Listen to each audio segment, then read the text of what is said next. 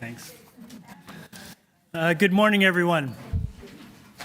In accordance with Sections 45 and 53 of the Planning Act 1990 as amended, this meeting of the Committee of Adjustment of the City of Toronto is called to order. My name's Larry Clay, and I'll be chairing today's session. Panel members today are Zahir Bayat, and in their first session this term, Nellie Volpert and Dylan Reed. Our Deputy Secretary Treasurer is Sabrina Salentino, and ably assisted by Nicole Ivanoff and staff. The Committee of Adjustment considers applications for variances from the provisions of the zoning that applies to property, permission to extend or alter lawful non-conforming uses, and consent to sever property to create new lots. We acknowledge the land we are meeting on today is the traditional territory of many nations, including the Mississauga of the Credit, the Anishinaabe, the Chippewa, the Haudenosaunee, and the Wendat peoples, and is home to many diverse nations, First Nations, Inuit, and Métis people. We also acknowledge that Toronto is covered by Treaty 13 with the Mississaugas of the Credit. Committee of Adjustment public hearings are now conducted in a hybrid in-person and virtual format. Some applicants and participants will make their submissions in person, and others will participate virtually by electronic means through WebEx, an online digital platform. The meetings are also streamed on the Toronto City Planning YouTube channel, and anyone wishing to view the hearing may watch on YouTube. Those who want to participate virtually and have registered in advance will be connected with their computer, tablet, smartphone, or telephone, and have the option of participating via video or audio only. All participants will automatically be muted upon entry. When your item is called, you'll be unmuted by the moderator, one person at a time. We ask that you also mute your devices until you are called on to speak.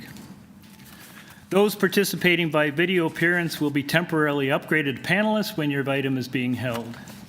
During this time, your camera will be enabled. You will only be visible during your 5-minute allotted speaking time. At all other times, your video will be disabled and you will be reinstated as an attendee. For both in-person and virtual participants, Committee of Adjustment staff will share presentations submitted in accordance with the written submission deadline. Those participating through WebEx are not allowed to use share screen or any other panelist controls during a video appearance. The host will remove you from the panelist role if you fail to respect this instruction. People attending in person today who want to receive a copy of the decision of the committee on an application must fill out a decision request card, and those participating virtually need to submit a written request for a decision by email. Please ensure that you include your name, address, and email address, because the Committee of Adjustment and the Toronto Local Appeal Body will be sending notifications and appeal updates by email. If you do not agree with the decision of the committee, you may be able to appeal the decision to the Toronto Local Appeal Body, or in some limited circumstances to the Ontario Land Tribunal. However, the provincial government amended the Planning Act and generally removed the rights of third-party appeals to Committee of Adjustment decisions. Only the applicant, the Minister of Municipal Affairs and Housing, specified persons, and public bodies as defined by the Planning Act are permitted to appeal decisions of the Committee of Adjustment. Appeal instructions are set out in the bottom of the decision of the committee. Today, I will call each item in the order on the list on the agenda. Where an application is uncontested, the agent or applicant may proceed with their presentation if desired. When the committee does not require a presentation, applicants are to advise the chair should they wish to speak to the committee. The committee may ask questions and/or take the matter into committee for a decision. Each speaker, including the applicant or agent, will be given a maximum of 5 minutes to address the committee. I will comment when you are reaching the 5 minutes. Any presentation other than materials you wish to submit to the committee must have been emailed in advance of the hearing. Staff and committee members cannot accept materials at the hearing. When addressing the committee, please clearly state your name and address. Please remember to confine your remarks to the matters outlined in the application. The applicant or agent will proceed first and will make a presentation to the committee on the application. Please note that the committee may not entertain revisions to proposals at the hearing today. The committee may decide to defer the applications if substantially revised to ensure that the revised application is accurate and that all those entitled to notice of the application are informed of the changes. Then individuals either in support or oppose the application will be invited to speak. Generally, we call on speakers in the hearing room first, and then those participating through WebEx. Committee members may ask questions of each speaker after they have finished their presentation. When all speakers are finished, the applicant or agent has an opportunity to rebut only those issues which were raised by the speakers. This will mark the end of the discussion. The application will then be taken into committee for a decision.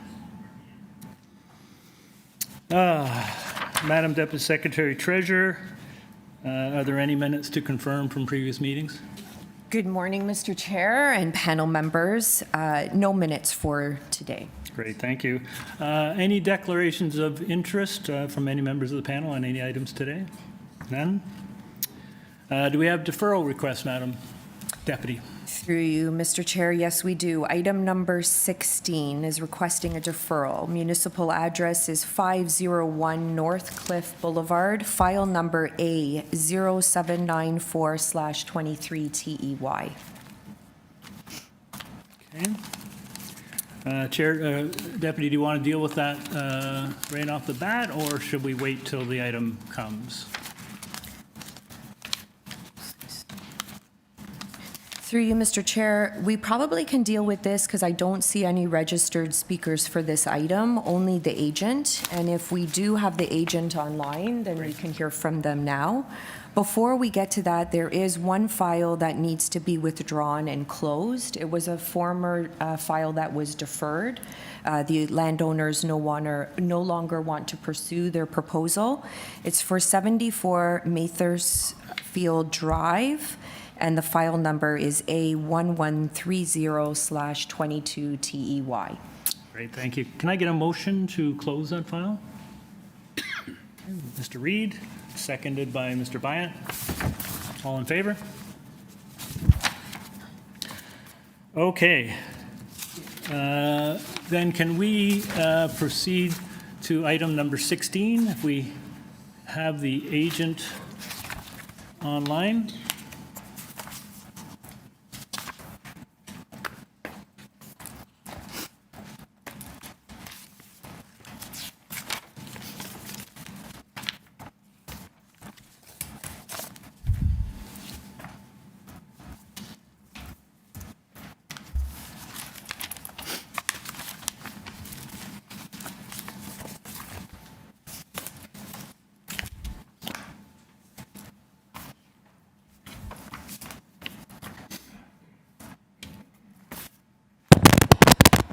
To you, Mr. Chair, I don't see the agent online.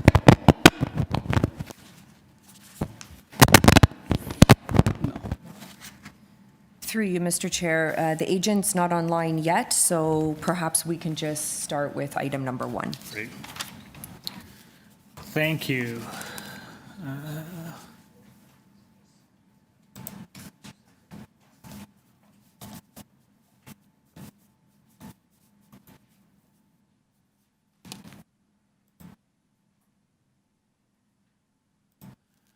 Okay, let's start with item number 1, 1 Yorkville Avenue.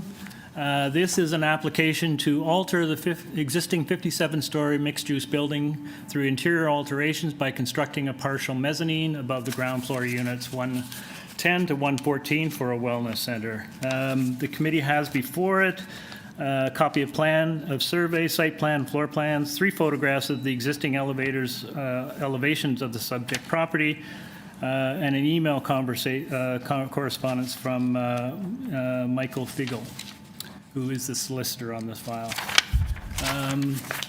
Is the agent with us? Nope, online. Hello, Jim said you have been unmuted. Hello, Mr. Sad? Not unmuted. Hello? Yes, there we go. Hi, welcome. Good morning, Mr. Chair. Could you just, for the record, state your name and address, please? Yes, of course, Mr. Chair. Name is Jim Sod from Paradigm Architecture and Design, and I'm here to represent 1 Yorkville Avenue, units numbers 111 through 114.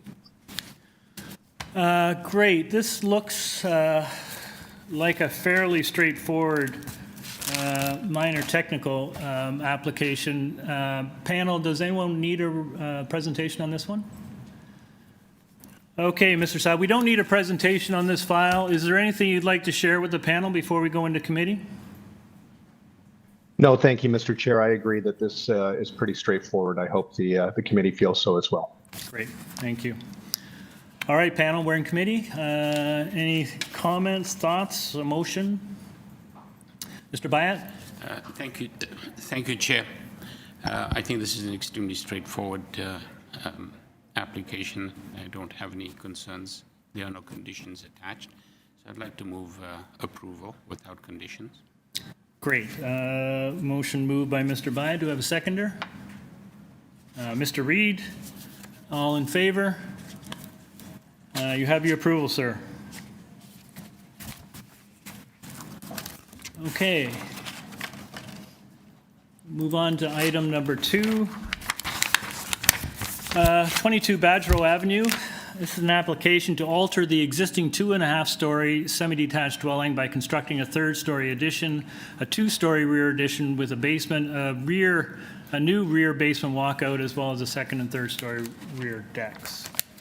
The committee has before it copy of plan, survey, site plan, floor plans and elevations, a revised site plan received October 18th, a red line zoning notice received October 18th, previous decision dated October 7th, 1987, affecting nearby properties on Badgerow, email correspondence from Lou Wren, who's the agent, received on October 17th, presentation materials from Lou Wren received November 1st.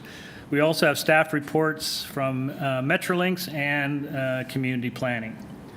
There are 10 form letters in support signed by numerous addresses on Badgerow, Boston Avenue, and Pape, Gerard and Marjorie Avenue. There is correspondence in concern from 258 Boston Avenue and 24 Badgerow Avenue. There is correspondence in opposition from 17 Badgerow, 18 Badgerow, 3 Badgerow, 23, 20, 14, and 21 Badgerow. There are 7 letters in opposition signed by owners occupants of 10, 15, 19, 26, 33A, Badgerow, 257 Boston Avenue, and 16 Badgerow Avenue. Okay, do we have the agent online or in person? Yes, good morning. Good morning. Can you tell us Hello. your name and your address, please? My name is David Footman. My address is 119 Front Street, Colborne, Ontario. Okay, we have a number of people, I think, that are interested in this application. So could you give us a presentation in 5 minutes, please? Yes, sir. Good morning, Chair, committee members, city planning staff, and local residents. Thank you for being here today for this minor variance. I lived for many years in the downtown core, have appeared before the committee dozens of times. This proposal before you is a very typical Toronto downtown housing renewal project and is very minor in its nature. The existing building is a semi-detached 2-story single-family residence sharing a party wall with a 3-story residence. It is the intention of the owner, Mr. Lin, to make 2 units. This will be accomplished by constructing a ground floor and 2nd floor addition at the rear of the building and a partial 3rd floor addition with a small balcony with privacy screen. The impact on the front elevation is a 3rd floor dormer in the existing roof. The height of the peak remains unchanged. The dormer has pitched roof and looks like it could have been built as part of the original house. The adjoining semi-detached house has a small front dormer.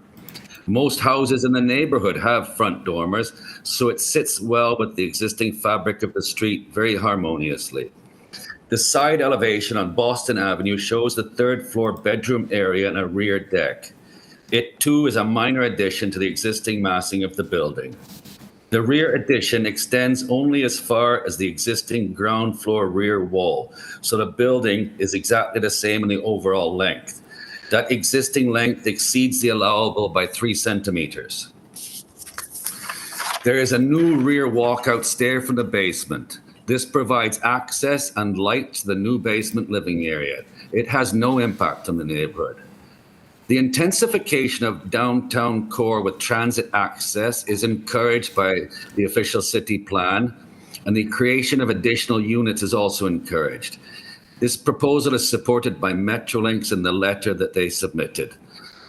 The proposal follows the general intent of the zoning bylaw regarding the height and the length, which preserves the green space and avoids overshadowing others. The variances are minor in nature, and we have worked with the neighbors to try to accommodate their concerns by revising the proposal to what it is before you today. This proposal is supported by city planning staff, whose experience and knowledge I respect. In closing, I thank you all here today, especially those neighbors whose input we listened to. I'd be happy to answer any questions regarding this proposal. That's great, thank you. I meant to start off by going through, you've made some changes to your variances. I wonder Yes, we did. I wonder if we could simply walk through and confirm what your Yes. changes are? Okay, the building became shorter. Yeah, That's so the first one. variance number 1 is a variance requesting a depth variance. Are you still needing that? I'm under the impression I'm 3 centimeters over, so this says I'm 15.24 meters. We should confirm that. Well, we'll need to make sure we have the accurate numbers. Right now, the public notice speaks to 17.99 meters. Yes. Is that what you're requesting? No, I believe it's, we are 17, no, we're not 17, hold on a minute. Can we scroll to the site plan?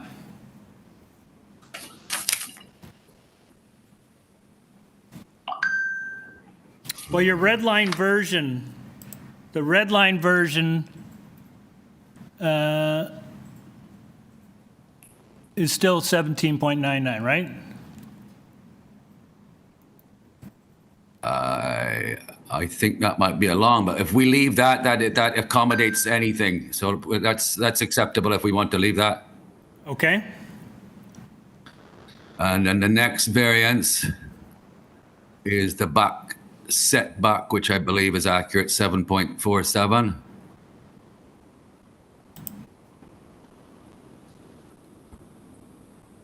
Sorry, 7.47, pardon me. Yes. Yes. The setback request is 4.73 meters. But the new red line mark is at 7.47. Okay. And the new FSI is 1.57.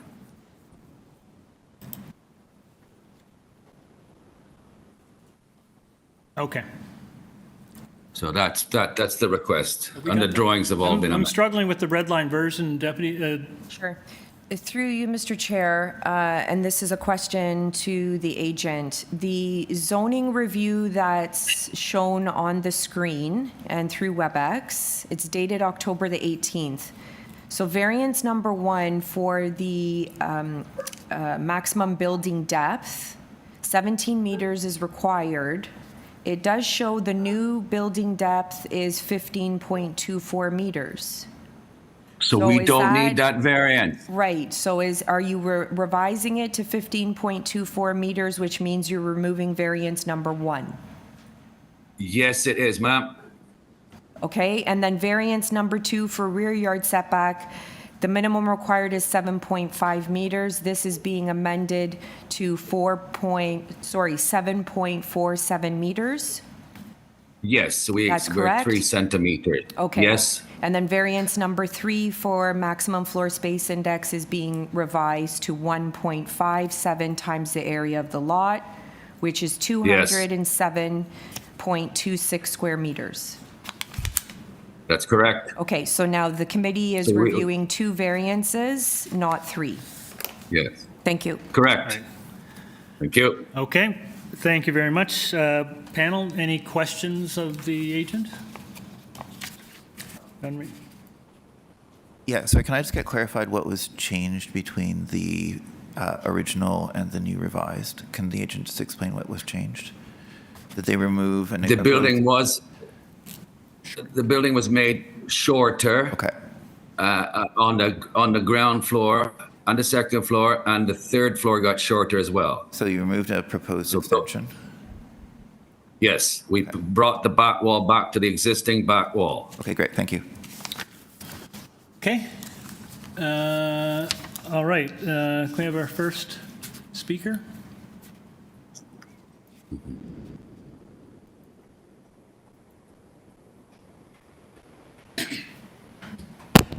Hello, Brian and Rishma. You have been unmuted. Oh, thank you. I think my husband is here who was going to speak. His name is Brian Lemoyne. Can we have your address, please?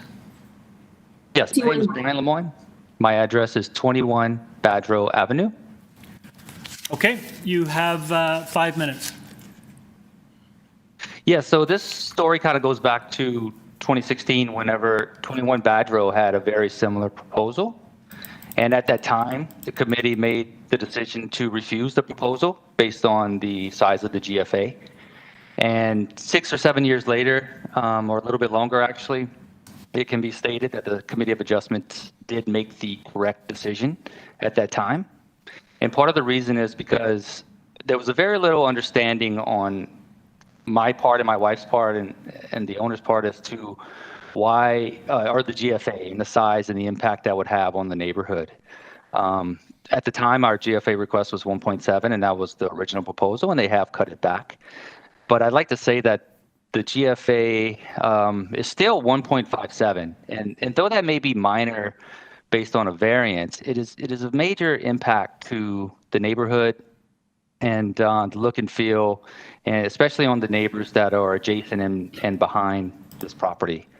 One thing we would like to state is the highest GFA in this area is 1.43. There have been 3 houses in the direct vicinity of this property, 21, 24, 23, and 24, that have gone to Committee of Adjustments within the past 6 or 7 years. And the highest of those was a 1.43 GFA. And in fact, that particular property, 23 Badgerow, the 1.43 is partly because the living space was extended into a grandfather garage. It was not built up into a 3rd floor and or a 2nd floor extension. And the neighboring property at 24 Badgerow, that GFA is 1.3. That is a 2-story. That does have a 2-story extension and a 3rd floor, but that property is wider, as you can see, and it's not, and the houses has a larger footprint. So all the houses to the left or to the west of Boston Avenue along Badgerow Avenue, these homes have very small backyards, 25 feet deep total. It just so happens that 22 Badgerow has a driveway and doesn't have a backyard, so they will be parking right up against the fence of that property, not right next to 256 Boston Avenue. And this building up to the 3rd floor, all the way to the back of the existing property, will is what adds to that GFA. There is no precedence for that in this neighborhood. In fact, 21 Badgerow is currently under construction. Committee of Adjustments approved their GFA variance in 2021, and that variance is 1.39. And the 3rd floor extension does not go. There's 8 feet between the extension and the end of the property, which gives additional privacy to the neighbors below. And I can tell you that if I stand on my balcony at the very end of the property, and you can look down into neighbors' yards, and there's very little they can do from a privacy perspective. So this proposal is saying we're going to build all the way to the back existing wall, which you will very well be able to see down into neighbors' property and impact their privacy. The other thing is there's no houses on Badgerow to the west of Boston with the same footprint as this home that has a 2-story extension. The same on the other side of Badgerow as well. Those houses do not have laneways. They do not have, they have parking on the street. That's why the GFA is so high, because these properties are smaller. And I would request that the Committee of Adjustments would not allow this variance to proceed. If the goal is to make a duplex, as the agent stated, to add housing in the area, this home can still be a duplex without having the extensions added. I would note that based on the plans, there's a 4-story unit on the 2nd and 3rd floors, a 4-bedroom unit, sorry, on the 2nd and 3rd floors, and there's a 1-bedroom unit in the basement and 1st floor. Obviously, that could be flipped if the goal is to have a duplex with just having a regular 1-story addition built to the back of the home without having the 2nd-story extension added on, plus the 3rd floor all the way to the end of the existing property. So I appreciate your time. Thank you, Mr. Chair, members of the Committee of Adjustments and staff, and listening to my opposition. Thank you. Great, thanks very much. Any questions of the speaker? Okay, thanks very much. Our next speaker, please. Hello, Ruth. You have been unmuted. Hello there. Yeah, my name's Ruth Tate, and I'm the owner and resident at number 18 Badgerow Avenue. Great. You've got 5 minutes. Thank you. So today I'm speaking to oppose the proposed renovation at number 22, and I'm speaking not just on behalf of my family, but with concerns we share with Amrita Taka and Wilson Lee, who are the owners and residents of number 20 Badgerow, which is the property directly attached to the one in question, and they can't be here today. The main variance I wish to oppose is regarding the GFA of 1.57, which is significantly higher than the permitted 0.6. And I do not consider this a minor variance. There's been considerable concern in the neighborhood, as you'll see from the numerous letters of opposition. And I do ask you to consider the impact that this will have on our privacy and our enjoyment of our homes. I really hope you had time to read the letter that was submitted by Amrita Taka and Wilson Lee. It was letter of objection number 5. And they include pictures they've taken in their backyard and our backyard that illustrate the extent of the impact and how overlooked we will be. So the repercussions will be on our home privacy. As Brian mentioned, who spoke just before me, it will directly overlook my backyard, our sight lines, and really our enjoyment of our very small backyards that will be compromised if the renovation proceeds as planned. So as proposed, there are extensions on the 2nd and 3rd floors, and because we have such small lots, there really are no comparables, as Brian just mentioned, and was detailed in letter of opposition number 7, submitted by Rishma Pradhan. And so that's really a huge concern because we have very narrow, very shallow lots. We don't have alleyways. We have no parking on this side of the street. And so I think it's important that we consider also the precedent that such a development might set, because if this does proceed, it will allow other neighbors to follow suit, and we will be completely boxed in because we already back onto an existing house. As the owners of number 18 Badgerow, just 2 doors down, we've never met or been consulted about this renovation. And our neighbors at number 20 have met only a single time to discuss this. And really, I just don't think that the renovation is appropriate for the size of the homes and the characteristics of our neighborhood. You know, increasing the GFA from 1.21 to 1.57 is not a minor variance, and it's well over the GFA of any house on our street or in our neighborhood. As I said before, our lots are super narrow, our buildings are really short. My backyard is only about 20 feet deep, and that's why I believe there are no comparables on our street. There's just simply nothing of this size with the narrow, small, shallow lot that we have. So I just believe that this type of renovation is more suited to a bigger lot, which we simply don't have, and that's why there'll be such a big impact on us. So yeah, there are no comparables on our street, and I think it's conveyed in the photos and letters that have been submitted. So really, I'd ask you that you consider the implications the proposed renovation will have on our homes and our privacy, and would ask that you reject the proposal.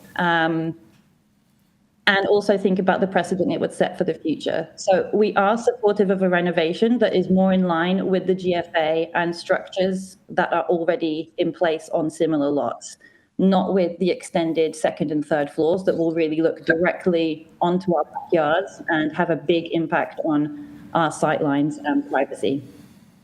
Thank you. Thank you very much. Panel, any questions of the speaker? Great. Thank you.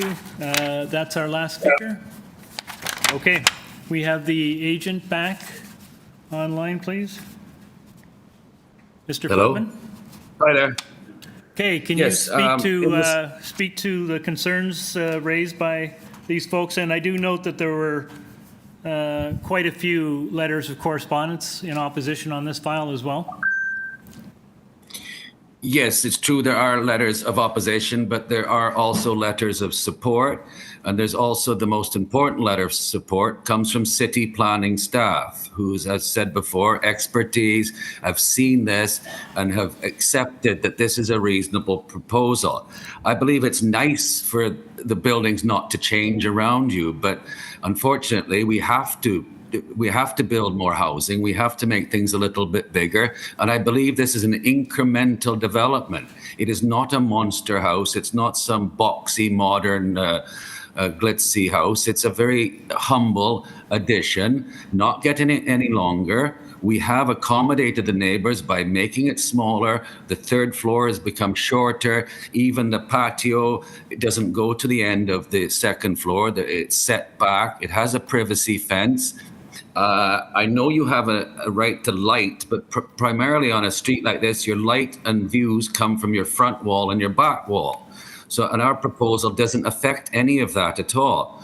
All it does is we're occupying most of the addition on the third floor is in the existing attic space. We have provided an extension, which is a logical development when you're spending this much money to renovate a building. And I think it's supported by the official plan. It has the transit. It is going to be a bit of a change to the neighborhood, but I think Toronto is changing, and this is part of that change, and I believe it's a good thing. And nobody's being boxed in. There's no light is being lost from what we are proposing. So I think it's quite a reasonable proposal. Okay. Panel, any questions? Mr. Reid? The privacy screen, is that just on the west side or is it also on the north side? It's on all three sides. Okay, great. Thank you. So there'll be no view to either side or to the rear. Great. Thank you very much. Thank Further you. questions? Ms. Volper? Hello. I understand that you submitted new drawings on October 26, and my question is, have you had a chance to consult with neighbors about, the newly proposed? Well, I didn't consult with them, but the letters do go on the website. The revisions are on the Toronto website, and there has been letters from them still opposing, and I don't think I can change this proposal anymore. I think it is a reasonable proposal, and this is what the owner desires, and I think it's a very typical Toronto addition. Further questions? Okay. We're going to go into committee. Thank you. Thanks very much. Any thoughts, comments? Zahir? Thank you, Chair. I think the red line changes that have been introduced makes all the difference in the world. When I first saw the application earlier last week, I noted the length and depth of the house. That was very problematic for me. But those two variances now having been removed, all we have in front of us is one variance with regard to floor space. When I compare two elevations, that's A7.0, which is the revised plan for the proposed structure, and compare it to A11.0, which is existing, it's very clear that the addition is actually quite reasonable and very common in the city. I also would like to just comment that the designers have already taken into account the privacy screening, so that's not an issue. There's only one condition attached to this one, and that comes from planning. So I don't think this is an unreasonable application at all. I think it's quite favorable and one that I can support. Clarification, you said, isn't number 2 still in effect? It was just number 1, I think. My understanding was that both, he's got 1 and 2. Is it just 1, or is it 2 variances are left? Through you, Mr. Chair, we're only reviewing 2 variances now, one for rear yard setback and one for GFA. That's right, thank you. So it's 2 variances. 2 variances, and I think they are quite reasonable. I was very concerned with the depth, but I think that's been resolved. Okay, any other thoughts? Mr. Reed? I agree with Zahir. I think that the change that was made makes all the difference, and now it's a pretty minor and typical extension. It's also, I think, beneficial to be introducing an additional unit, and that fits with the city's zoning and official plan goals. So with the changes that have been made, and also with the privacy screening, which I think is really important on all 3 sides, I think this is a reasonable proposal. Great. Can I have a motion then? Zahir, Mr. Bayat? Certainly, I'd like to move motion to approve this application as amended, with the only condition being from planning. Okay, which is tying it to plans. That's right. Thank Okay, you. have a seconder? Mr. Reed, all in favor? Your application is approved, sir. Thank you.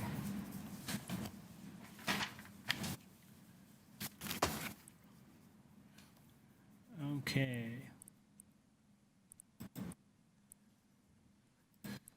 The next item is item number 3, 300 Bloor Street West, 478 Huron.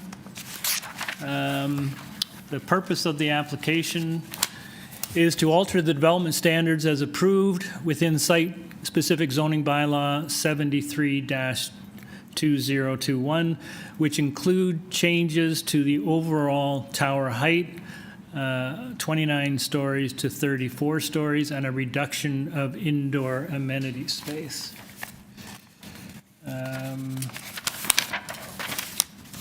The committee has before it a copy of plan of survey, site plan, floor plans, and elevations, covering letter from Megan Barrett, agent from June 29th, 2023, arborist report, functional servicing memo, transportation parking study, planning justification report, and presentation materials from the agent. We have a staff report from community planning. We have opposition from 95 Prince Arthur, 2 from 95 Prince Arthur, 13A Madison Avenue, 82 Hillcrest, 95 Prince Arthur Avenue, Unit 407,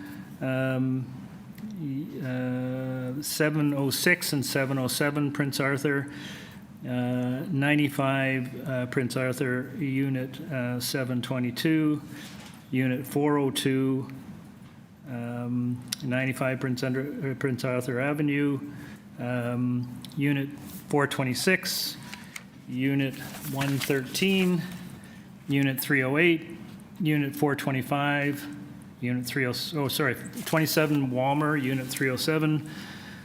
No address provided, Linda Nye.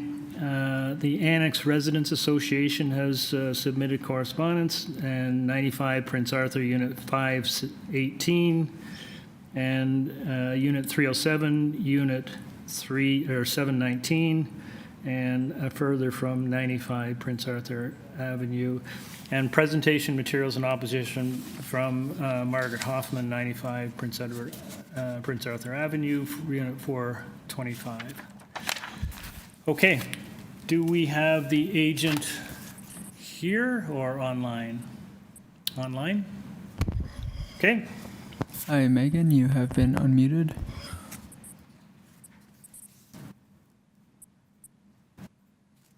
Hello, Ms. Barrett.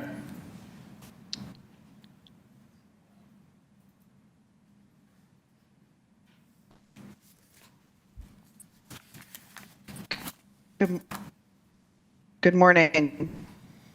Good morning. Can you give us your name and address, please?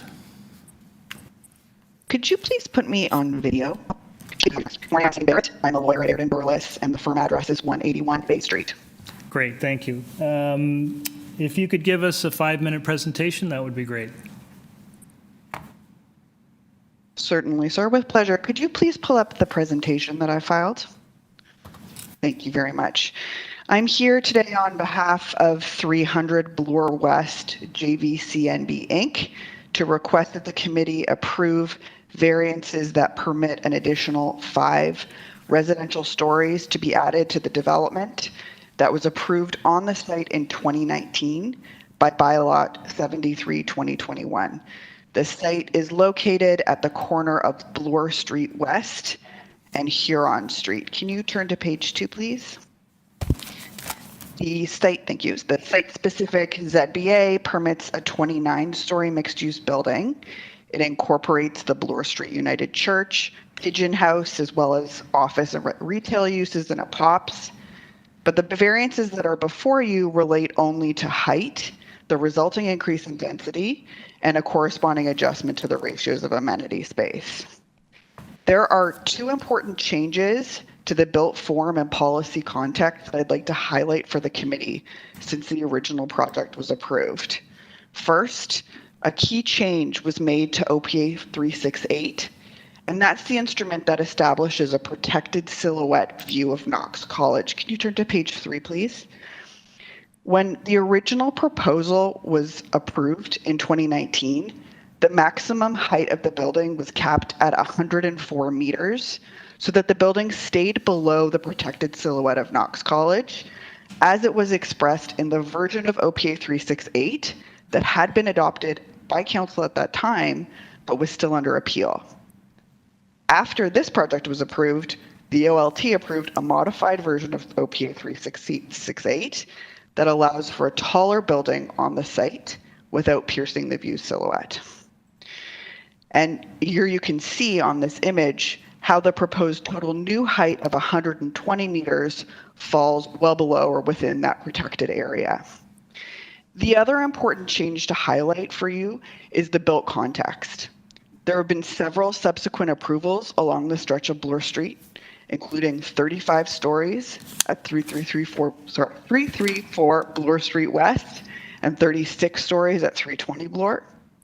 This makes sense. These are prime, desirable area of the city that the policy framework tells us are meant to be optimized for development. In your file is a letter from Mike Dror at Bousfield that provides a detailed analysis of the 4 tests. I'm just going to hit the highlights. These variances meet the intent of the OP and they're desirable for the use of the land. The new building height fits well below the modified view corridor. The height meets the OP policies. The direct height to transition on Bloor from the east to the low-rise Main Street character west of Spadina. The building remains compatible with its surroundings. The ground floor will remain unchanged and continue to be pedestrian-oriented. And the variances maintain the intent and purpose of the zoning bylaw, which permits a tall mixed-use building on the site. That's still what's proposed, with some additional height right at the top. The variances are also minor. The addition's been designed to limit impact on its surroundings, specifically with respect to shadow on neighboring properties and on the public realm, and that's shown in the shadow study that was included with the application. Can you turn to page 5, please? Thank you. I know that some residents of 95 Prince Arthur have expressed concerns about shadow, and that's why we prepared this image that's on the screen. This shows how very limited that incremental impact will be. The only increase in incremental shadow, and that's shown in orange, is at the rear of the back garden, which you can see swiftly is at 318 on June 21st. That's the 4th row down. And this sliver of incremental shadow swiftly moves off the property and is entirely clear by 418. So it is a limited, very limited shadow impact. My client did reach out to residents of 95 Prince Arthur about their concerns. and received some very few responses from some of the residents. My clients also had discussions with the Annex Residents Association and extensive discussions with planning staff at the city. Staff are supportive of this application and have recommended that the committee impose a condition requiring that my client enter into a Section 45(9) agreement to secure a cash contribution for community benefits. That's set out in the staff report, the positive staff report that's in your file. And the language of that condition is deliberately broad so that staff and Just the going to councillor have ask you to discretion wrap and up, full please. flexibility. Certainly, sir. So on this basis, we're asking that the committee approve the requested variances and the conditions recommended by staff. And I'm happy to answer any questions that the committee may have arising from my presentation. Thank you. Thanks very much. I think we have a number of speakers, so maybe we'll hold questions until after we hear from folks. I think we have some folks in attendance here today. Is Janine Zend here? I wonder if you could come up and have a seat. Good morning. My name is Janine Zand of 82 Hillcrest Drive, Toronto. Great. Thank you for coming. You have 5 minutes. I won't take them. I own Unit 211 of 95 Prince Arthur since its inception in 1988. I have not resided in it yet, but I consider it as a home, sort of second home. And I think that this place, Prince Arthur, is in a very nice residential area in the annex. And the elevation of this tower, very close to Prince Arthur, changes the character of the building. The addition of 5 stories is really not a minor variance. And I'm asking the committee to register my objection to this variance. Thank you. Thank you very much. Panel, any questions? Thank you so much for coming down. Next up, Margaret Hoffman.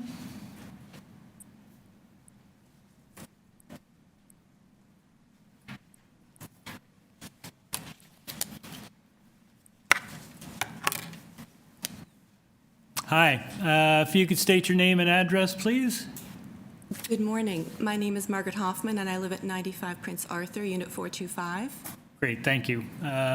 You have 5 minutes. I also had a presentation that was going to be pulled up. Yep, I think we can pull that up. Just hang on a sec. Hi there. I think we can go right to the second page. Thank you. So I am in the neighborhood. Our building is on Prince Arthur, but we are on Huron Street as well, right across from the parking lot and pigeon house of the CLO condo that's going up. And lots of consultation was done before the approval was given for 29 stories, and a lot of community involvement was involved. So I was kind of surprised that we were given basically 2 weeks to come up with a response to this minor variance. It's not minor, it's 17% increase. We didn't want a 29-story condo in the neighborhood, but recognized that the city wants more density, and okay, fine. That was more than double, I think, what the rules were at the time. 5 more stories is a lot more. Now, I know the shadow studies have been brought forward. I didn't realize how much light we were going to lose at the time, and now I'm horrified at what actually is going to happen. We recognize that developers want to make money, and that the church wanted to monetize its asset, and that the city wants more people living in the neighborhood. But this is going to set a precedent for everybody else that's building in the annex. There are 20 condos in development right now. If you could just go to the next slide, please. That's where we are across the street. This is going to change the neighborhood, and having 5 more stories is going to change it even more. It's a small street. Huron Street is not Bloor Street. It's not Bloor and Spadina, which is what the other condo towers are getting to.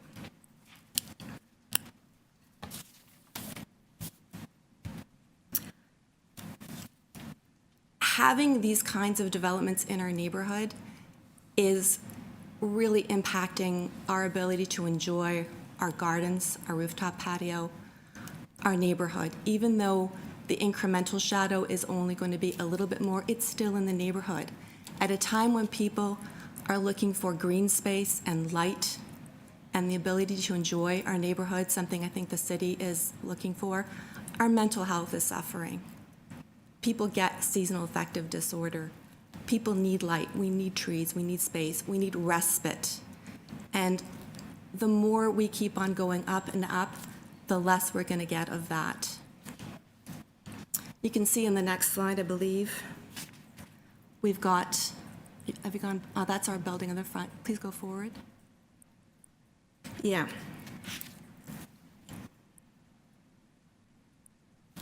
And forward again. You can see the light studies. Oh, yeah, that's our little garden at the back. And if you go to the previous slide, that was the light study that was done in 2019, I believe. It basically covers our building.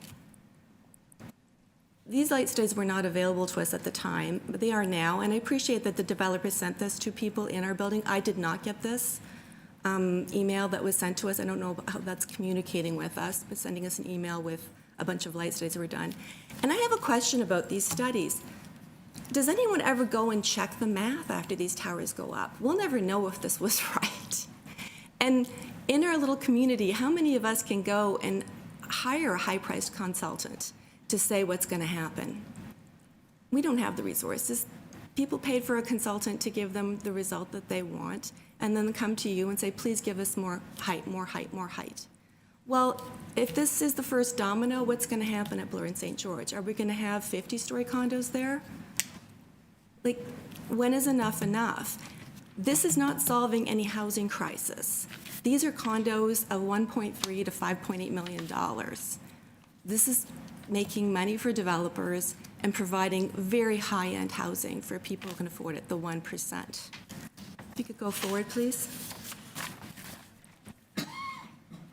Just a heads up, you've got about a minute left. Thank you.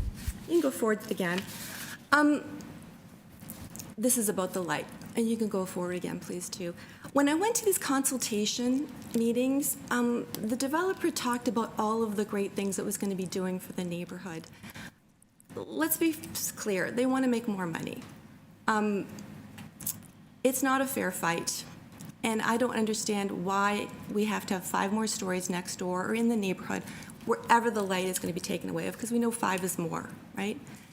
Why should we lose more light and have bigger building just so the developer can sell 65 more units, something they wanted to do all along anyway? Thank you.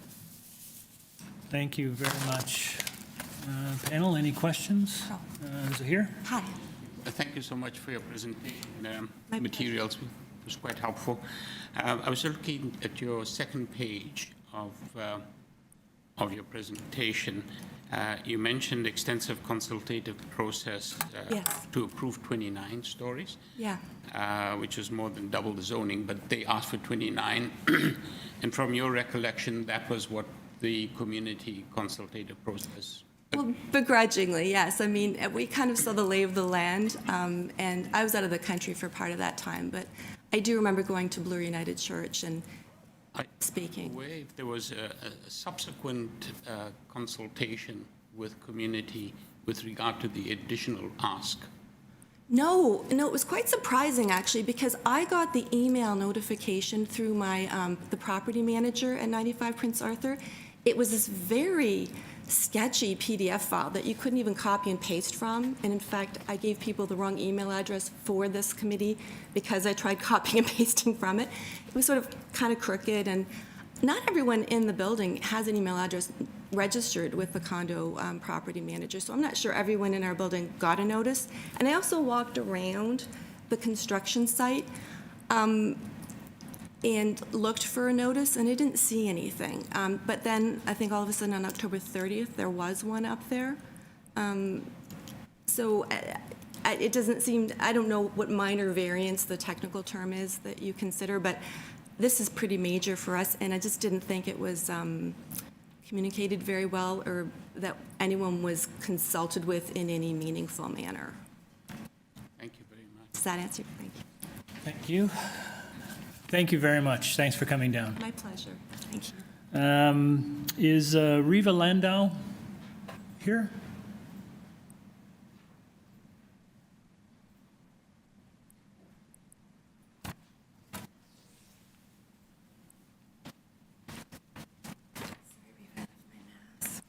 Excuse me. Hi, good morning. Good morning. If you can't hear me, please let me know. Will do. Could you state your name and address for us, please? Riva Lando, 95 Prince Arthur, thank you. Riva Lando, 95 Prince Arthur Avenue. Prince Arthur Avenue is on the southeast corner of Prince Arthur and Huron. I also did a written submission dated October 31st and an additional submission on November the 7th, which when I last looked had not yet been loaded to the application office. It should be emphasized the subject towers are not on BLOOR, but on a narrow residential street, Huron, beginning 23 meters north of BLOOR. And this is very important if you want to discuss the context of the area. I oppose this application because a change of this magnitude should not be made in the Committee of Adjustment hearing, because the application already appears to have changed so significantly since the planning final bylaw report of June 11, 2019, that more changes should not be made in the Committee of Adjustment. Granting an extra 5 towers will increase the demand for additional services, stories for other proposed and approved towers in the area, and the negative impact on public transit, parking, in a neighborhood with 2- and 3-story houses will be even greater than it already is. The need for a step down in height to the surrounding neighborhood outlined repeatedly in the planning report of June 11, 2019 remains. Knox College View was one concern, not the major concern. As far as the Committee of Adjustment hearing goes, the decision to allow an increase in the applicable original zoning of the height of 18 meters to 100 meters and 29 stories was made after multiple consultations, including 7 working group meetings with representatives of residential associations, including the Annex Residents Association, the developers and their associates, the councillor, and representatives from urban design and the planning department. There were numerous submissions and design changes, and it took years and resulted in a compromise. The decision to add 5 more stories is not appropriate. The application has changed sufficiently that it is not even clear what the proposal will look like. For example, the May 31st, 2019 Heritage Preservation Report shows part of the tower appearing to hang directly above the north end of the church, much closer to BLOOR. That's page 6 of my October 31st submission. The planning final bylaw report dated June 11, 2019 on page 21 describes the tower partly cantilevering over the rebuilt church, consistent with this picture. The picture also shows the tower occupying maybe 25% of the area north of the rebuilt church. But the revised diagram on page 3 shows the towers completely north of the church, and the towers occupying apparently slightly over half of the area north of the rebuilt church. The length of the towers along Huron are not clear in the diagram. Were the shade diagrams made assuming the original partly cantilever towers, or the towers being completely north? How far north were they assuming the towers extended?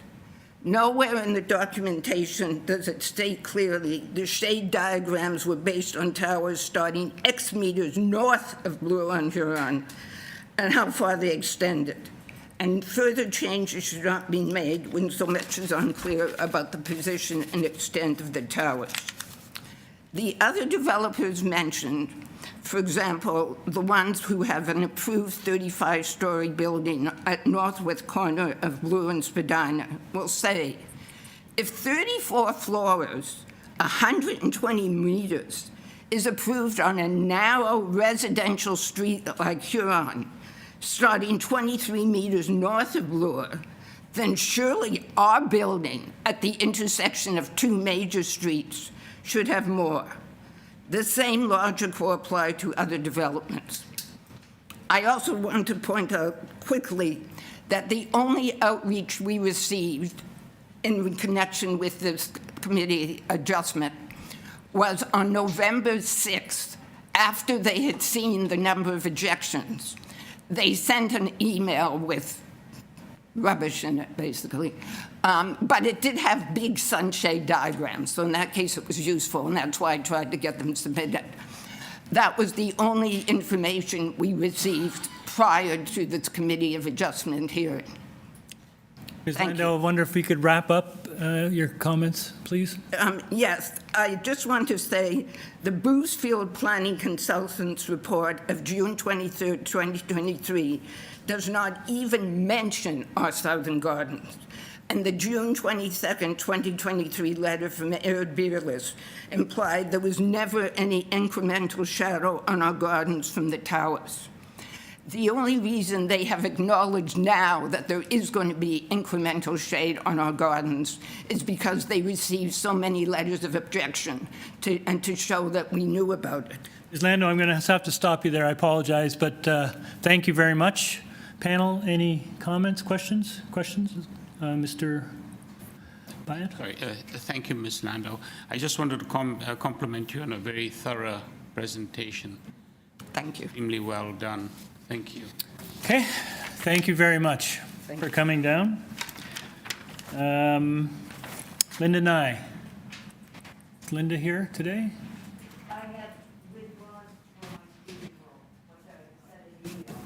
I'm sorry. I'm not speaking. Okay. I withdrew that request. Okay.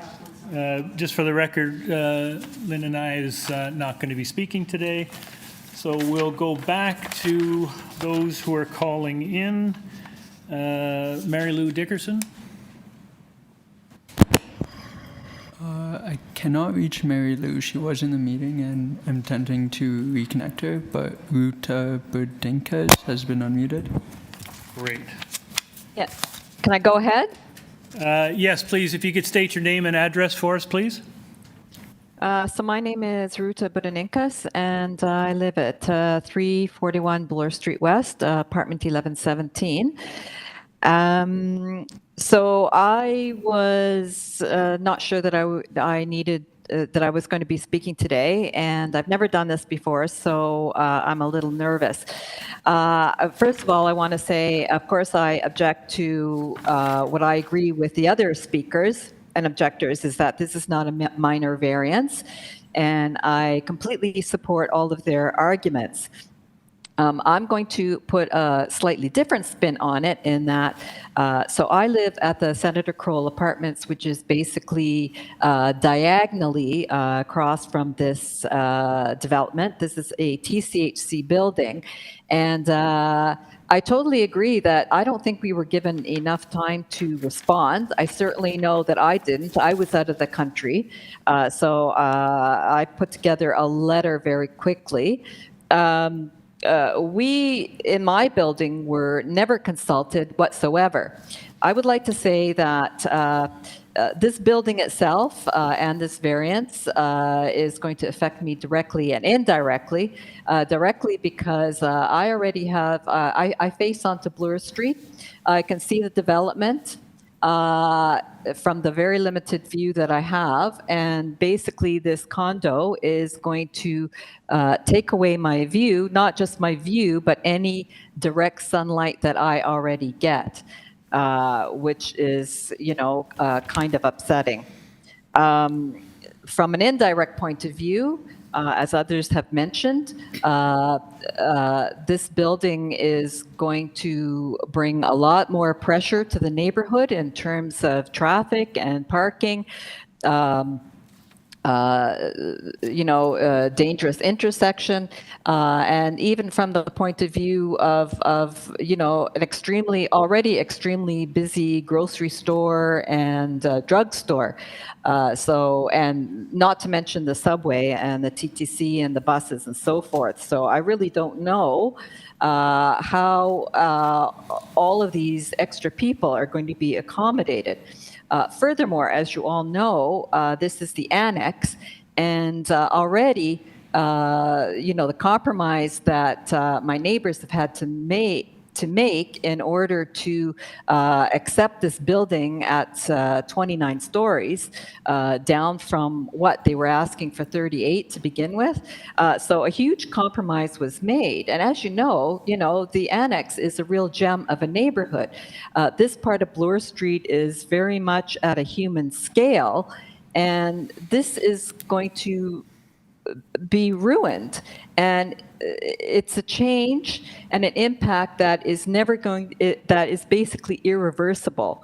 So, the character of this, well-known, famous, and very much loved neighborhood is going to be ruined, and never to be replaced, as I mentioned.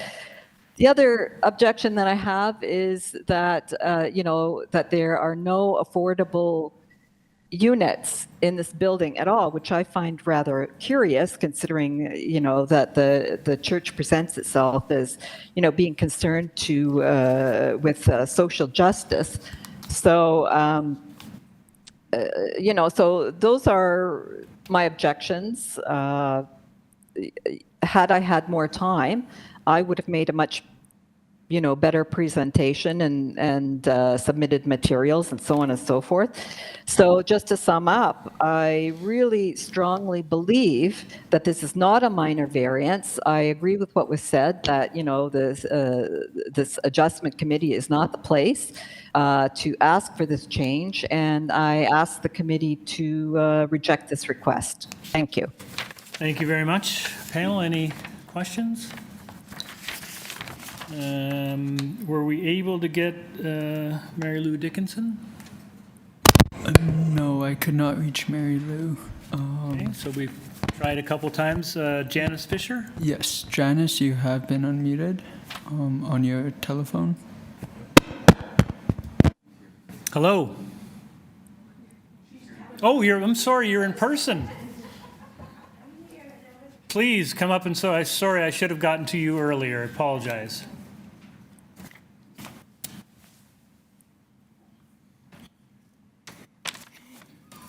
Hi. Hi. Do you want to give us your name and address, please? Of course. Janice Fisher, 95 Prince Arthur, Suite 108. I'm objecting, obviously, to this extra 5 stories. Actually, I object to the whole building, but 5 stories. I actually have a garden in the patio on Huron, and the new building is almost directly facing me, so it's really impacting me. And I remember when we first the presentation was that it would take, with the study of the light and the shadow, it would take away hours of sunlight for us, and the shadow as well. I know the building's going up, so it can't be changed, but it's tall anyways because of the wind and the light and losing the light, and I feel that an extra 5 stories, it would make it much worse. It's a residential street. This building would be okay on Bloor Street, but it's not. It's setting a precedent, and it's on Huron. It's almost directly facing my suite.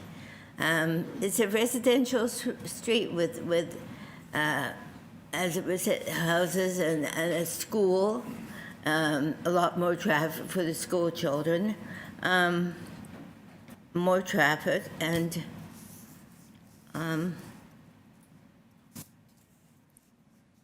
And as I say, I could see a taller building right on Bloor Street, but this is not Bloor Street. It's Huron. It's a residential street. And I really feel that the 5 stories would be adding more problems to us, more people, less light, and not on the residential street.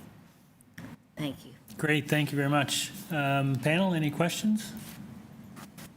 Thank you for coming down. Is there anyone else here in person wanting to speak on this application? Please.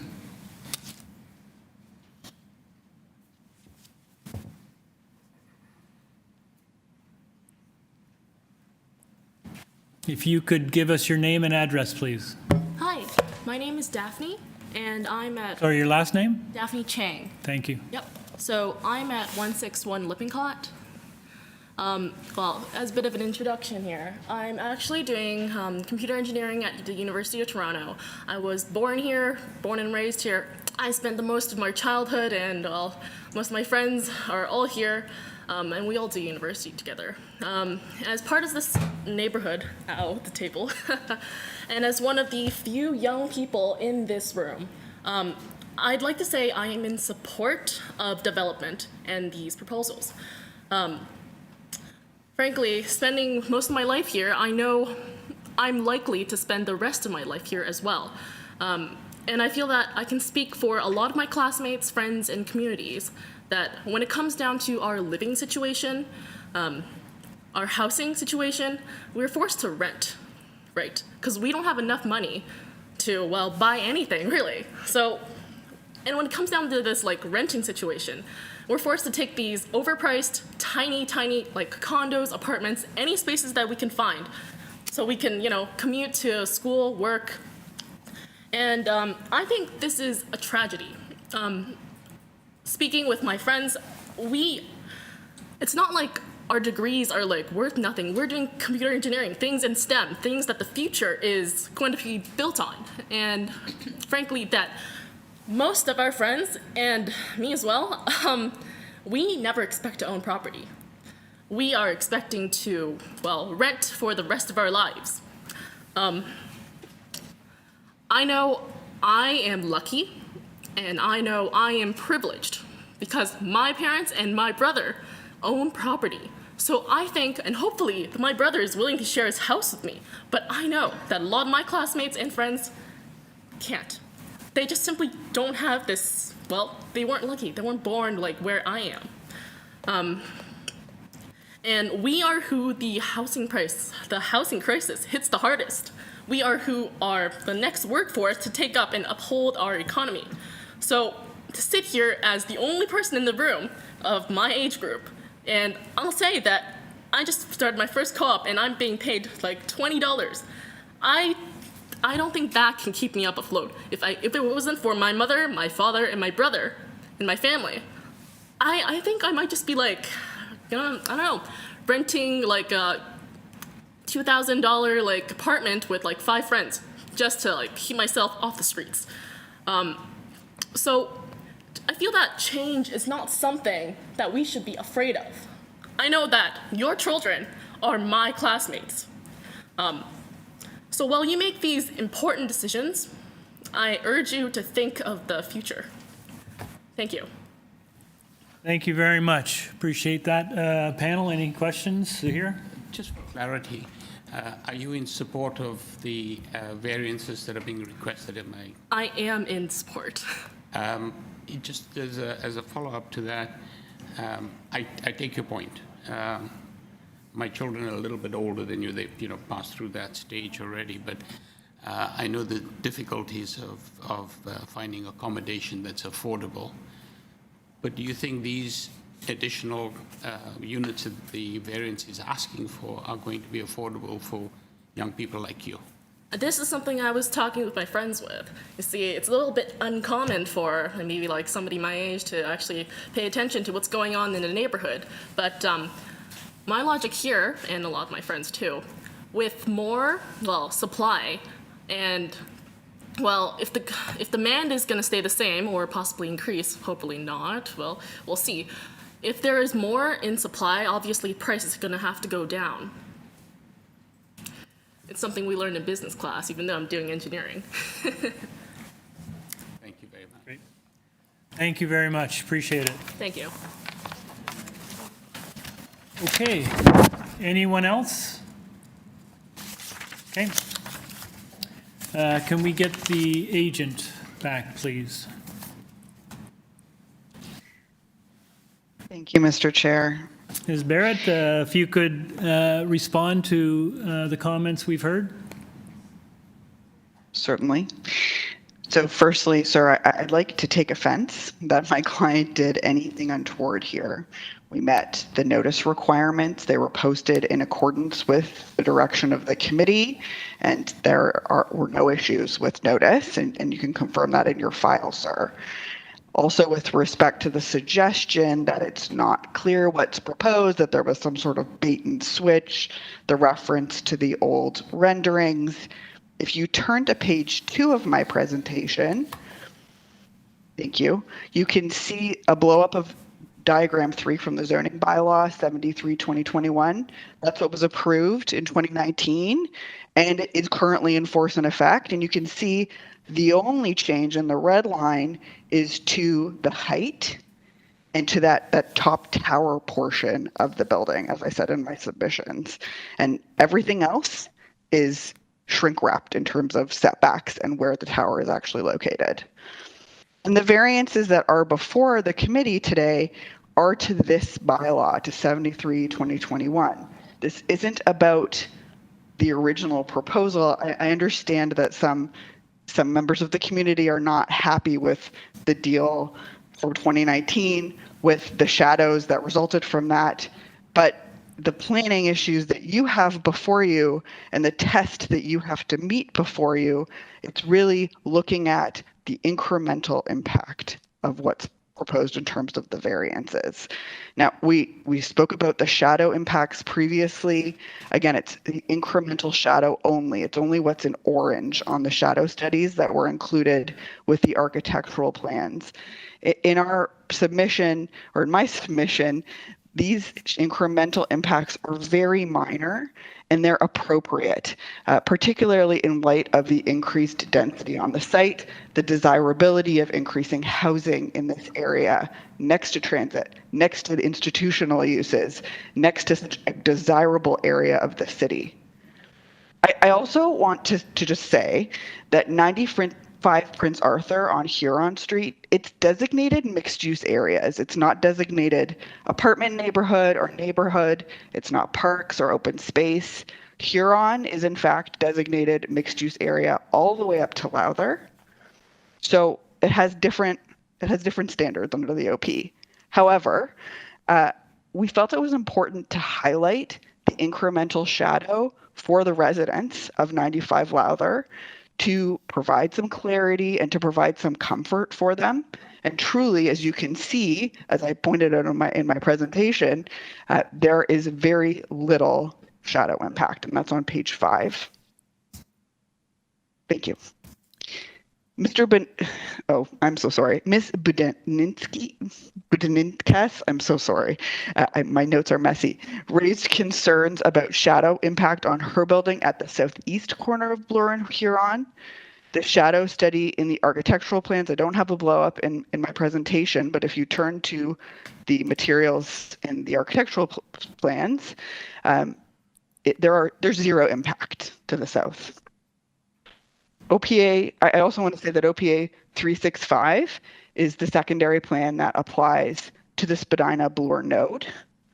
And what's provided in policy there is 35 to 38 stories. So there are taller heights contemplated at that corner, provided that any development meets the standard, the view corridor standard for the Knox College. So that is a driving consideration in this area where we've got a lot of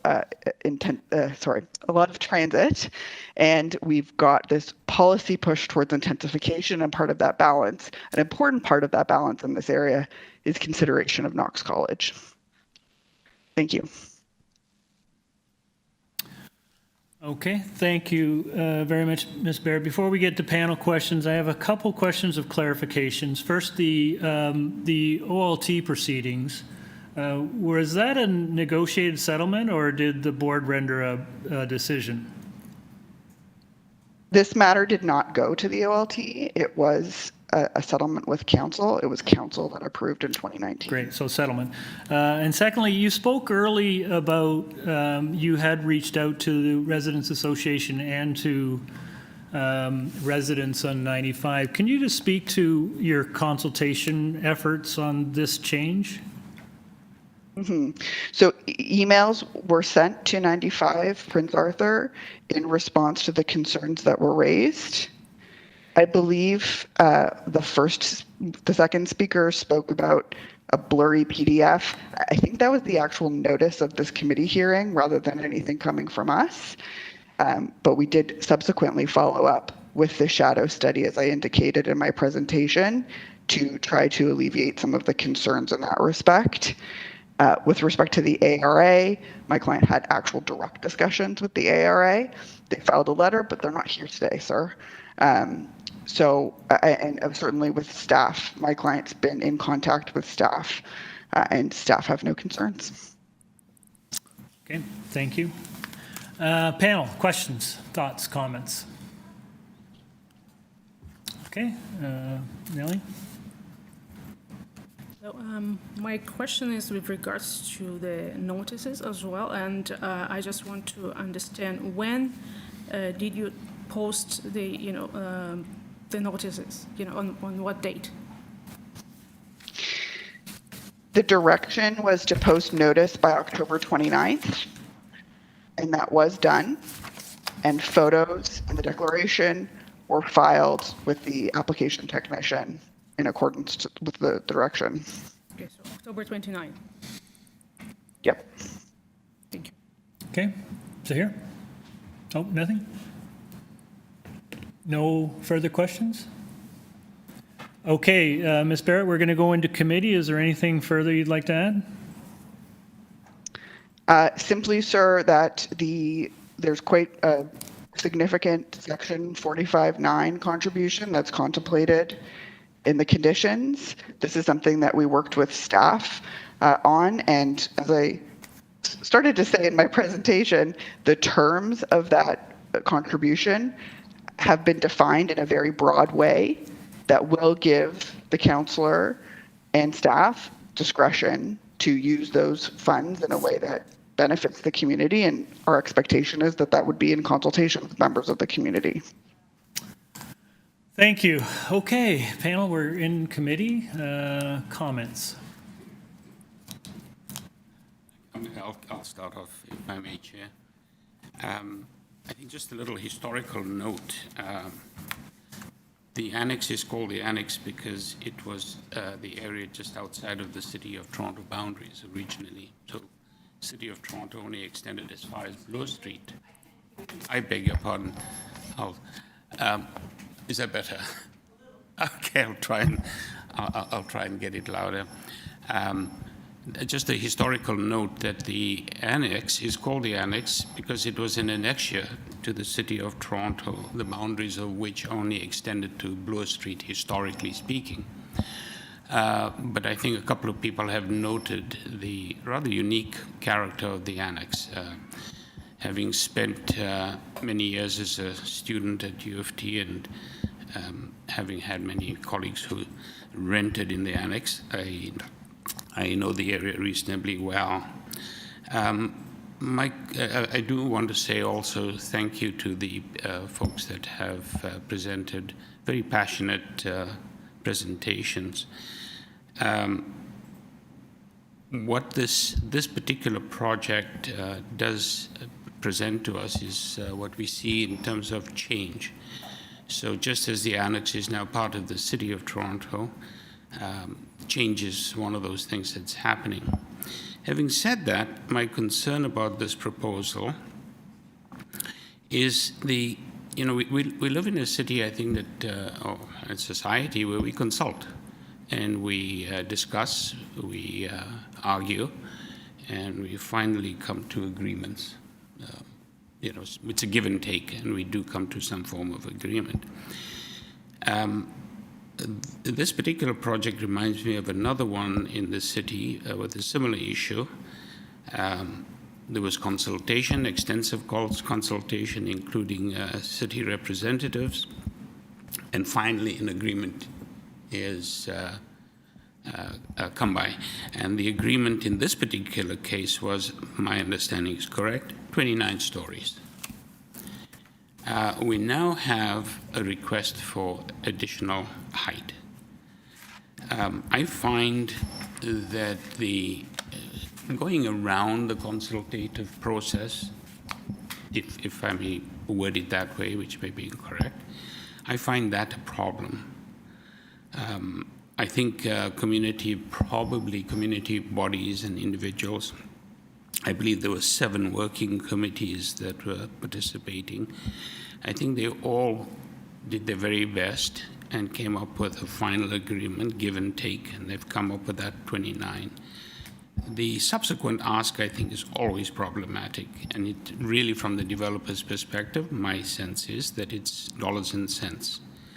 And having heard that the young presenter being concerned about the young people's future, and I'm a grandfather, and I think of my grandchildren and what their lives would be like.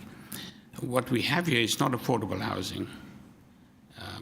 So the additional housing that's proposed is not going to be affordable. Increasing supply is increasing supply for very high-end housing. I think our priorities are a little skewed. So this is an ask that I am definitely not in favor of, and I do not support this application at all. Okay, thank you. Dylan? Sorry, Dylan? So I'm a bit conflicted on this one. On the one hand, this doesn't really seem minor in the context, given that the request by the developer is 38 and the compromise was 29. This is asking for more than 50% of the original compromise. So 5 out of 9 stories. And again, that means also that it hasn't gone through the extensive consultation process that the original process went through. So I have concerns about that. On the other hand, it does fit with the overall goals of the city to create more housing, and also the fact that planning has no objection and has come to an agreement suggests that one way or another this is going to go through. So I'm honestly not sure which way to go, and I look forward to hearing from my other committee members. I hear what Zahir is saying, because if we reject it, I don't think that will necessarily make a difference to the final result. It will just delay it. On the other hand, perhaps that would say, first of all, the need for better consultation, and also that the Committee of Adjustment isn't really the appropriate place to try to get around a long negotiated settlement to this extent. Thanks. Thank you. Nellie? I would like to echo my... Move up a little closer to your microphone. Okay, yeah. Okay, I would like to echo what Zahir was saying about the proper development of the city and the importance of consultations. And I find, from listening to the story and looking at all the materials, that this attempt to kind of increase the height, after the fact, after the consultation process has been, concluded, I find it worrying, concerning. And again, I don't think, or I doubt that, Committee of Adjustment is the right, tool to, Okay. So I don't support that. Thank you. I'll just share my views. The location of this particular development is on, well, I appreciate that it juts into Huron. It is on a major probably one of the most major arteries in the city that is supported by transit. It's walkable to institutions, it's walkable to commercial, it's walkable to retail, it's walkable to a series of amenity spaces and parks. So it's very well suited for density. And I think, you know, folks have mentioned that there already is additional density being proposed for Bloor and Spadina. There's an awful lot already as you move towards Yonge. So it's not surprising that we're seeing proposals for increased density along this site. I think it frankly is very well suited for this kind of a density, and there is obviously going to be an impact anywhere along Bloor for adding density to the adjacent neighborhoods. So I have no real problem with the actual proposal per se. What I do have an issue with is the lack of consultation. I share my colleagues' views that given that this was a negotiated settlement from participation from the ratepayers, several community groups, and a substantial amount of discussion went in play to arrive at the 29 stories. I think that the proposal does a disservice to those folks who participated in that process by really not mimicking, at least substantially more than they currently did, mimicking a little bit of that consultation process. The applicant has done a really good job of bringing forward technical studies. I think that there are merits to this proposal. But in this instance, given that the current approval was based on significant public input and significant public consultation, I don't think that this proposal before us benefits from that kind of discussion and input. And as a consequence of, for example, that under the new changes to the Planning Act, that third parties don't have the rights of appeal, I think it would be a disservice to neighbors to approve this at this juncture. So I am going to not support it for those reasons. And I'll look to a member for a motion. Mr. Bayat. I didn't look to my left. I apologize. Okay. Just before I move a motion, I just wanted to add that this application also calls for a reduction in amenity space. I'm sorry. This application actually calls for a reduction in amenity space. And living in the city, one would hope that you'd be increasing amenity space, not decreasing it. So I find that also problematic. However, having said that, I'd like to move a motion to refuse the application. Seconder?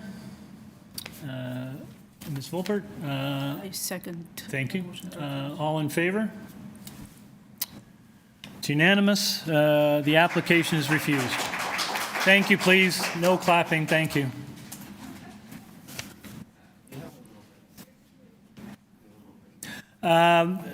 We will take a very short 5-minute break. Thank you.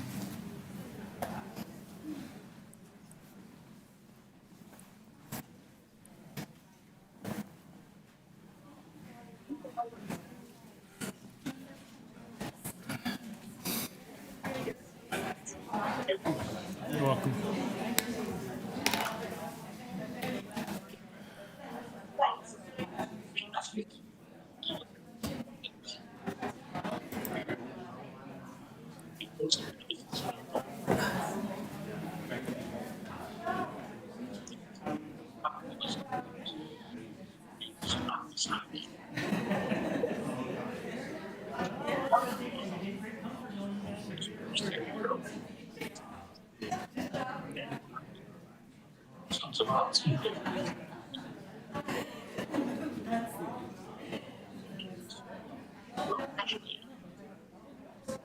And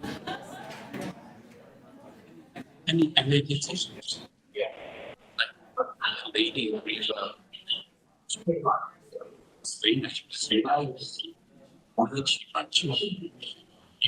that's what I switch you know,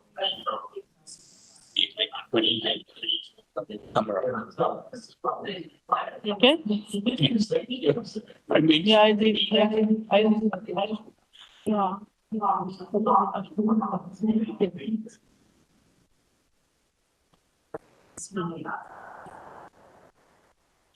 And I agree with this is an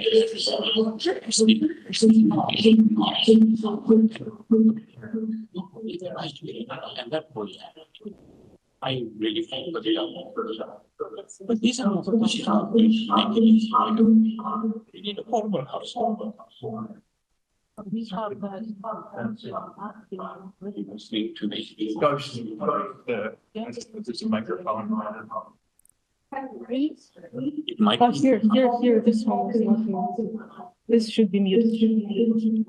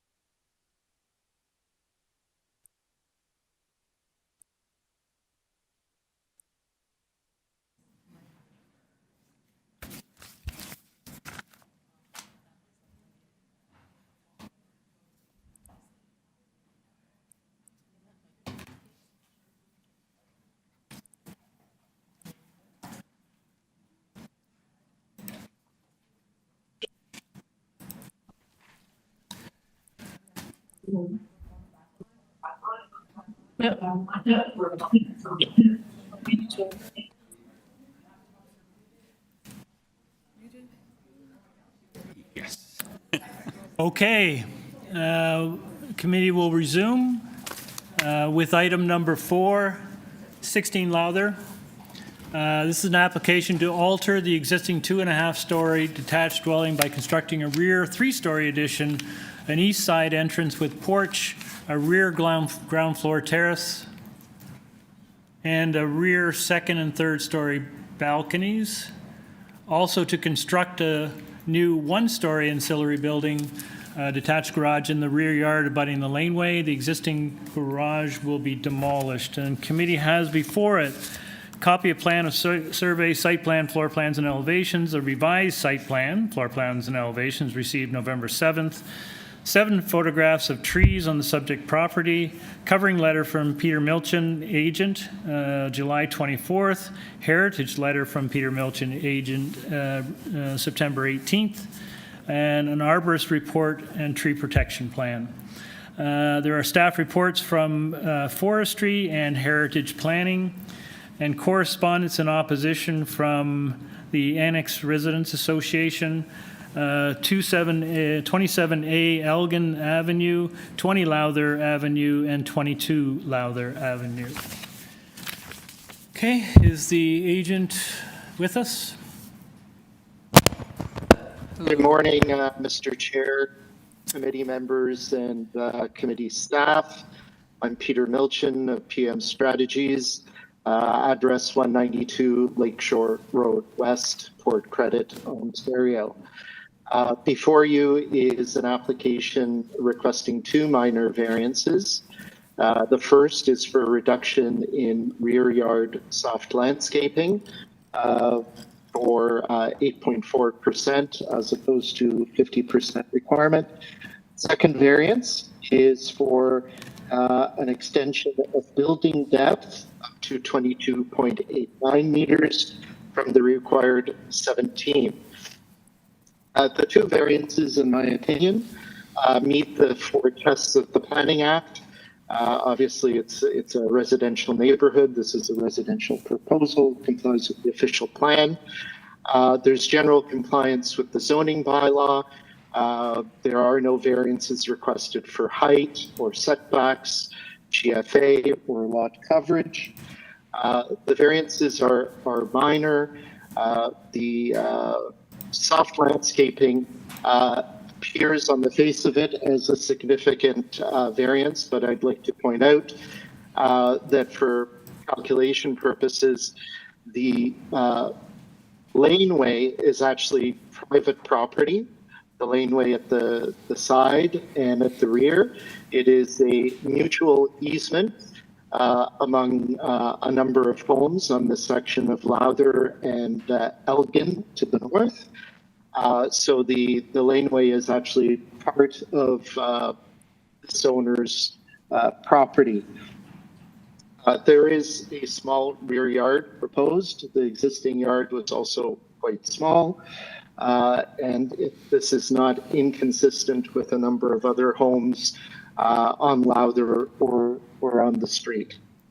The requested variance for setback, or the building depth rather, it's important to note that the 5.89 meters of additional depth is only for the ground floor. The second floor is only 3.85 meters extension, and the third floor, there is an extension of the third floor proposed, but that actually would fall within the allowable building depth. You have a report from Heritage Services before you. We've consulted with them in preparation of the design to ensure that the East Annex Heritage Conservation District guidelines are respected, which require no alterations to the front facade or front garden of the property. And there are none except for a very minor actual reinstatement of the openings along the eastern side of the dwelling that face the front. There is no opposition from the planning department. We will be removing 4 trees, or proposing to. 3 of those trees fall below the protections granted by the private tree bylaw. And if you look at the photos, 2 of those trees actually grow out of the existing foundation of the building. So it's quite reasonable to expect the owner to want those removed. 1 tree that is protected by the bylaw will be removed. There is a 3-to-1 replacement requirement for that tree. However, due to the size of the lot, only 2 trees will be replaced on site. The third will be dealt with by compensation to urban forestry. There are some letters of opposition. We'll note there is no opposition in writing from number 12 or number 18, the immediate neighbors. We did reach out to them about their concerns. There were extensive conversations with the owner of number 12. Some concerns about privacy issues around windows and so on. We'll address those. And the other objections fall very much in the category of the nuisance and disruption of the construction activity that is already taking place on site to renovate the existing services within the building. That's unfortunate, but it's part of living in a dense neighborhood.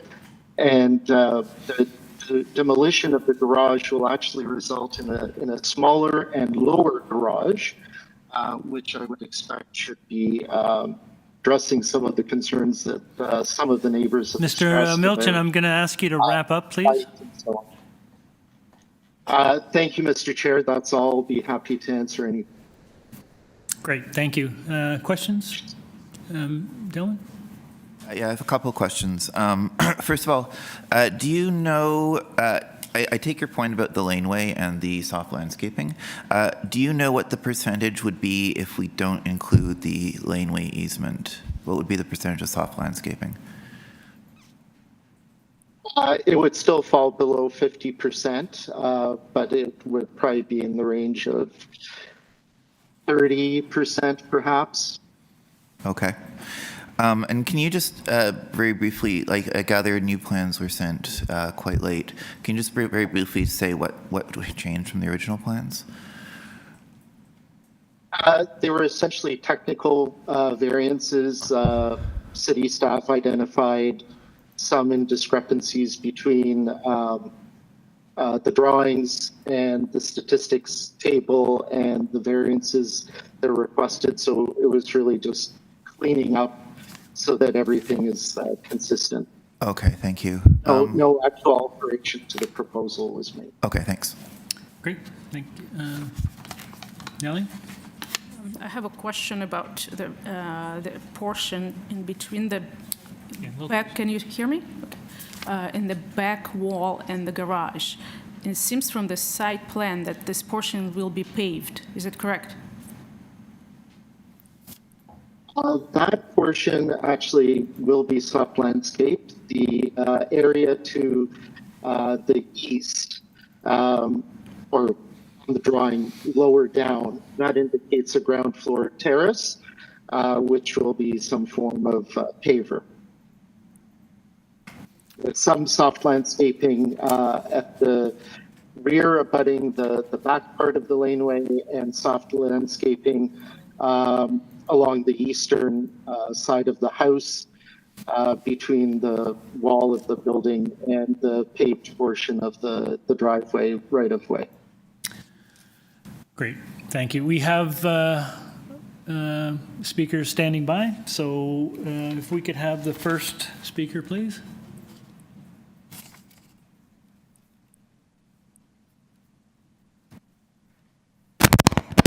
To you, Mr. Chair, I think those speakers are in person. Oh, I beg your pardon. You're right. My apologies. Penny Brown, are you here? Please.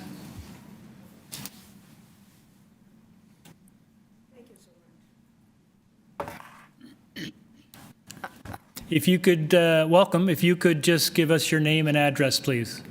My name is Penny Brown, and I'm the owner of 20 Lowther, which is 2 doors down from 16 Lowther, and have lived there for 25 years. Great. You have 5 minutes. Okay, I'll be trying to be fast, and I'll try and keep my voice loud.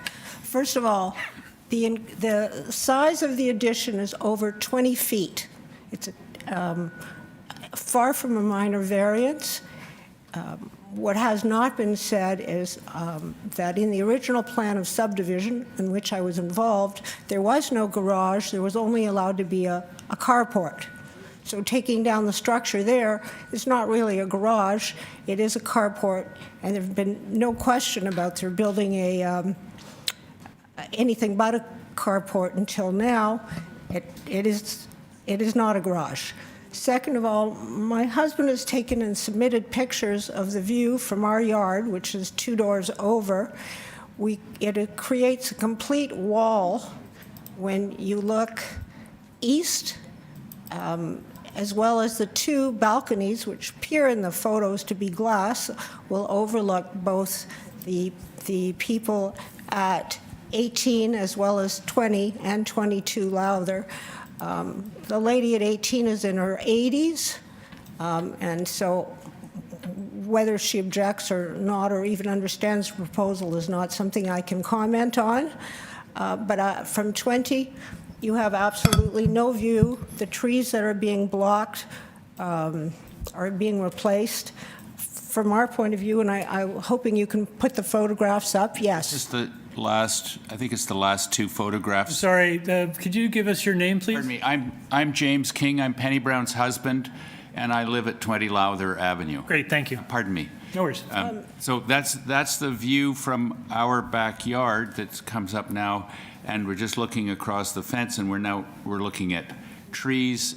It will be a building wall once the proposal is accepted. Other serious objection is that lane that is beside 16 Lowther services the garages, can you hear me, for 9 other houses.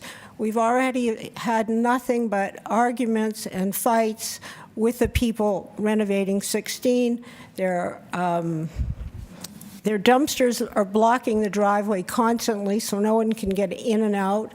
And the amount of concrete that would have to be poured for even their basement, which is going to, he hasn't mentioned, which will be a complete projection room, would create an enormous amount of concrete being poured, and only way to do it is to block that lane.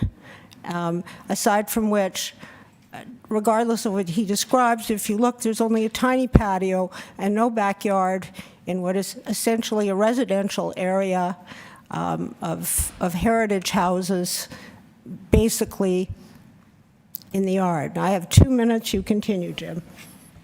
Go ahead. I think, yes, our concern was certainly just the narrowness of the laneway as it is now, the right-of-way. And we've experienced an enormous difficulty with the contractor and dumpsters and everything else placed in there.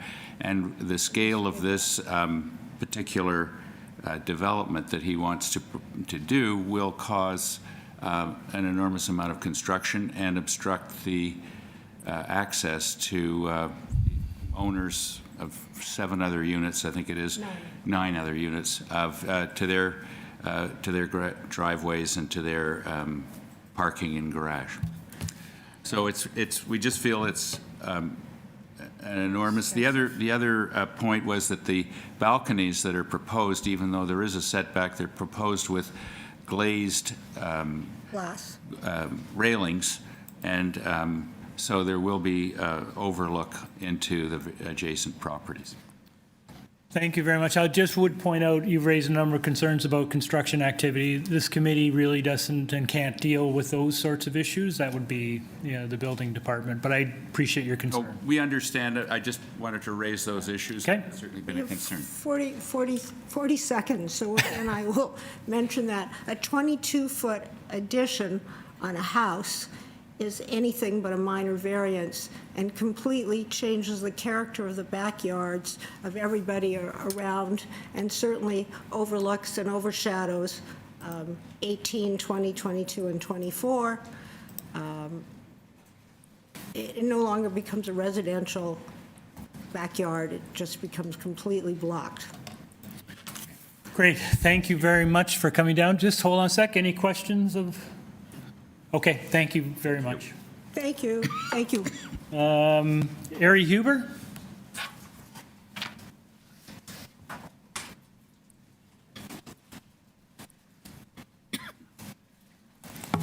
Hi, welcome. Do you just want to give us your name and your address, please? Ari Huber, 484 Douglas Avenue. Thank you. You have 5 minutes. Thank you. We've consulted with the owner of the property, and on the understanding that they will commit to a frosted opaque 66-inch high on the sides of the balconies, both second and third floor. We would withdraw our opposition. Okay. And I'll let the owner speak to that. Okay, great. Thank you very much. Okay, can we have, is there anyone else speaking on this item? Can we have Mr. Milchin back, please?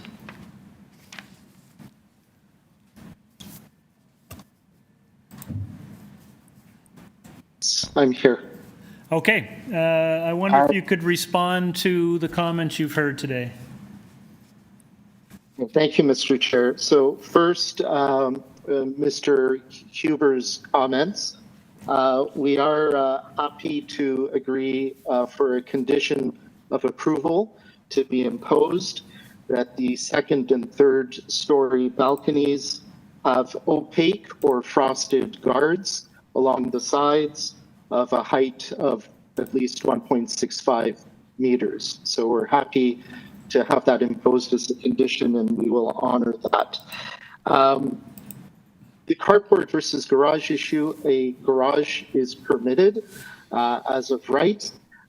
Yes, the existing garage is enclosed, I believe, on 3 sides with one side open, so technically it's more of a carport.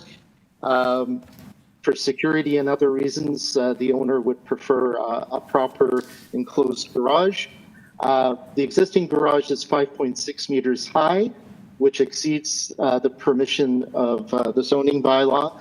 The new garage will be approximately 3.9 meters high, which is below the bylaw requirement. So that actually creates less visual imposition on the neighbors to the west than the current condition. I want to point out that the 5.89 meter extension of building depth is for the ground floor only. The second floor is 2 meters set back from that line. So again, less imposition on the neighbors to the west than what they might be aware of or portray. The balconies, there is a existing balcony or deck, if you will, on the 3rd floor of the current house. So if overlook and lack of privacy has been an issue in the past, it is what it is. There is a deck and a balcony there. That does have some screening along the sides. And so, as I mentioned, we're happy to have that kind of a condition imposed upon approval to maintain privacy screens along the sides of the 2nd and 3rd floor balconies. I do believe these are minor variances in keeping with the character of the neighborhood. The owner is making extensive efforts to preserve the front facade and front garden of the house to comply with the East Annex Heritage Conservation District.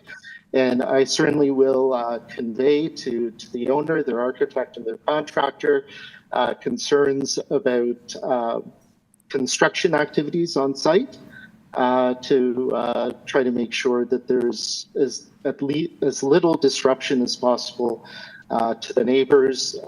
And I'll personally recommend to them that they, communicate with the neighbors in advance about concrete deliveries and, more major types of construction activities. Great. Thank you very much. Panel questions, Dylan? Yeah, so speaking to the soft landscaping issue, would you be amenable to conditions either for permeable pavers in the paved area at the backyard and or a green roof on the garage? If those are matters which are of great concern to the committee, those the owner would be able to live with those conditions. Great. Zahir? Yeah, on the same matter, asking for 8%, I believe it says, if I'm correct, 8.44, I believe, is what you're asking from a 50% requirement. That's a huge ask, particularly when we're very concerned in the city and globally with the excessive moisture that we're now experiencing. It's only a couple of days ago we had a pretty torrential rainstorm.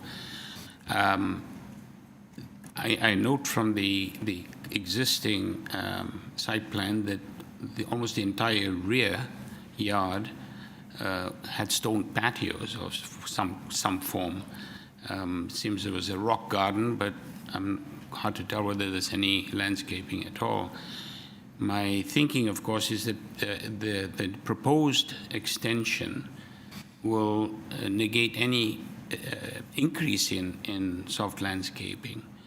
And while permeable pavers may help, it certainly isn't soft landscaping.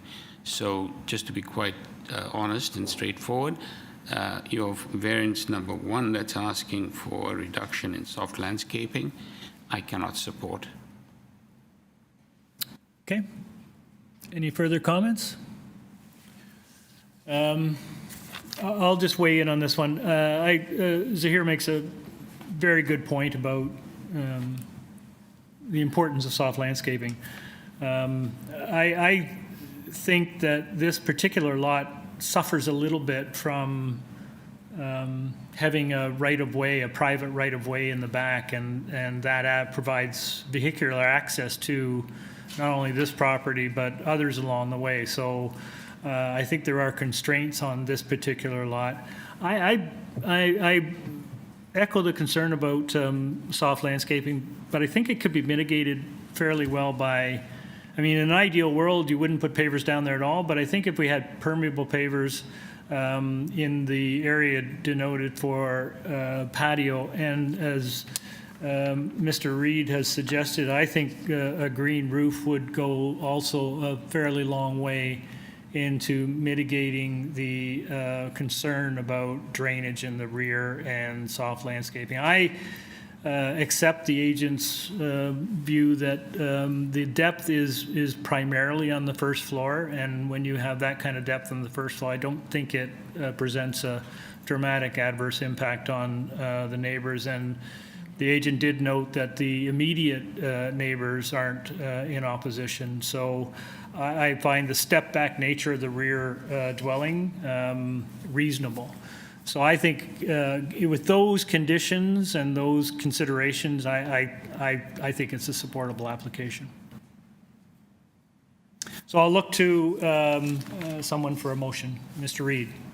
So I'll make a motion to support it with conditions. Oh, sorry. Make a motion to support it with conditions, multiple conditions, including the forestry condition, the heritage condition, the condition that the balconies have opaque glass as described by the applicant, a condition that the pavers in the backyard be permeable, and a condition that the garage have a green roof. Okay, motion by Mr. Reed. Is there a seconder? We have no seconder, so that motion fails. I'll need another motion. Mr. Byatt. Thank you, Chair. I'd like to move a motion to refuse. I imagine it'll just be primarily variance number 1 which essentially may negate the entire application. So I'd like to just move to refuse the application. Seconder? Seconded by Ms. Volnett. I'm sorry, brain cramp. Seconded by, and all in favor? I will abstain from this vote so that we don't have a tie. All those opposed? I'll abstain too. You can oppose. I'll oppose. Okay. The application is refused. Thank you very much.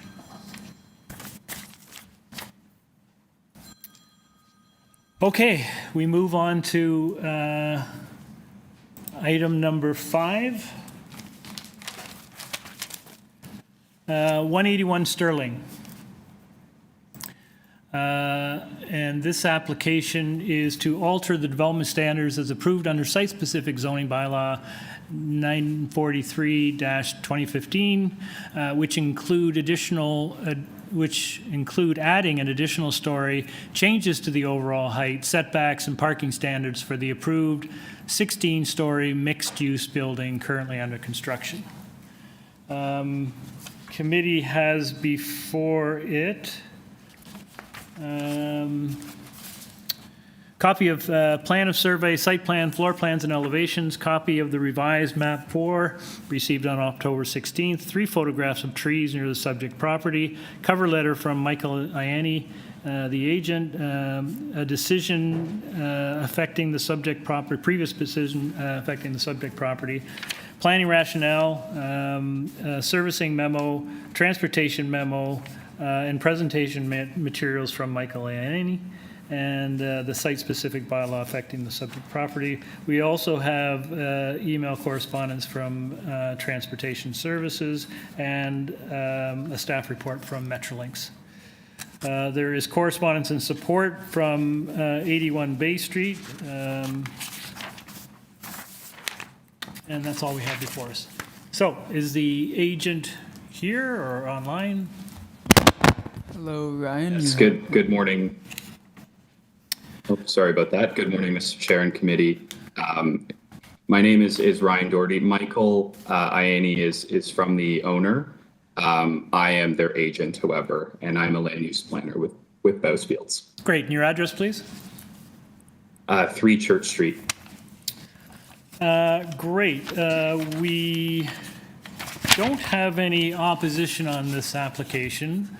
Panel, do you need a presentation? I think we're A brief one, perhaps? the panel would like just a very brief presentation. We don't need to use the full 5 minutes. Sure. Yeah, that'd be great. And I just want to first apologize for my voice. I'm feeling a bit under the weather today, so I'll try to get through as best I can. Great. So yeah, I'm here on behalf of my client, Marlin Spring, with respect to this application to increase the permitted height on Block 4B of the Sterling Road revitalization area from 16 to 17 stories. The proposed increase in height would be facilitated through a reallocation of density from one of the adjacent blocks, Block 2.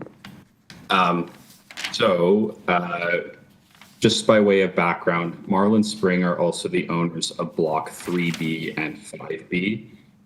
The Committee of Adjustment has recently approved 2 previous minor variance applications within this area. One in November 2021 for Block 4B, which is this site, to increase the permitted height from 14 stories to 16 stories, as well as several technical variances. And an additional application was approved in April 2023 to increase the height on Block 3B from 8 to 14 stories. Again, the applications reflect the transfer of the permitted density on Block 2, which is sort of the most northerly block, which was originally originally permitted to allow for a 4-story mixed-use building. And through discussions with city staff, it's now planned to accommodate a park. So the residual density from that block is being proposed to be reallocated to this block, being 4B, and has been approved in the past to be reallocated to this site as well as on block 3B. Maybe just going quickly through some of the other slides. So the site is situated between Dundas Street West and the Bloor Street West corridors. It has existing streetcar, subway, and GO rail transit. If we go to the next slide, it's designated mixed-use areas in the official plan. Maybe we can skip to the variances comparison slide, which is, I think, 3 slides down. The application requests an increase of 1 story or 2.35 meters and an additional 919 square meters of residential gross floor area from the 2021 C of A approval. The non-residential GFA would decrease by 4 square meters. The proposed number of parking spaces is proposed to decrease from 69 to 65 spaces, and the number of visitor parking spaces is to remain at 15 spaces. Let's skip to the sun shadow study. So we just have a quick snippet of the sun shadow study. The 16-story scheme is shown in blue and the 17-story scheme is shown in red. The proposed addition of the 17th floor will effectively follow the same shadow profile as the approved 16-story scheme, with additional impacts primarily being limited to the properties at 214 and 216 Sterling Road at 9:18 a.m., which is shown in the top left. And after that time, the additional height will follow the same general shadow profile. If we go to the next slide for the list of variances, so this application technically requires a total of 16 variances. However, at least 9 of those are repeated from the previous Committee of Adjustment approval in November 2021. However, Toronto Building has advised us that these variances are effectively required to be approved again, given the increase in height. And if we just go to the next slide, I'll wrap it up here. So following the previous approvals process, as I mentioned, it was determined that Block 2 would now be a park as opposed to a 4-story mixed-use building.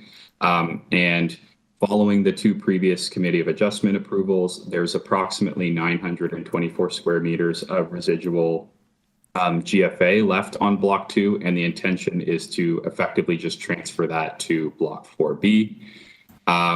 And overall, we think this provides a great opportunity to deliver additional much-needed housing on this site in a quicker time frame and in a manner that will not increase the overall amount of density within this area.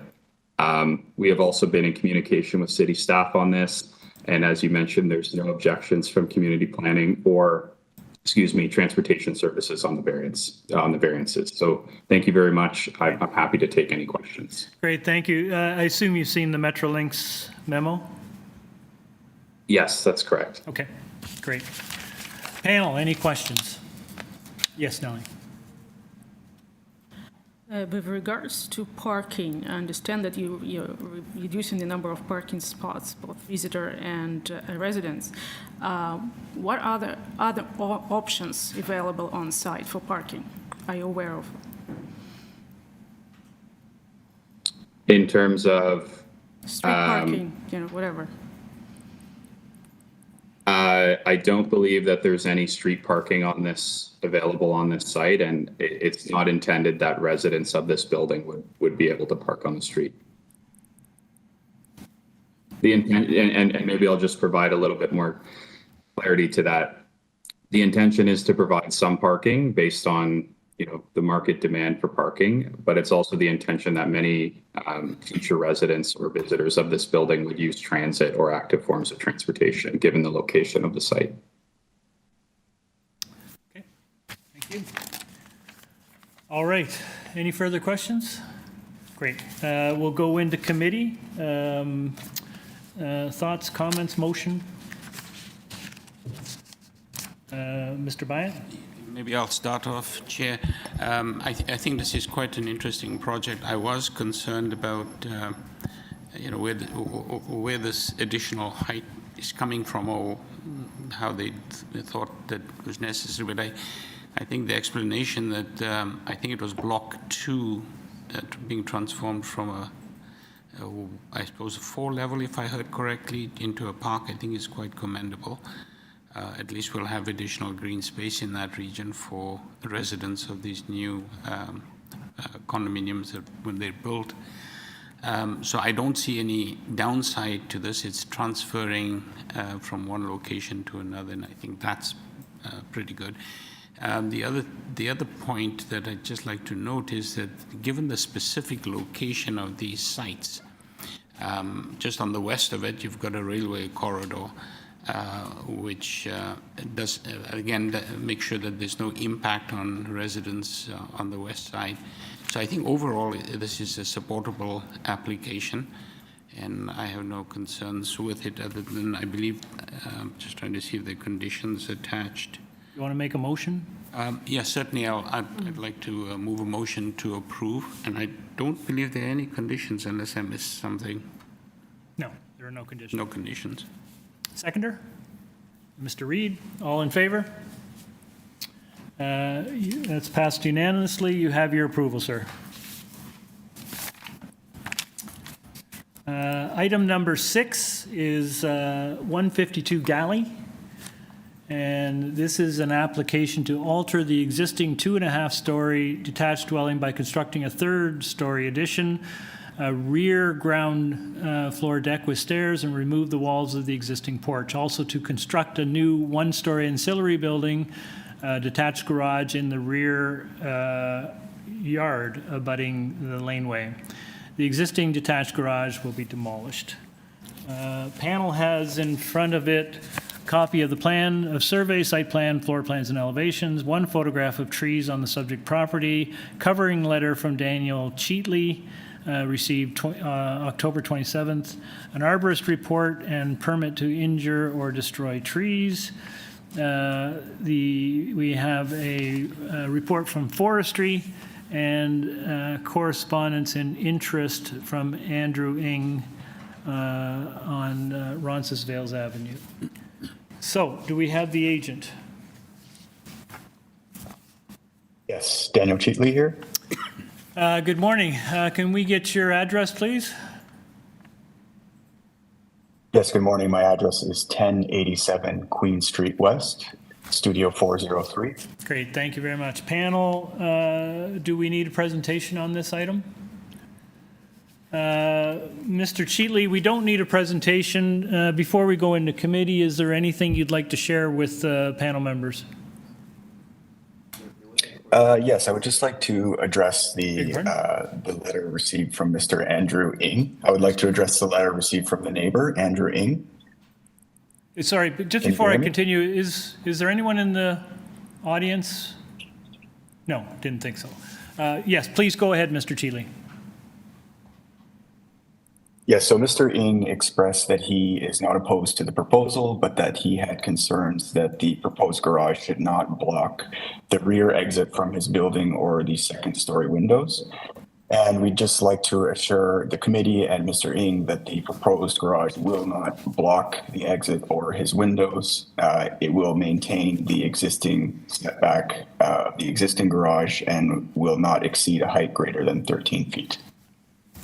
Okay, thank you very much. Okay, any questions, panel? No questions, so we'll go into committee. Thoughts, comments, motion?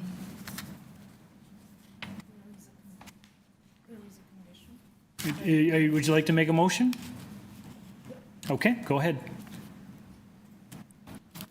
I suggest we approve. You have to. Okay. I suggest we approve this application with the condition of the urban forestry. It's forestry number 2. Number 2. Yep. Okay. Motion to approve with forestry number 2 condition. Do I have a seconder? Mr. Reed seconds. All in favor? That's approved unanimously. Sir, you have your approval. We move on to item number 7, 104 Rexleigh Drive. And this is an application to construct a new 3-story detached duplex dwelling with a front integral garage, a 1st floor rear deck, and a front and rear basement walkout entrances. Also to construct the front driveway. There will be 2 dwellings on this lot. And the committee has before us copy of plan of survey, site plan, floor plans, and elevations.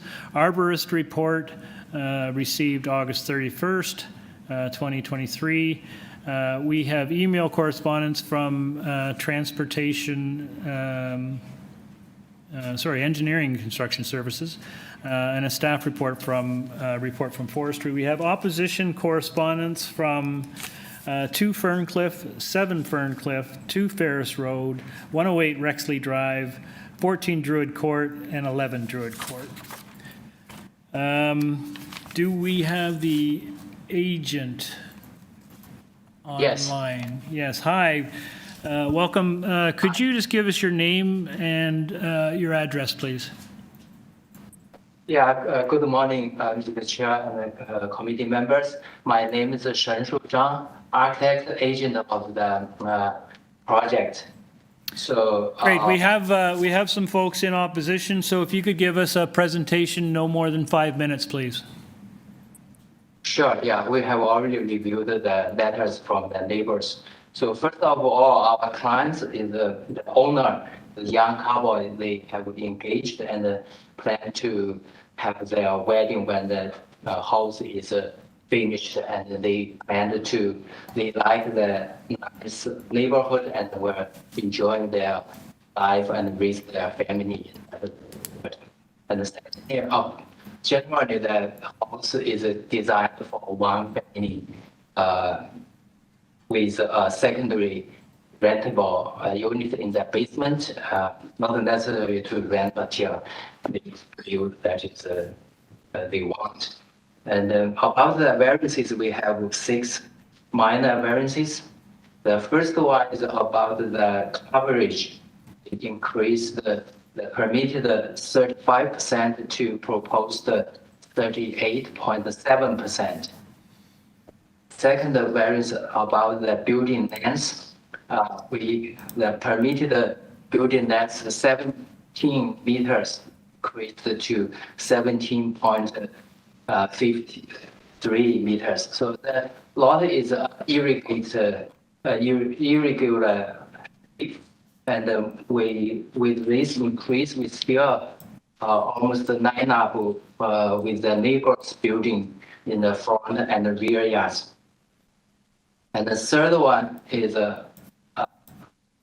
about the roof design, and that because the lot shape is a pie shape, so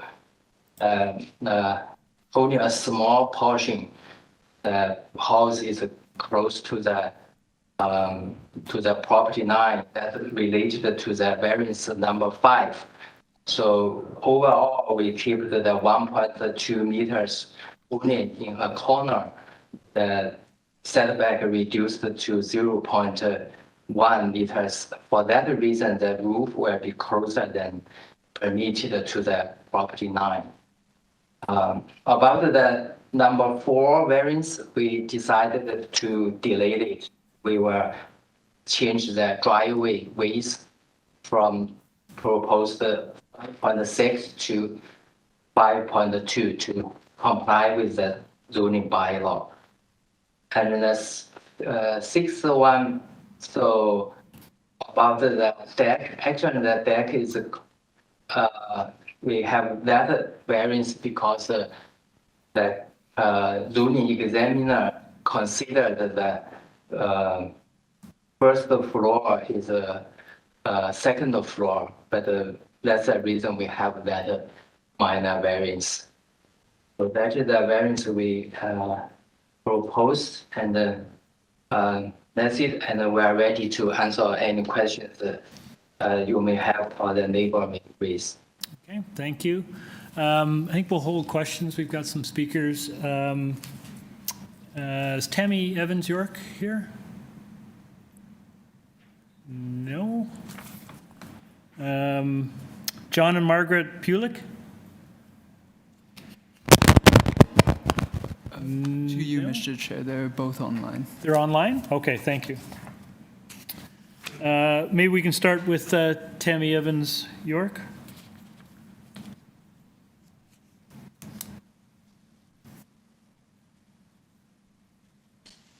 Can you unmute me? Yes, you are unmuted. Thank you. Can you give Good us your morning, name and thank you address, very- please? My name is Tammy Evans, and I'm from 108 Rexley Drive. And I'm here with the Mays, who are from 106 Rexley Drive. And I have two just early points to make. Initially, the first point is I noticed that the letters of opposition, or the addresses for the letters of opposition were read out, and 106 Rexley was not read out. And in fact, that was submitted within 5-10 minutes of 108 Rexley Drive. So Okay, there thank should you. be. Duly noted. Thank you very much. Okay, so I'm here with the Mays, and I'd like to speak on behalf of myself as owner of 108 Rexley Drive, and also on behalf of the Mays for 106 Rexley Drive, as they are elderly, and I'm sitting in their home with them, so they are present with me. The first thing that I'd like to ask, because it seems that there's been quite a bit of confusion over when the notice was actually delivered to any of us, and there might have been a duplicate notice and an imperfect notice. So I would like to ask for a deferral of this matter to allow us the opportunity to review the materials properly. We have not had proper notice, and I myself only received the notice in the mail on November 1st. And the deadline for submissions was, I think, November 1st or November 2nd. I believe it might have been November 1st. So that's my first request. We deserve an opportunity. As you can see, we've already, quite a number of the immediate neighbors have tried their very best to put in some submissions, but we haven't had an opportunity to properly review the materials. There are some, this isn't a minor variance. There are some major issues with this proposal. I can go through them, but I'm not sure what the process is, if I should just ask for the deferral now and ask for a decision on that, or whether you want me to move forward with my submission. Well, just hang on a second. So we're not aware of any issues with respect to improper notice. I'll just check with staff. Are we, there is no indication that notice was not provided? Through you, Mr. Chair, notices were mailed out on or before Tuesday, October the 17th. And that satisfies the requirements? Yes. Okay. So the if I can notices respond were, to that? hold on. The notices were issued and sent out in accordance with the requirements. We don't know why you didn't receive it, but the information we have suggests that the process was undertaken properly. So if you want to give us your comments on the application, that'd be great. And through you, Mr. Chair, there was a sign posted on the site. Thank you. May I respond to this? Well, you can, but I think you might want to use the remainder of your time to speak to the actual application. I certainly can, but I'd like to put it on the record that, in fact, it is not the 17th. That was the incorrect notice that was sent apparently to some and not all neighbors. And my notice is specifically dated October 20th, not the 17th. So I never received the 17th either, as well as the Mays. Okay. So I'll use the balance of my time if I can, although I will strongly request, again, a deferral, because I don't believe that we've had such an opportunity. However, we oppose both of the Mays at 106 Rexley and myself at 108, oppose the development for a number of reasons. One being the shadow impact. There's a significant shadow impact on 106 and also on 108 yard with any type of height that suggested by the proposal. It affects the privacy of all of the surrounding homes. There is going to be increased vehicular traffic, which is already not able to be accommodated on the street. It's not in keeping with the neighborhood character. The setback is way too close on the east side, and we'll have to in fact destroy mature trees that serve as privacy 4106 Rexley, and also serve just, as green space, natural green space, which will have to be removed because of the increase in the garage width and the side and the into the side yard setback. I think, in my personal view, it offends the zoning. It's not a modest design whatsoever. It's not in character with the neighborhood at all. There are no homes like this in the neighborhood at all. Not a single one. Most of the homes are older bungalows, or if they have been improved, they've been improved as 2 stories that reflect the nature of the neighborhood. And I myself renovated my home 2 years ago and put on a setback half-second story that is consistent with the neighborhood. There are no letters of support, and the owner has not approached a single neighbor to discuss the plans or discuss any concerns that the neighbors have. And I appreciate I've run out of time, so thank you very much for the time. Thank you, Ms. Evans. John and Margaret Pulick?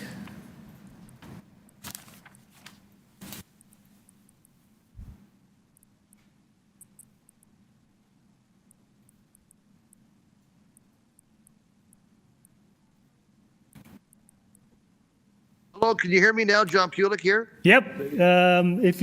We can hear you fine. Welcome. Can you give us your Great. name and address, please?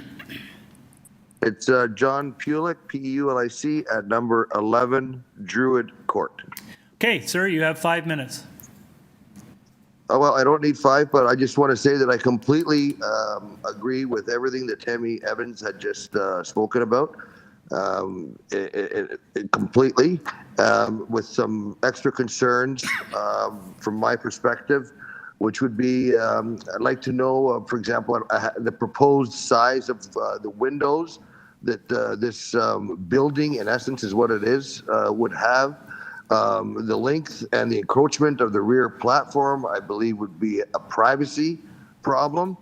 The removal of an old, healthy tree that adds character to the neighborhood, plus privacy to the surrounding yards.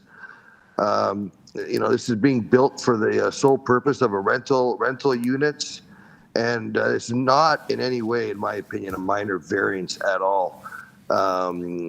It doesn't fit the community, not one bit. And lastly, when the person was speaking in regards to building this complex, I had a very hard time understanding to what he was trying to say, and I definitely need more time to analyze this and figure out exactly what they're building, because to be honest with you, it's all very unclear, and nobody has been approached correctly about this at all. And also the letter came out late. I agree with that as well. And that's all I have to say at this moment. Thank you very much. Any questions, panel? Okay. Can we get Mr. Zhang back, please? Oh, sorry, is that all the speakers? There's still one more speaker. Still one more speaker? Thank you very much. Pardon me. Who do we have? Hello, Carla, you have been unmuted. Carla, Hello. are you there? Yes. If you could give us your name and address, please. My name is Carla Bitt-Walmsley. I'm the owner of 2 Ferris Road, which is located 2 doors south of 104 Rexley Drive. Okay, thank you. You have 5 minutes. Thank you. I would like to note that I don't actually object to redevelopment of the property. We have plenty of dwellings in the neighborhood under construction and redevelopment. However, I do have an objection to the fact that there will now be 2 distinct dwellings on the property rather than a single family residence. I'd like to note that I've lived in my current home at 2 Ferris Road for 24 years. I've seen several redevelopments during this period, and have all been exclusively single family dwellings, either developed by owners or purchased by builders and sold. While I'm aware of some homes in the neighborhood with basement suite apartments, which are currently being rented out, I do not believe that 2 separate dwellings on this lot should be permitted, as it will alter the character of the neighborhood as indicated by Ms. Evans. There are, and I will reiterate what she said, no current properties where there are currently 2 existing dwellings on one lot. Secondly, I'd also like to echo the previous 2 residents of the neighborhood, who've said that they've not been consulted by the owners about plans for the new development. This came out of left field for us. In fact, we were told by the owners themselves that they plan to move into the existing dwelling in January of 2024. So this is completely unknown to us. We did not know about this. But I would like to ascertain from if the development is going to be 2 dwellings which are going to be rented out. I am going to strenuously object to this. Track record of the current owners of 104 Rexley Drive regarding renting the current dwelling has been less than stellar. 104 Rexley Drive has been rented to the current tenants since March of 2023. The current tenants moved in and immediately, with the current owner's knowledge, began running a commercial car rental business from the home with 18+ vehicles parked on Rexley Drive and neighboring streets.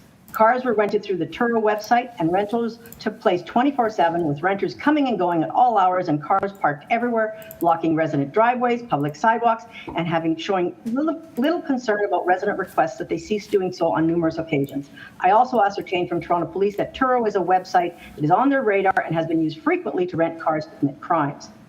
Many residents raised the matter of the car rental business with the current owners of 104 Rexley, who continue to insist that the tenants were in the process of finding a lot to house all the vehicles.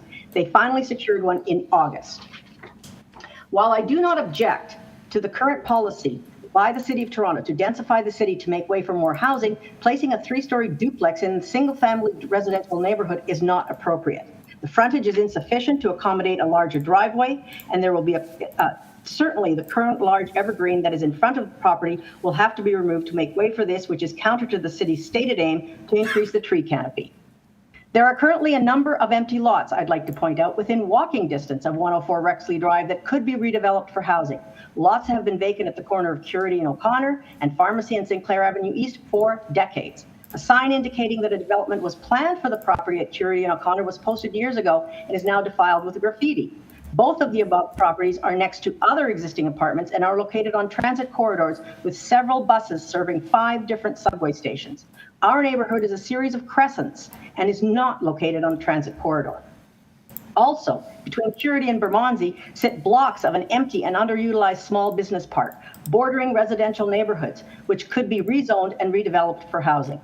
If the same vigor in trying to densify our single-family residential neighborhood were to be applied to the above properties, I believe more than enough new housing could be developed just in our area in a very short period of time. Thank you very much. Thank you. Panel, any questions? No questions. I think that's our speakers. Thank you. Mr. Zhang, are you there? Yeah, I'm here. Could I just ask you to, first of all, respond to the concerns, but also one of the residents had asked for a deferral. Can you speak to that request? Yes.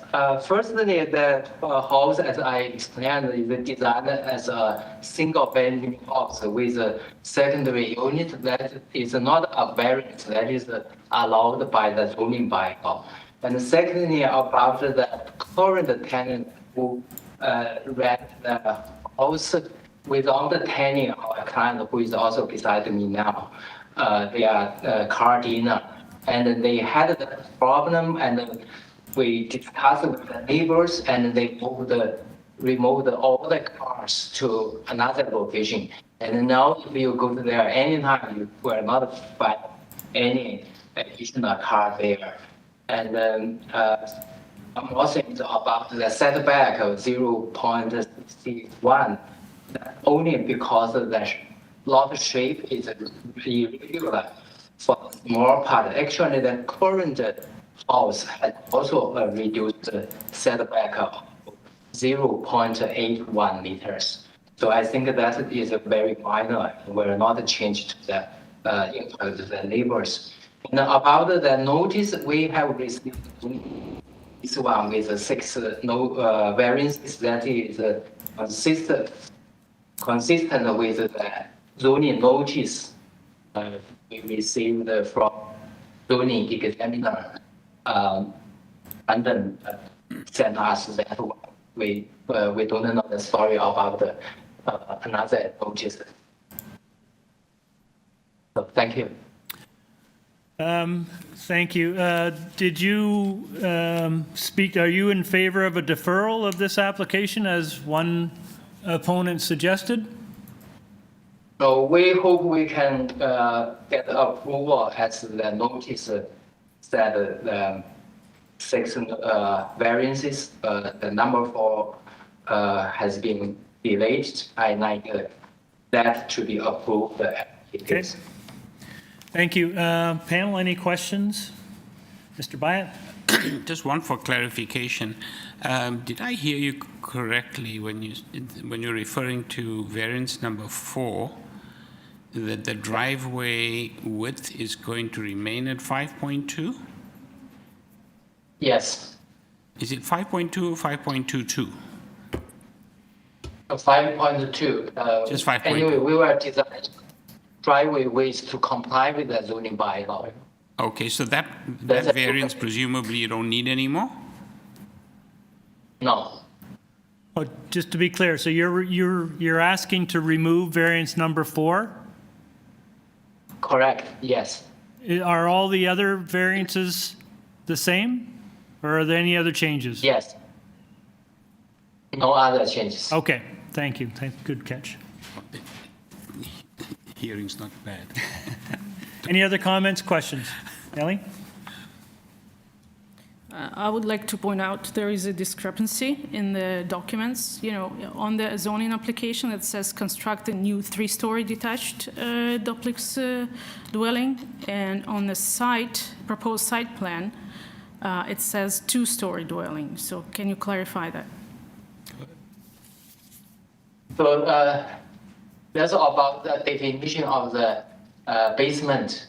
In that area, 3 stories allowed.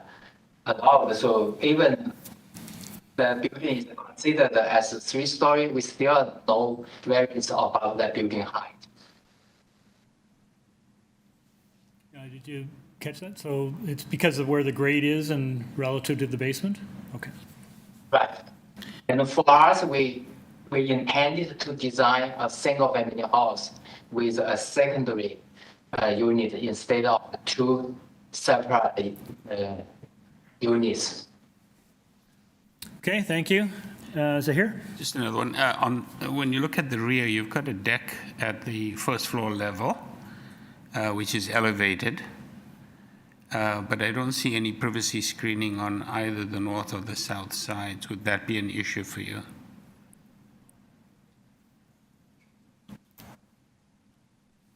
Mr. Zhang? Yeah. Did you hear the question? Yes, but we treated that as a wood deck. Sorry, I didn't quite hear that. On first floor. Yeah, because it's an elevated deck, you have overlook on your neighbors, both sides, north and south side.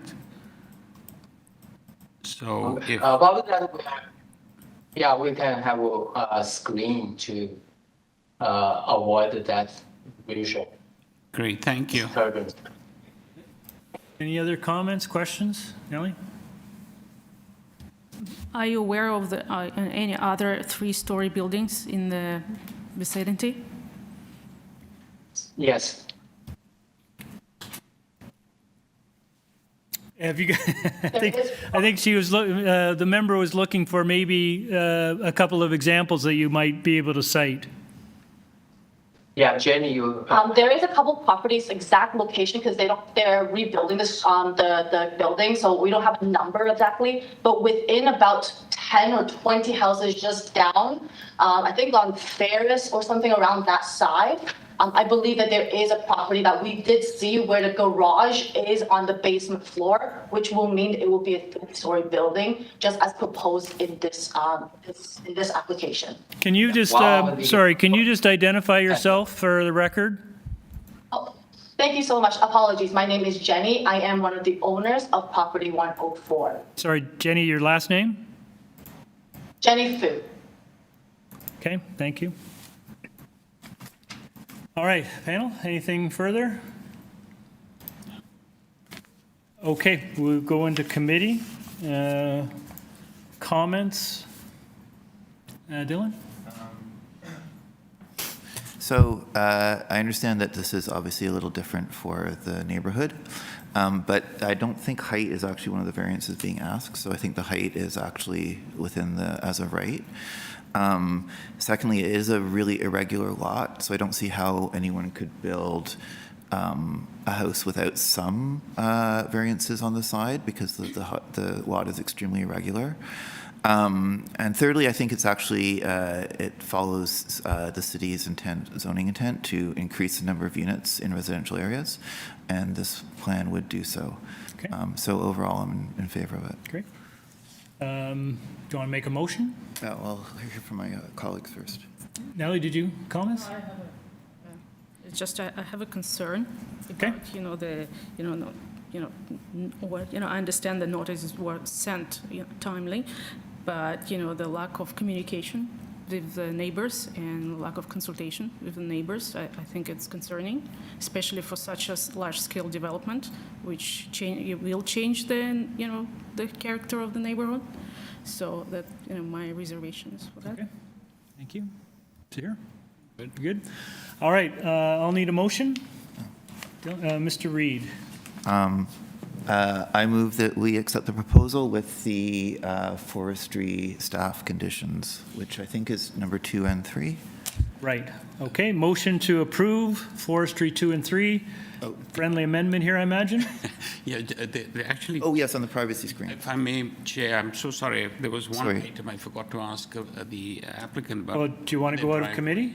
Yes, if you don't mind. Okay, we'll go out of committee. There's, Mr. Byatt has a further question. Sorry, Agent, I was going to ask you, you're putting a new driveway. I wonder if that would be okay if I put in a condition that it be produced out of permeable materials. Do you mind repeating what material? That the driveway, the new driveway that's going to be produced with using permeable materials. Yeah, we can use that. We can interlock, and the water can go through to the ground. Yeah. Good, thank you. So there'll be 2 additional conditions. It'll be the forestry 2 and 3, driveway being permeable, and that the deck at the rear would have privacy screening to 1.5 meters on both the north and south sides. Okay, so back in committee, the motion is to approve with the conditions of driveway being permeable, the screening on north and south sides of the rear deck, and forestry condition number 2 and 3. Moved by Mr. Reeves, or a seconder? Mr. Byatt, all in favor? Okay. And this is as amended. Beg your pardon? This is as amended. Correct. Thank you. And Ms. Volmer, dissents? Okay. The application is approved. You have your approval, sir. Okay. And we move on to application number 8. 243 Wolverley Boulevard.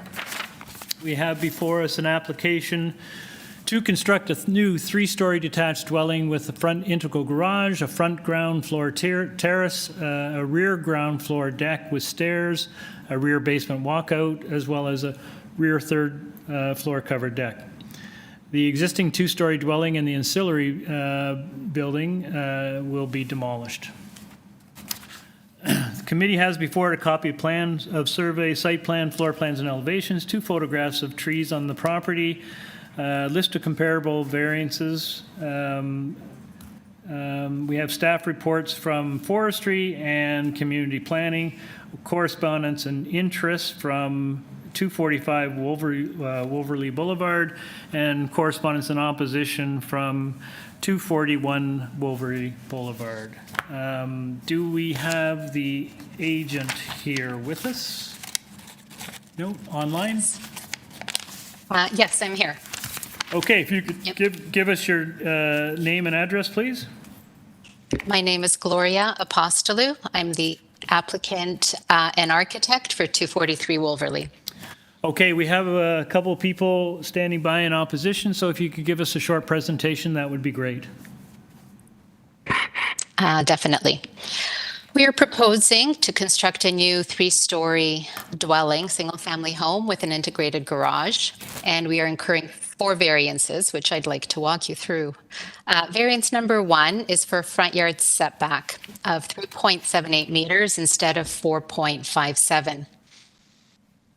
Our neighbor to the west has enclosed their porch, and so we are positioning our new house halfway between their front wall and the front wall of our neighbor to the east. So we are maintaining the intent of the average of the 2 adjacent for front yard setback.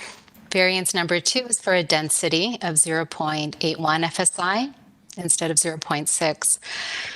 With a 3-story house, it is very typical to see densities of 0.8 or higher, and we have found several similar densities that have been approved through the Committee of Adjustment in the precedent list that has been submitted. We feel this is typical, yes, for any house that's going to be this size. 3 stories, that is. Variance number 3 is for a building depth of 20.52 meters instead of 17 meters. This is a bit of a technical distinction, but the mass of our building, the depth of our building that is above grade and is visible is only 15.32 meters deep.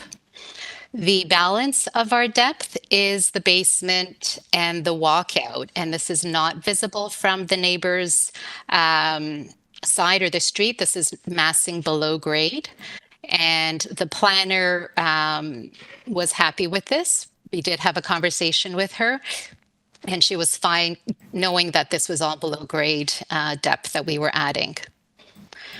Variance number 4 is for a side yard setback on the west side of the property. So we are proposing 0.6 meters instead of 0.9 because we have a window that we'd like to have on the west wall. If there were no windows on this side, the required setback would be 0.45. So we are proposing a window. It is also below grade, and we are not any closer to the west property line than the existing house is. So this setback is the existing condition that's there today. We understand, so that is our 4 variances, and we understand the homeowners have spoken to the neighbors on either side, and I am aware of their concerns. I've had some back and forth with them. The neighbor to the west of us, so 245 Wolverley, was concerned that our window well would be built onto their property. However, their measurements were taken to their fence, and they were not aware that their fence is actually built onto my client's property. So it doesn't represent the property line, and it doesn't represent our setback that we're proposing. I did explain this, and I showed them the survey that shows where the property line is, and I think this is all clear. The neighbor to the east of us is 241 Wolverley, and I understand their concern is that there might have been a variance missed for a setback for us on the east side. But this is not the case because we don't have any windows on the east side, and we're only required to be 0.45 meters. We are actually 0.6 meters setback on that side. And I did point out to both neighbors that the neighbor on the east is 0.37 meters off the setback, so we have twice as much setback as they do. The neighbor to the west is 0.41 meter setback, so they're also less setback from the property line. I think this was, I read their letters on file, and I know my client has spoken with them about the construction-related questions they had.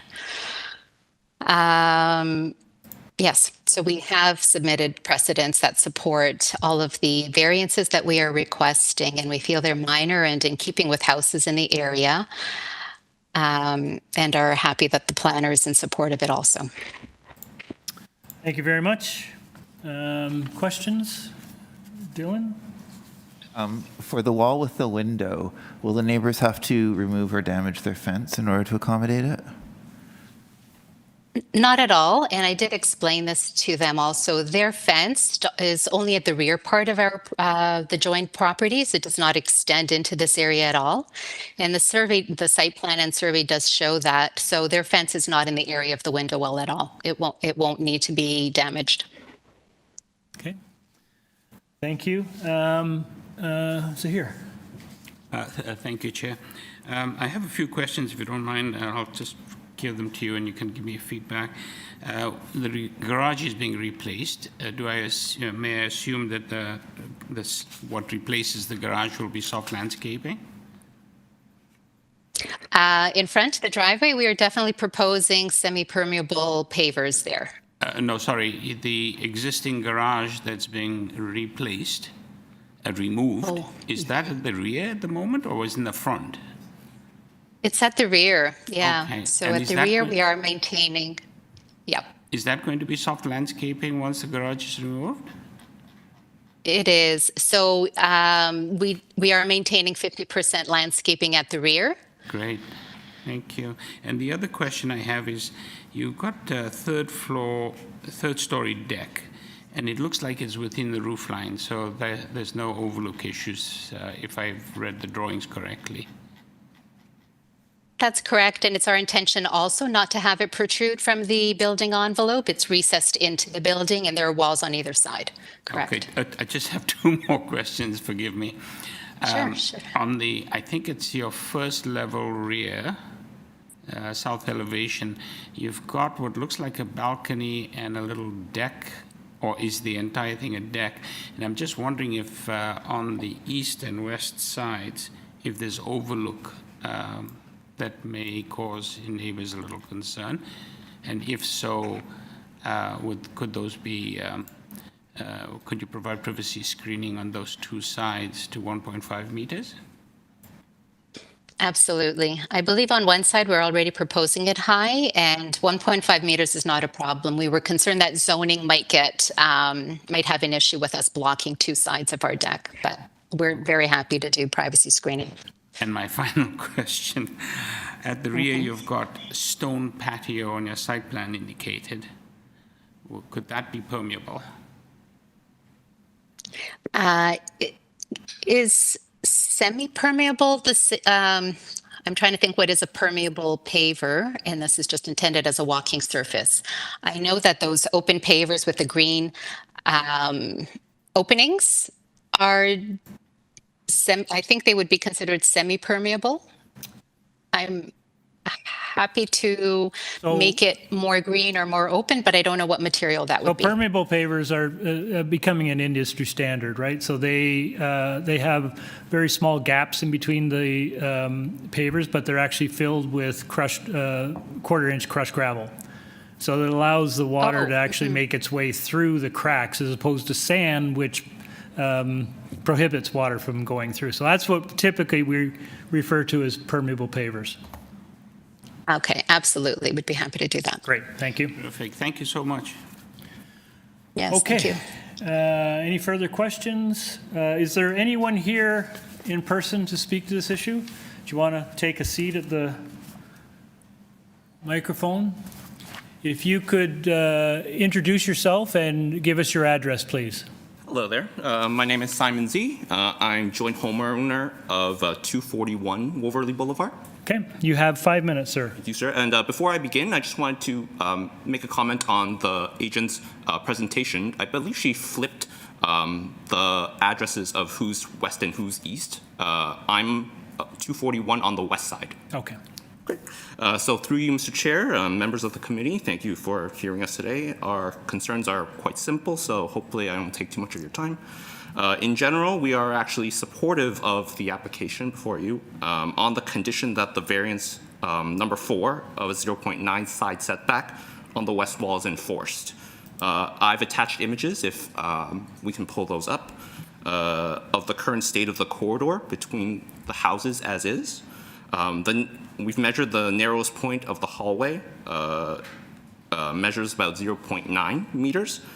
Current bylaws do state, and I've read this up, that minimum side setback is 0.45 meters is allowed for walls without doors or windows, which is the case right now.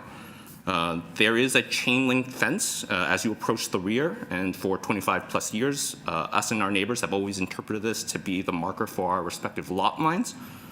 From the applicant's side of the wall and to the fence, we've measured it to be 0.48 and not 0.62 as the plans presumed.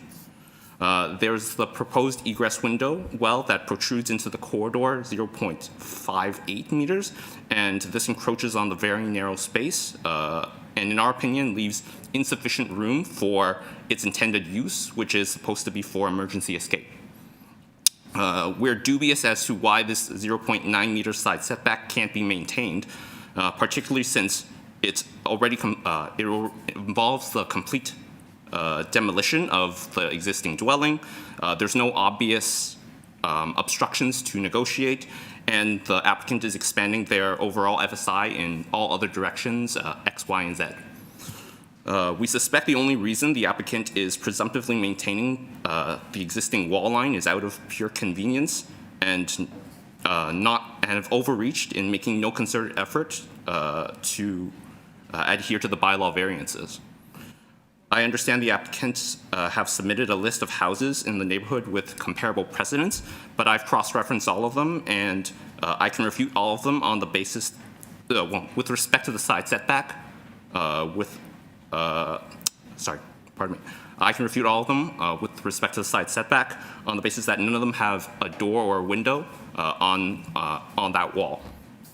So we understand that the variances we're seeking adjudication on are relatively small, but in tight quarters and in an escape situation, every inch is important. There are multiple fireplaces and a barbecue proposed along this west wall, so fire concern is a concern for everybody, but particularly for us. In our opinion, a conditioned side setback would be beneficial for all parties of interest, not just for us. It can allow for a doorway as they approach the rear, the applicant, I mean. For the committee, it brings the FSI variance to a marginally more amenable number. And for us, it gives us the necessary fire and water separation, as well as the ability to perform adequate maintenance and do the proper construction of the home. So at this time, I do want to disclose that I have been in cordial communication with Ms. Apostolou. So we've made our positions clear, and I understand everything that she said today. But we believe that our argument has merit, and we hope that you can have a reasonable debate. Thank you very much. Just to be abundantly clear, your concern is about variance number 4? Yes. And you're uncomfortable with the variance that I thought I heard you at your early remarks saying if held to that, you'd be okay, but you're opposing that setback? No, sorry. I am in favor of maintaining a 0.9 meter setback. Gotcha. Okay. Thank you. Any questions? Dylan? Yeah, just quickly. So are you afraid that the window well would be, is that going to be recessed into the ground? Is that are you therefore concerned about access to your back through this narrow? No, I mean I believe there's still some sufficient foot space to get to the back. We do have a shared driveway on our opposite side, right. But in an emergency situation and out of convenience, we do use that as a walkway. So it does encroach a little bit. We would probably prefer a little bit more space, and that's what the side setback is meant for. Are you concerned about safety, like as a tripping hazard or anything like that? Or? I would consider that a tripping hazard, in my opinion. Yes. Okay. Thanks. Great. Thank you very much for coming down. Do we have other speakers online? Yes, we have 2 more speakers online. Great. If we could have the first.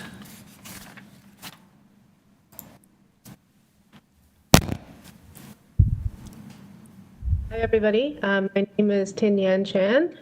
My address is 245 WOLVERLEIGH Boulevard.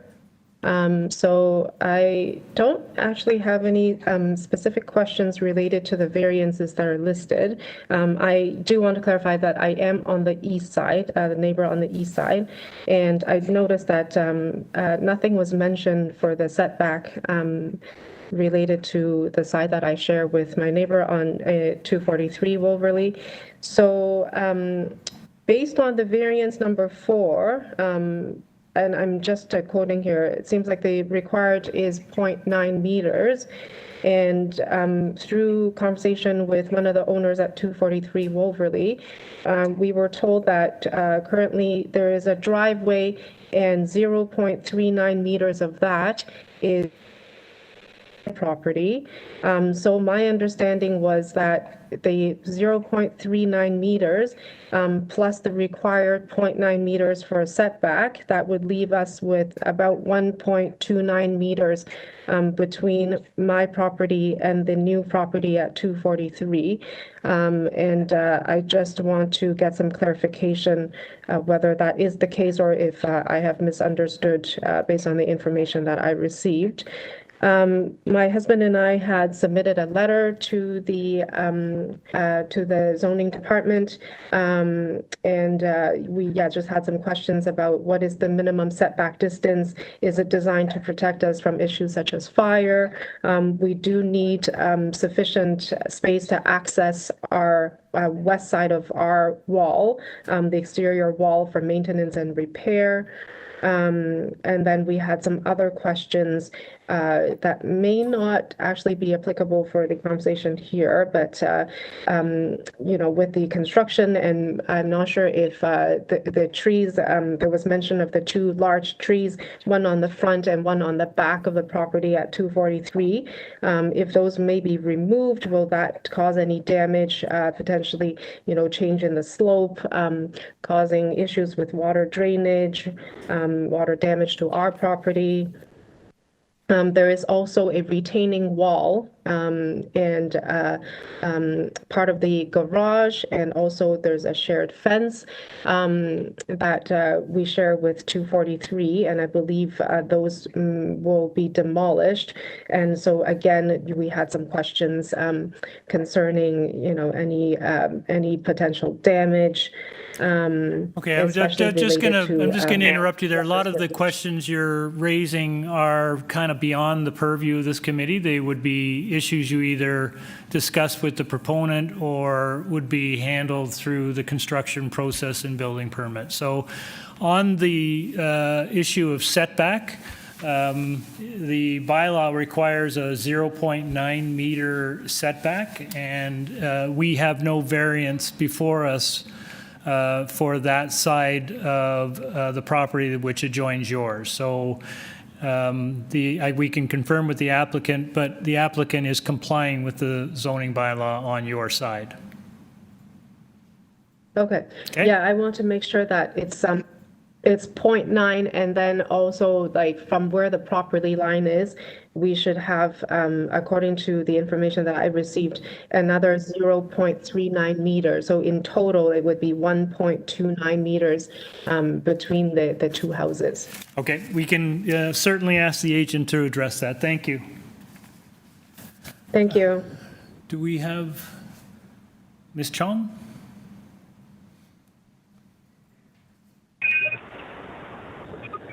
Yes, hi there.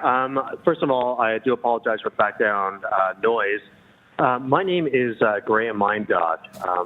I own the house which is directly behind the house in question, the building in question. Could you just, sorry for Strathmore interrupting. Boulevard. I'm sorry for interrupting. Could you just give us the address, please? Yeah, absolutely. It's 398 Strathmore, Strathmore Boulevard. Okay, thank you. It's the house directly behind. No problem. Now, I'm not going to take up too much of your time. Basically, our backyard faces the house in question, and it is leveled up 3 feet higher than ours, so 3 feet above sea level, if you will. And with a 3-story building built on that, it will loom over us, cutting off our privacy, sunlight, and basically an enjoyment of our property that we've had since 2006. This proposed building, if you will, that is going to be constructed is bigger than any other houses, and it's not keeping with the rest of the neighborhood architecturally. Now, these houses have been around since the 1920s. Jen Mindock, who is also Jennifer Mindock, who also is an owner of the house with me. Her grandfather or great grandfather built these houses, so we know that they were built in the 1920s. We're not sure how long the construction will be, and it'll just affect the harmony of the architecture of all the other buildings. And most of them are two-story single families that are living there, and with all the laws that the bylaws, that is too high, too close to the street, and everything. We're just worried, and plus it's directly behind our backyard. You do a 3-story building, we're going to be looking into other people's bedrooms. They're going to look directly into our bedroom. Our privacy is going to be gone, and everything. And that's basically what I'm trying to say right now, because we enjoy our backyard. We enjoy sitting out in the backyard, and to have looking into other people's living rooms, it'll take away from everything. That's where we spend the entire spring all the way to the fall. Okay, thank you very much. Panel, any? So not taking up too much of your time. Oh, no, that's quite fine. I'm sorry, I thought you were finished. Understood where we are coming from. Yeah, are you finished? No, I'm sorry. I am finished, but I said I didn't want to take up too much of time. Okay, yeah, great. So no need for apologies whatsoever. Thank you very much. Panel, any questions? Nope. Okay, any further speakers? No, that is the last speaker. Thank you for your time. Thank you. Okay. Can I have the agent back, please?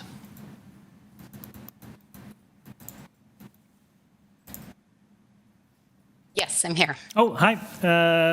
Can you respond to what we've heard, please? Absolutely. And would you be able to pull up either I think the site plan, our proposed site plan would be the best drawing to show our relation to each of the neighbors. If you could, if you're able to read the numbers, that's great. If you wanted to zoom in, the neighbor to the west of us is concerned about the window well. So on the opposite side, we are proposing the window well. There is not a right-of-way in between the houses. It's not the intent of a setback is not for emergency escape, because the required setback would be 0.45 meters. If there were no window, you need 3 feet to be able to have a proper walkway. So we are aligned. This is what the neighbor will have when we're done construction, if we do get there, is the new building is proposed to be built exactly to the same setback on the west side as the existing house. So there's no difference to the setback on this side. If they have access to walk onto our property now currently to get to their rear yard, that is the same distance. That is not intended to be an emergency route for their house. You could see that their house is much closer. They have a much lower, a less setback offset from that property line than we are proposing. So I don't think this is going to affect their any change to how they access the side of their house for maintenance. I could also offer to say that the window well would be fully on our side. It would not be a tripping hazard to anybody. And we could totally put a grate on top, which is often what we do anyway, to make it a walkable surface. It has a flip-up hinge for emergency egress if that's needed, but it should not be a trippable hazard, and it should not affect their access to their rear yard. I think the access to their rear yard on our property is something that the two neighbors would have to negotiate. But the setback on this side is exactly the same as the existing condition and is a greater setback than they have currently. So this should not change any of the conditions that they are used to right now. And I don't see this being a zoning issue to be at the exact same setback where we are. I could speak to the setback on the opposite side, and I think that there is confusion about the driveway and what the distance is between the two houses. Here, the neighbors are, again, 0.37 meters from this property line, and we are proposing 0.62, I believe. We are proposing to build a new driveway fully on our side. Right now, there's a shared driveway, and we're not allowed to do any work on the neighbor's side. So there will be no change to any of their driveway, anything beyond the property line. We're not allowed to build on anyway. We're not allowed to drain even onto a neighbor's property. So all drainage would not be laterally onto any of the neighbors. So this should not be a concern. In terms of the numbers that they are adding up, the distance between the two houses appears to be 0.3, I can't read that number very clearly right now, but 0.37 and our 0.6. So they will have 0.9 between the two houses, but our setback is not a zoning variance because it's only required to be 0.45. I could mention also in regards to the neighbor on towards the rear yard, the intention, this house was designed to have the third floor tucked into the roof line. Our height is not a variance. We're allowed to build 11 meters and we're not at the maximum height. So I feel that most of the houses in the area are 2 stories plus a sloping roof.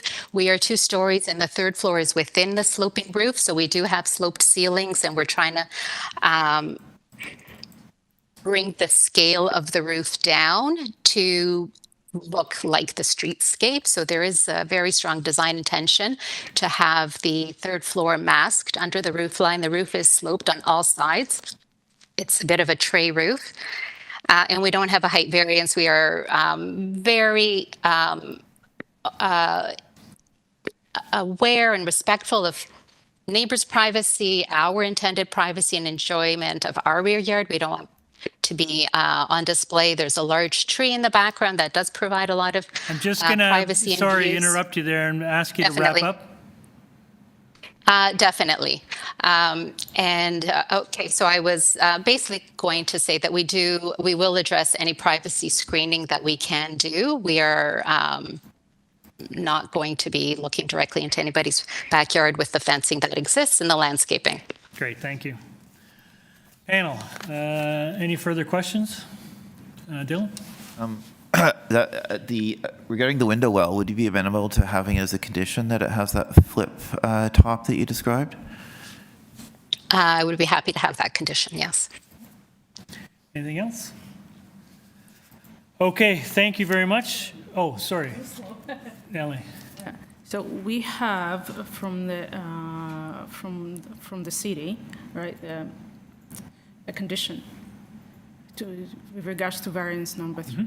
Right, and the condition relates to the building depth, right, and it says that to be limited to the basement floor in the corners in accordance with the dimensions shown. Okay, so that will be a condition. Just You're aware of planning's condition? Definitely, yes, thank you. Okay. Yes, and we have the urban forestry condition as well. Are you aware of that? Can you please read it to me? Is it the standard condition of seeking urban forestry permission? Yes, it is. Yes, we are aware of that. It's number 2. Okay. Yeah. Okay. All right, then, let's go into committee. Comments or a motion? I'll pick somebody. Oh, great. Okay. So I think that this proposal, it's, mostly within the, zoning. Closer to the mic. Okay, yeah, sorry. Within the zoning regulations, we have some variances, but I think the agent addressed many of the concerns we had, especially with the sidebacks and with privacy. So if we have privacy as one of the conditions, I would move to approve this project. And of course, with the conditions of urban forestry and the community planning. And I think there was a condition suggested by your colleague? Yeah, the using the window well having a flip top. Okay, yes. Yes, thank you. Okay, motion by We have, another. Permeable patio stones in the rear. Okay. Okay, great. Okay, we have a motion, let me capture this, motion by Ms. Volpert to approve this application, subject to forestry condition number 2, planning condition, which is tying the depth to plans, that the window well be covered by, there's probably a technical term, but let's call it a flip top, and the rear patio be constructed with permeable pavers. Motion by Ms. Volpert. Any seconder? Mr. Reed, all in favor? That is passed unanimously. You have your approval. Thank you. Okay, we move on to item number 9, which is 765 Dufferin. And the application before us is to construct a parking pad in the front yard of an existing 2-story semi-detached dwelling. A new porch with stairs will be constructed, and the existing front porch and stairs will be demolished. The panel has in front of it a copy of plan of survey, site plan, floor plans, and elevation, 16 photographs of trees on the subject property, a tree location plan. We have comments from urban forestry, from transportation services and community planning. We have opposition from 769 Dufferin Street, 763 Dufferin, and 62 Roncesvalles, Unit 5L. We also have the reports from planning and transportation are recommending refusal of this application. So, can I have the agent, please? Yes. I am Fahrenheit Bahaduran. I'm from Permit Man, and the address is 180 West Directory Road. Okay, we have some speakers in opposition, so if you could give us a short presentation, that'd be great. Okay, great. Regarding the variance about the soft landscaping, we will incorporate green interlock and water permeable material to make up for the reduction in soft landscaping. We keep and protect all the existing trees, and as we shown in the drawing, and we respect to the tree protection zone of all trees. And in fact, the main reason for the parking permit request is that the owner's mom is elderly. He has elderly mom, but who has a trouble walking for the long distance. So the parking pad will increase accessibility to the house, and as she continue to age, and it may be prepared if she needs to move in with with her son. So you can imagine when she comes to visit them, the parking pad created is for her living and exiting the area. So that's why the client asked us for the parking pad in their front yard of their property. Additionally, I have to mention there are multiple parking pads like we requested in the neighborhood. If you look across the property, you can see the driveway leading to the Dufferin Street, and most of the time a car is parked in the driveway right next to the walkway. And there are also several driveways on Dufferin Street, and also in the neighborhood, in the Lindsay Avenue and Gladstone Avenue, which are the narrow roads that are connected to the Dufferin Street. And many properties that are, they are exactly similar to the subject property. They have the parking pad in their front yard, and even some even encroaching in the city property into the streetscape and without providing sufficient landscaping. I have the number of that property. If it works for you, I can say the number which property have the parking pad in their front yard similar that we requested. And I have to mention that the other benefit for the new parking pad in the Dufferin Street that we asked for that is in fact it can help decrease the already congested street parking in the trial zone, which the property is located. Currently, there are already multiple vehicles that are illegally parked in the neighborhood. So this parking certainly helps the traffic congestion. Is all items that I can talk about? If you have any question, I'm okay. Great, thank you very much. You have seen the reports from Transportation and Community Planning? Hello? Yes. Just want to confirm you've seen the reports from Transportation Services and Community Planning, which are recommending refusal? I see the planning, the comments of planning, yes, and but I didn't see the transportation comments. Okay, they are on the website, so but they are also recommending refusal of the application. I just want to make sure you've seen that. Okay, thank you. Any questions, panel? All right, we'll move to the first speaker.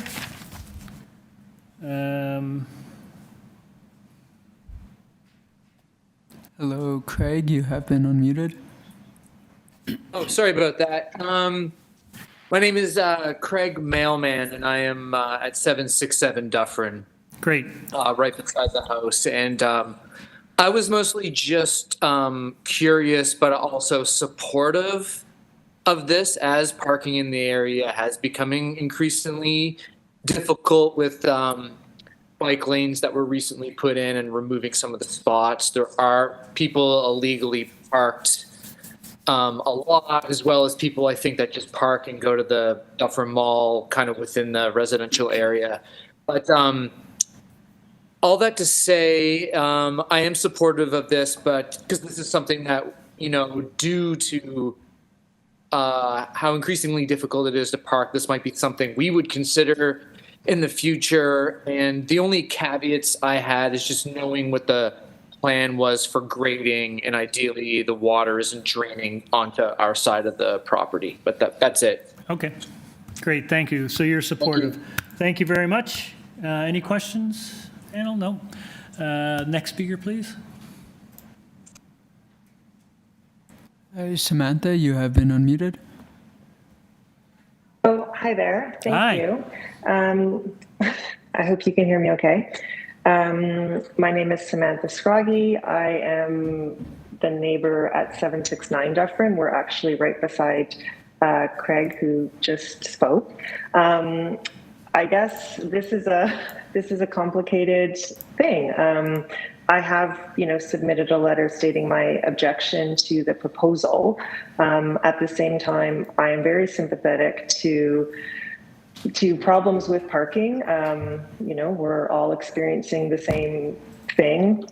And having a front yard parking spot in front of my house would certainly be an improvement in my life. But at the same time, I try to look at this as, what kind of precedent is it going to set in terms of the look and feel of, the neighborhood. If one house on Dufferin can have a parking pad in the front yard, in theory, everyone should be able to have a parking pad in the front yard. And then, we really lose, that kind of buffer zone of lawns and plantings and trees. And I think the neighborhood starts to look pretty grim. You know, if that was the way things are going. This may be outside of committees, you know, what you guys can comment on and what you guys can affect, but you know, there's probably sort of bigger parking discussions that need to happen to make things, you know, workable for residents who live in the area versus people who are coming to visit the mall and just choose to park in residents' parking spots. I guess I'm also sympathetic to the issue of elderly parents who want to come visit and, you know, need to make things accessible. I also have elderly parents who, you know, who come and visit my house.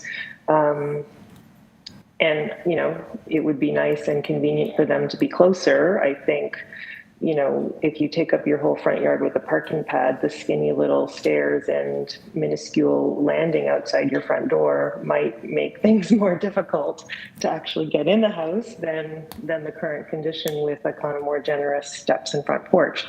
But those are design considerations, and you know, there's lots of different ways to do things, but I guess I would just reiterate that I guess in general, I'm, you know, while I'm in support of people being able to park their cars, I do worry about what kind of landscape it would look like if every single yard is a paved parking spot, because permeable pavers, while they do, you know, allow a certain amount of drainage, they're not the same thing as, you know, a planted flower bed or a lawn or a tree. And that's all. Great, thank you very much. Panel, comments, questions? Okay, that's it for the speakers. Okay, can we get the agent back? Okay. First of all, I think that Alexa, who is living in the property, I'm not sure if he's online or not, but he was connected. She may want to speak. There is a Alexa registered to speak, but they're not on the speakers list. Is she? Yes, she is in the meeting. Deputy, do we accept that, or we can? Through you, Mr. Chair, she's the owner of the property, so we may want to hear from her. Okay, thank you. All right, if you want to put her on. So much for allowing me the opportunity. This is my first home, and so my first learning experience. Sorry, I just don't mean to interrupt, but if you could just give us your name and your address just for the record, please. Of course. My name is Alexa Ray Thompson, and I'm a 50% owner of 765 Dufferin. Okay. Incredible. First off, thank you so much for the opportunity. As mentioned, a learning experience. So thank you. You know, first off, want to acknowledge my fellow neighbors and their comments and support, as well as green space. We definitely hear you. And we purchased this home a year and a half ago. This home hadn't had work done on it for 50 plus years. In that time, we've unweeded the backyard, helped to redesign the kitchen. Our goal is that this is our family home for our children. Most likely my fiance's mother-in-law, he's the only son residing in Ontario, that we are in future planning of her living with us. And, you know, really want to make this a better home because Dufferin Grove is our community. So first off, thank you. Secondly, we are working with a team, as you've heard, and will include as much green space as possible. You know, we did hear commentary from others in the area, but really what we're looking to do is create a more beautiful space, whether that be through flowers, plants, and would really like to contribute to the neighborhood. So that's really all I have to say. Really appreciate your time, your consideration for my family today and my future family. And thank you. Thank you very much. Maybe now we can get back to the agent. Sorry, can I have opportunity to add something? Yes, you have an opportunity to rebut, yes. Okay, so just I want to mention that if the only concern is about the soft landscaping, I have to say that currently there is not much green area on the front of the property because the front of the house is dominated by the large porch, and we're gonna change it to the smaller one and add the parking pad. And you know, we respect all trees and in the neighbors, and we protect all the trees. And I think the parking pad, you know, will have the parking pad will have a nominal effect on the greener of the Dufferin Street, if the only concern is the soft landscaping. And as I mentioned, that we can use the permeable material and even the interlock and the green interlock for the front yard. Okay, thank you very much. Panel, any questions? Nope, seeing none. We'll take it into committee. Comments? Dylan. So I think, I mean, as well as the soft landscaping issue, which I think is significant and is not minor, a parking pad on Dufferin would be dangerous. It'd be, as one of the people who wrote in pointed out, it's a heavy pedestrian zone. Having someone backing in or coming out would be dangerous. It's also very heavy traffic, and it's a major transit route. Again, having a car coming in and out would be dangerous. There are no other, according to the comments, other people's comments, there are no other parking pads actually on Dufferin. And I think for good reason. And as the city planning pointed out, it's contrary to the city's zoning intent, which is to actually reduce car dependency in parking. I want to say I'm very sympathetic to the needs of an aged parent. I have an aged parent with mobility difficulties myself. But this would be a permanent change, right? So, you know, I know they tend to be there for a long time. It could be they move out. If they move out, someone else is coming in and they don't have the same issue. So I think, you know, any ways of addressing those mobility questions have to be ones that are not permanent, but specific to these particular owners, as opposed to putting in a permanent parking spot, which would never be removed. Thank you. Anyone else? I'll ask for a motion on this file. Dylan, Mr. Reid? I move to refuse this variance application. Thank you. Seconder by Mr. Byatt, seconds. All in favor? The application is refused. Thank you. Item number 10, 55 Fulton Avenue. The application before us is to alter the existing 2.5-story semi-detached dwelling by constructing a 1-story rear addition with a basement, a ground floor side porch and stairs, as well as a ground floor terrace, rear ground floor terrace.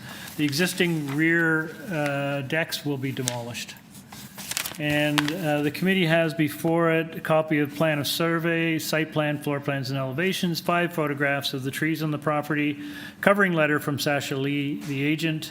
There is 10 letters, form letters of support, signed by occupants, several occupants on Fulton Avenue and on Browning Avenue.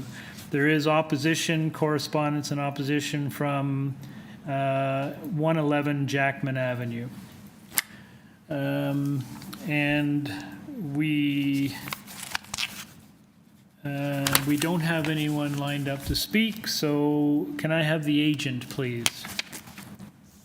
Yes, Mr. Chair, that is myself, Sasha Lee from Eon Design. My address is 14 Leswin Road, North York, and I'm the architect representing the homeowners at 55 Fulton Avenue. Great, thank you very much. Panel, do you need or want a presentation on this file?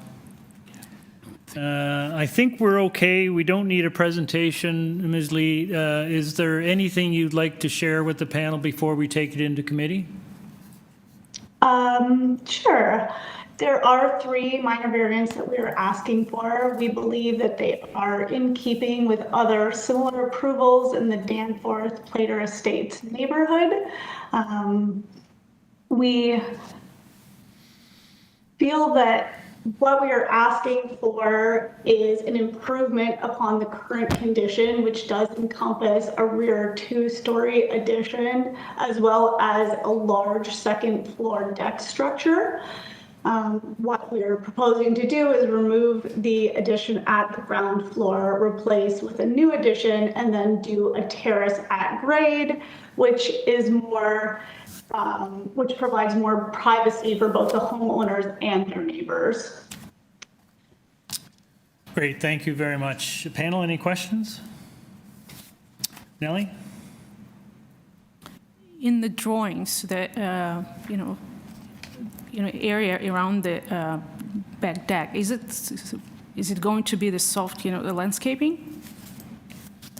Yes, the areas with the crosshatch is all going to be soft landscaping. We are actually maintaining 65% soft landscaping at the rear. The reason we propose to raise the terrace a little bit is so that we can actually reduce the overall size of that terrace. If it was at grade level, we would have had to have many more steps down in order to get to that level, and it would have extended further into the rear yard. Mr. Byatt? Just a quick question. With regard to the terrace at the rear, you said it's a raised one, so presumably it's not a wooden deck type of terrace with, say, ground permeable rocks underneath. Would that be the case? Am I correct? Or? That's correct. Yes, we're proposing a concrete footing, masonry, CMU footing, and a patio stone deck.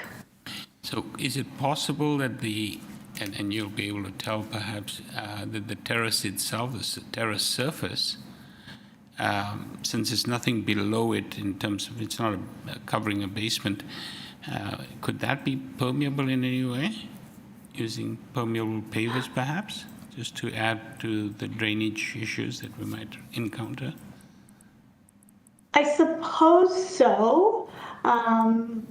With permeable pavers, how would it be supported in that type of application? I guess that's my question for you, right? As long as it can be properly supported, then we're all in favor of them being permeable for sure. Yeah, so I was just reminded by Chair that I think since you're not asking for a landscaping variance, it's not an issue. But it's something that you might want to consider, but it's not a condition.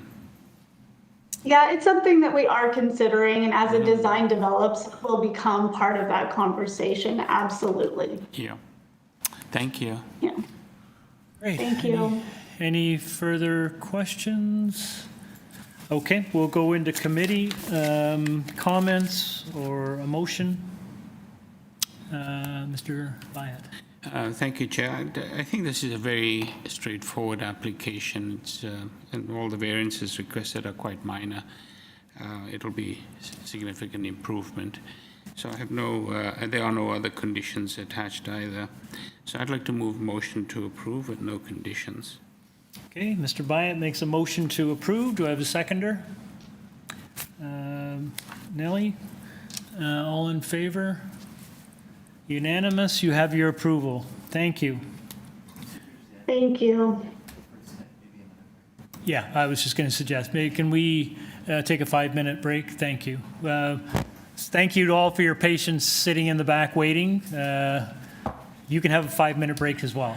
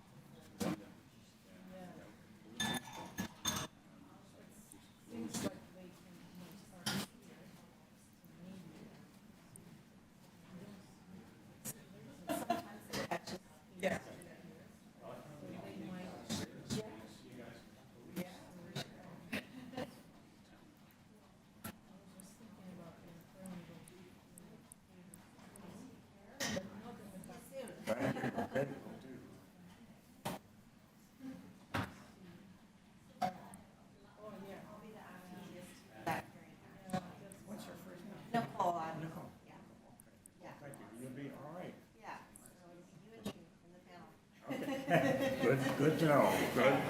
Oh, it's helpful to get to know the faces and things. And I met you earlier and I've forgotten the first name. Oh, Kirk. Kirk. All right, Captain Kirk. All right. All right. I'll keep that in mind. Thank you very much.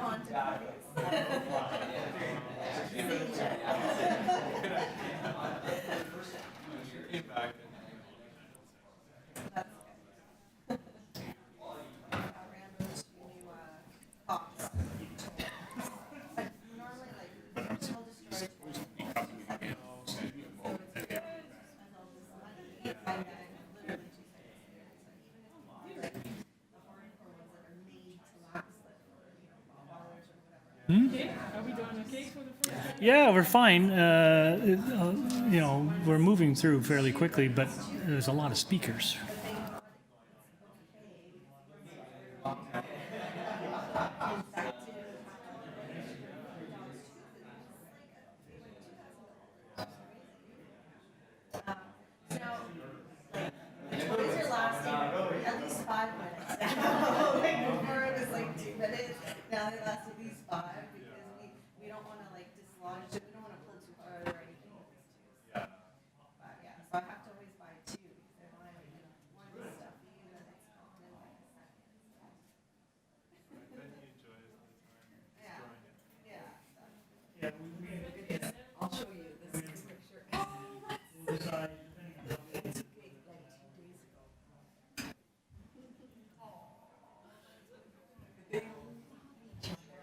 Yeah, my cat and dog were like best friends for so long.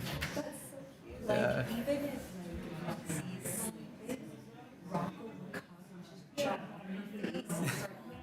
And then she'll just wake up and they'll start like rolling around. That was like, I sometimes a one day he's so small and she's so big. Oh my god, it's so funny. I like big dogs and like cats. It's, they actually work well together. Like, They do. cause like, I think the big dogs realize they're smaller. Yeah. like maul them. It's true. Yeah. It's like with the little dogs too. Rambo loves and gets along with the little dogs. You know, all the big dogs they want to fight, but like he's good with the little, even though the little ones are yapping at him. It's funny. Sean was telling me this story of like when he was a teenager, big, and he was renting and he had a big dog.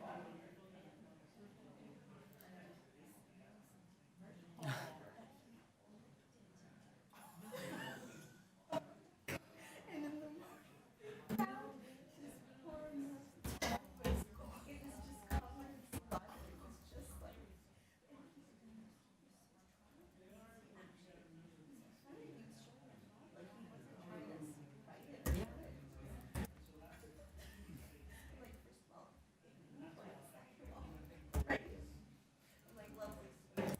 and I mean, they also kind of pet alligator in the bathtub, but that's perfect. You can imagine just a bunch of guys like running the house at like 16. Yeah.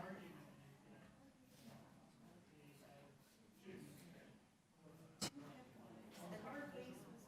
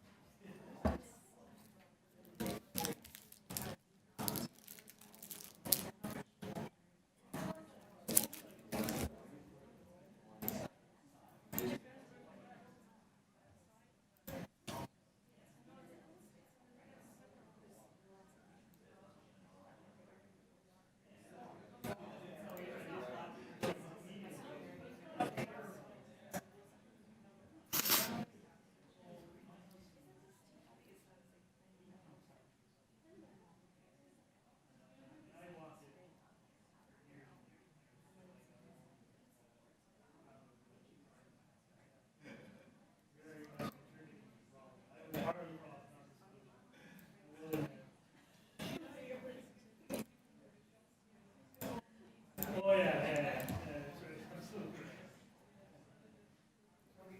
Yes, thank you, Chair. Okay, guys.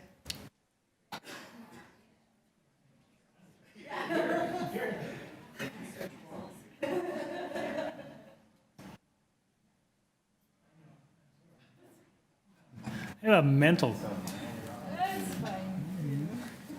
Happens to the best of us, right? It's.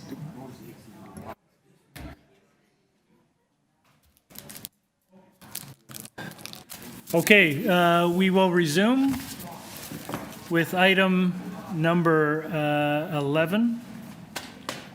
And if you just forgive me while I take a moment and call it up.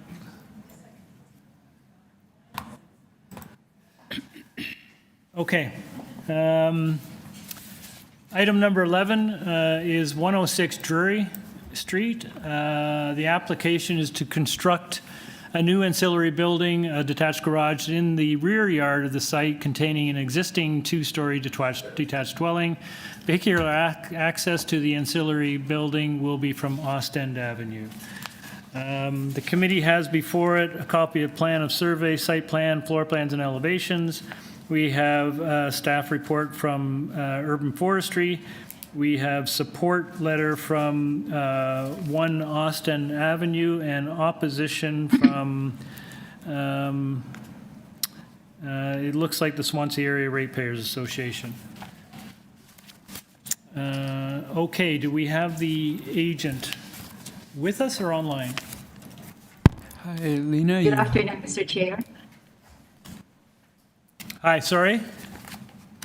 Good afternoon. If you could give us your name and address, please. Yeah, my name is Lina Rodriguez, and my address is 504 Perth Avenue, Toronto. Great, thank you very much. We have someone speaking in opposition, so if you could give us a short presentation, we'd appreciate it. Yes, the property is on a corner lot, and the proposed detached garage will be constructed in rear of the rear yard lot, the rear of the house. And it's the only space available for a garage which the vehicle can also access from the street abutting, which is the Austin Avenue. And we're only asking for 2 variances, which is the side lot line north side lot line variance, because the garage will be located at 0.49 meters from that north lot line.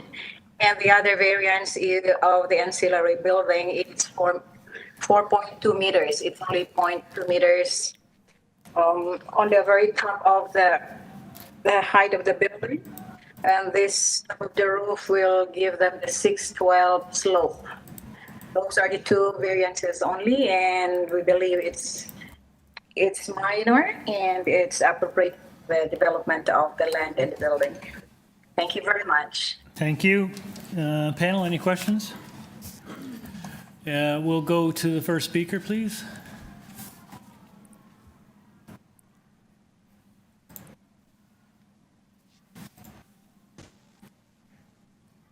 Hello, Nicholas. You have been unmuted. Yes, good afternoon. Can you hear me? We can. Mr. Singh, if you want to introduce yourself and your address, please. Sure. Nicholas Singh, 209 Willard. And I'm not representing Sarah Association. Oh, you are or aren't? Sorry. I'm not. Your comment earlier that it looked like, yes, I'm clarifying that. I'm not. Okay. You have 5 All minutes, right. sir. I'm requesting the committee's reasonings in writing, and also welcome to the new members of the committee. Before we get started, can I get page 2 of the plans on the screen, please?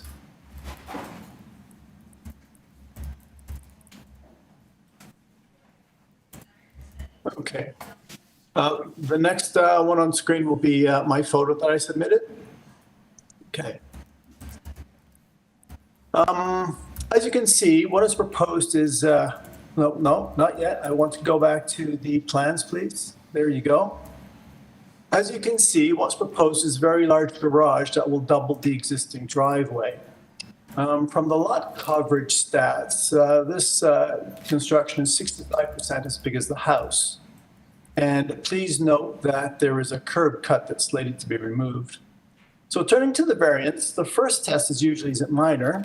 There's usually 2 tests, the size of the variance and the impact.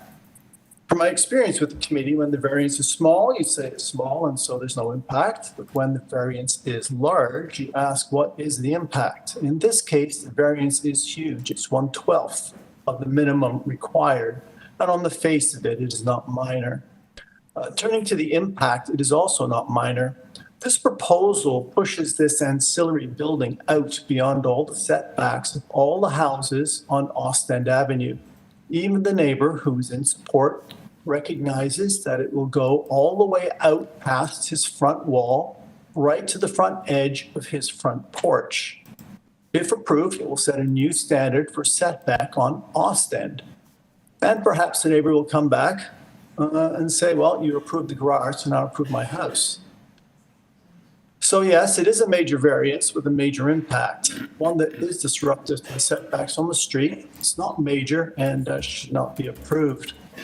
When we turn to the physical character and the question of does it fit, I recognize that there are 2 double garages at 96 Jury and 69 Jury and 69 DeForest that extend into the setbacks. But you have to go down to the forest to find these, and they are both out of the immediate context. They are also older, renovated, non-conforming legacy structures that would not be as of right today, and they are out of the immediate context. When we look within the immediate context, the garage across the road at 108 Jury does not extend out beyond the setback of the house. The garage at 2 Mayfield does not extend out, and the 2 corner homes at the other end of the block on Ostend do not. The house at 339 Windermere does not. So these are all the houses that are in the immediate context. And what we have is an immediate context where no garages have this characteristic. Even within the broader area, we have only 2 that do have this characteristic and many more that do not. As such, this application cannot pass the test for maintaining the intent and purpose of either the official plan or the zoning bylaw and should not be approved. I'm not sure why the structure needs to be so large and roomy. I am sure there's a comfort aspect to it, but the applicant is asking for a major reduction in the required setback. And in my opinion, the ask should be as little as possible rather than as much as nearly all of the required setback. This proposal could be reduced to better meet the requirements of the bylaw and to reduce additional runoff that the spacious garage will generate. There's a loss of soft absorbent landscaping and the impact of a large building at the property line and the impact of disrupting the character and setback on Ostend. The entrance and exit door could be moved to the front of the garage, not to the side, and be designated to open out, not in. This would permit movement in and out of the vehicle and allow for a narrower and shallower building. Could I see the photo, please? You can go to that. Yeah. If you look at the photo, you'll notice that the vehicle is in its current position is not crowded in any way, and the fence does not impede getting in or out. But for some reason, the proposed garage is so big that even the fence that we see here will have to be removed. One of the other issues is the relocation of the curb cut. And as you can see from the photo, it will have the effect of removing a full parking spot from the street. The proposed cut is 4.27 meters, which is about a meter larger than the one that I have for my own driveway, so I'm not sure why it's so large. To summarize, the variance is not minor, and such a large building pushed out to the property line will not enhance the neighborhood. It will be out of character for size and will disturb the setbacks on Ostend and be out of character with the rest of the neighborhood.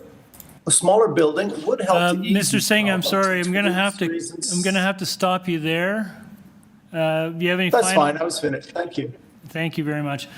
Mr. Singh, you mentioned you're not representing the Ratepayers Association. Could you just tell us what the impact of this application would be on you? On me, well, thanks for the question. I've lived here since 1986. 1984, actually. And, I'm very familiar with the neighborhood. My kids have grown up here. I walk the neighborhood. I walk the neighborhood twice a week and go past this very property. And I do see what goes on in the neighborhood. So my concern for the place where I live, right, is what, is my concern and what drives me. I know that development here is important. It's a very popular place, and people are always trying to make improvements. Yes, Mr. Singh, I'm sorry, I wasn't clear. I was just trying to get an indication whether this affects your property or not. Not directly, no. Okay, thank you. I don't live next to the property yet. Thank you. Okay, questions? Dylan? So just a point of clarification. We were talking about setbacks. Now, according to the plans, as far as I can tell, the proposed garage front aligns exactly with the existing house. Is that correct?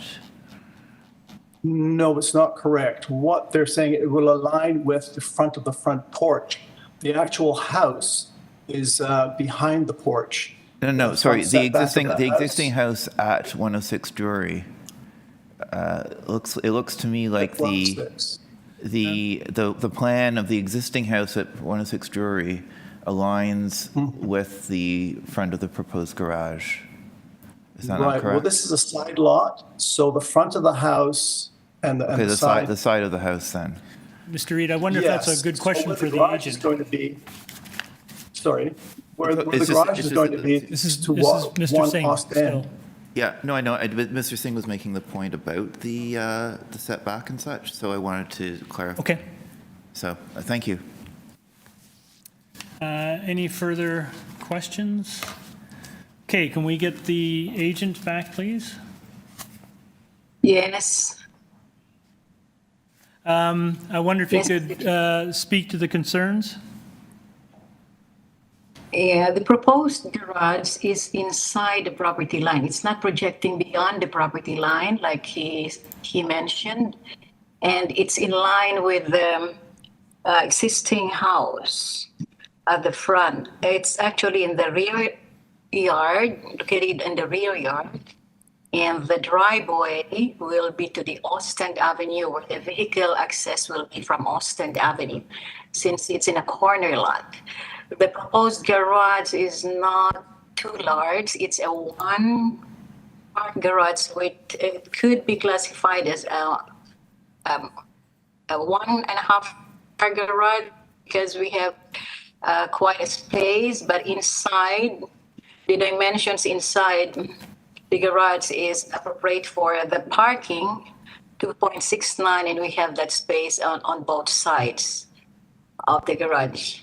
Also, the length of the garage is 6.7. That's the total building by 6. It's almost like 6.7 by 6.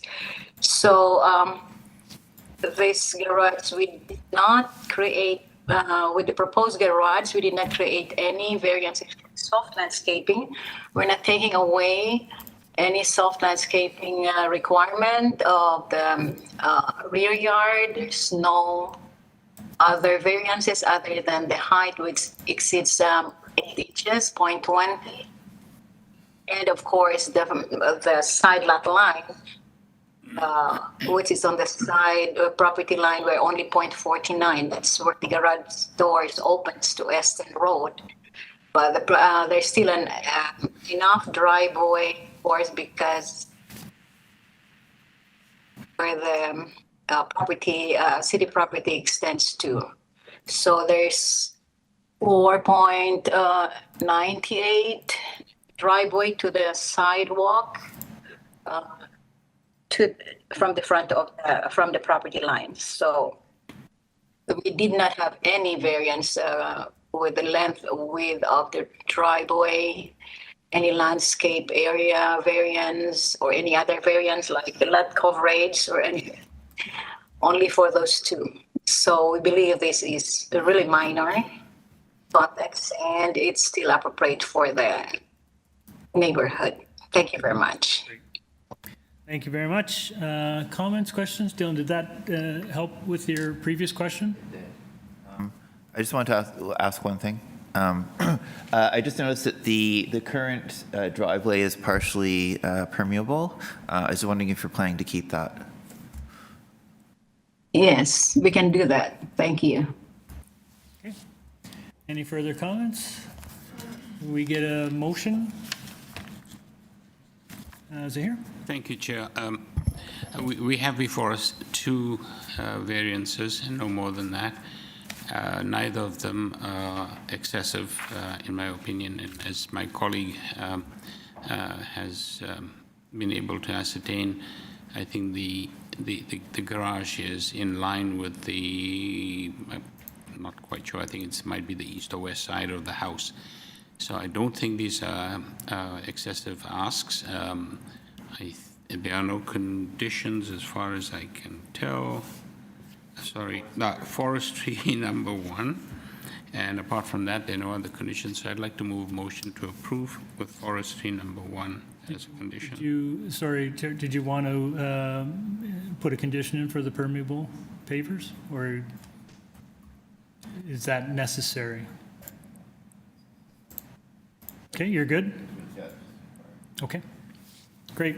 Motion by Mr. Bayat to approve the application subject to forestry condition number 1. Do I have a seconder? Mr. Reed, seconds. All in favor? Unanimous. Your application is approved. Thank you. We move on to item number 12, 14 DACRE Crescent. And the application is to construct a new 3-story detached dwelling with a front staircase, a front ground floor deck with stairs, an integral garage with a ramp-up entry, 2 front second-story balconies, a front second-story platform with a planter, a front third-story balcony, a rear second-story balcony, a rear platform with planter along the second story, 2 rear third-story balconies, and 2 rear third-story platforms with a planter. Committee has before it a copy of the plan of survey, site plan, floor plans, and elevations, a revised site plan dated October 17th, covering letter from the agent, correspondence from the agent dated October 29th, and the previous letter was November the 1st. An arborist report. We have comments from community planning. We have reports from urban forestry and ravine and natural protection and the TRCA. There is support and form letters from residents, owners, occupants of 18A, 19, and 30 DACRE Crescent. There is correspondence and opposition from Swansea Area Ratepayers Association and 16 DACRE Crescent. Okay, I see we have the agent in person. Yes, through you, Mr. Chair. My name is David Eagleman, Design Plan Services, Inc., Senior Planner here on behalf of the owners. Great, thanks very much. We have someone in opposition, so we'd appreciate a short presentation, please. Yes, Through you, Mr. Chair, I will do that. I did have it in my notes to note good morning, but it seems the morning has escaped us. So good afternoon, Mr. Chair, committee members. Thank you for having me. So I did provide a detailed justification letter addressing all of the variances. It should be within the committee's package, and I would hope that the committee has reviewed that letter. And on that basis, I'm going to focus my presentation on the issues that have arisen shortly prior to and after the material submission deadline. So before getting into the variances, I would like to note that we have consulted with community planning staff regarding this application and have made revisions to the proposal to their satisfaction. So planning staff is satisfied with the proposal as indicated with the correspondence that is on file on this application. Extensive consultation and discussions have taken place with TRCA staff regarding this application as well. And revisions to the proposal were made as a result of those discussions with TRCA staff, and TRCA staff are satisfied with the proposal as indicated in their report that they have issued for this application. And I would like to note that the subject property is constrained quite significantly by the natural hazard at the rear of the subject property, which is regulated by the TRCA. And the natural constraints as well as the revisions that were required in order to satisfy the TRCA are a factor for a number of the variances that are being requested here today. So just as an example, the number of platforms and the platforms proposed is really a function of the fact that there is not a lot of outdoor amenity space, usable outdoor amenity space on this lot. There's a very steep slope at the rear of the subject property, and most of the rear yard is functionally unusable. I have reviewed the recommended conditions from the TRCA, and we are agreeable to those conditions. I have also reviewed the memorandums from Urban Forestry and Ravine and Natural Features Protection, RNFP, and we are agreeable to the recommended condition number 1 from them as well. I would also like to address and note that the owners of the subject property, who are actually just behind me, have consulted extensively with adjacent and surrounding neighbors on the street and within the neighborhood. The owners have confirmed to me that they have approached all neighbors on the street on DACRE Crescent and left letters at each house on DACRE Crescent, which a letter detailing the application and noting the variances requested, the proposal, and that if they are open to further discussion. So through the consultation conducted, no neighbors expressed any concerns or objections to the variances or proposal. And following the material submission deadline, it has come to my attention that the neighbor at 16 DACRE Crescent, as well as the Swansea Ratepayers Association, or SARA as they refer to it, have expressed concerns with the proposal. Regarding the neighbor at 16 DACRE, the owners of the subject property have made multiple attempts at consulting with this neighbor. The owners met with this neighbor on multiple occasions, and the owners were advised by the neighbor at 16 DACRE that they did not want to be involved in the process and did not want to meet to discuss this application. I was even provided with correspondence between the owners and the neighbor at 16 DACRE, in which the neighbor at 16 advised via email that they did not want to be involved in this process and did not want to meet with the owners, my clients. The neighbors at 16 DACRE only requested, through their discussions with the owners, that a tree be removed, to which my clients, the owners, agreed to that tree removal. And regarding the Swansea Ratepayers Association, I personally reached out to the signatory of the objection letter, Mr. Singh, and never received any response. The Swansea Ratepayers Association never made any attempts to reach out to myself or the clients to consult and discuss this proposal further. And both the Swansea Ratepayers Association submitted a letter 7 days prior to today, and the neighbor at 16 DACRE submitted an email 2 days prior to today. So frankly, that left us no time to consult with them and to deal with any concerns they may have had. And so I just want to provide that background. I am out of time, so again, my cover letter addresses the variances in detail, and based on the provided justification that is within my letter, I submit to the committee that this application represents good planning and meets the 4 tests under Section 45(1) of the Planning Act. I'm happy to answer any questions. Thank you. Questions? Just about variance, variance 5, the side yard setback. I was just wondering why those 31 centimeters were necessary on both sides for the house. Like, what's the reason for that particular one? Yes, through you, Mr. Chair, thank you for that question. Ultimately, again, the property is very constrained. A large portion of the rear yard, which makes up a large portion of the subject property, is very constrained.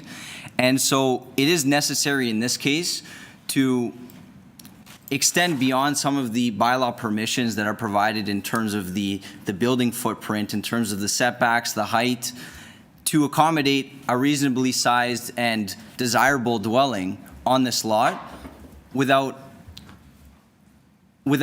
basically not meeting the TRCA's policies that we would have to meet in order to get a permit from the TRCA. So this house, that is also the reason for the front yard setback variance. There is no opportunity to move this house further to the rear yard. And so the answer to the question is that this is a constrained property and it is necessary in some cases to extend beyond the provisions of the bylaw, in some cases. Okay. Any further questions? Nellie? Just a small question. I see on this, second floor, on the, balcony, there is this, separation screen. So I was wondering why a single-family residence would have a separation between the, on the balcony.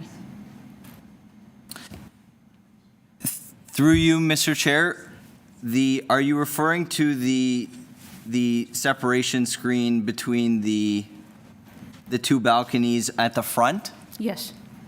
Yes, that is, it's really just a partition. It doesn't extend above the actual railing, the guardrail of the balcony. So it doesn't really screen the balconies from each other. And it is essentially just to separate the two balconies spatially and provide for separate balconies for each room. But it is a single-family dwelling. Okay, any further questions? Okay, thank you very much. We'll have you back. Is there anyone here speaking on this item? No? Can we go to the next speaker?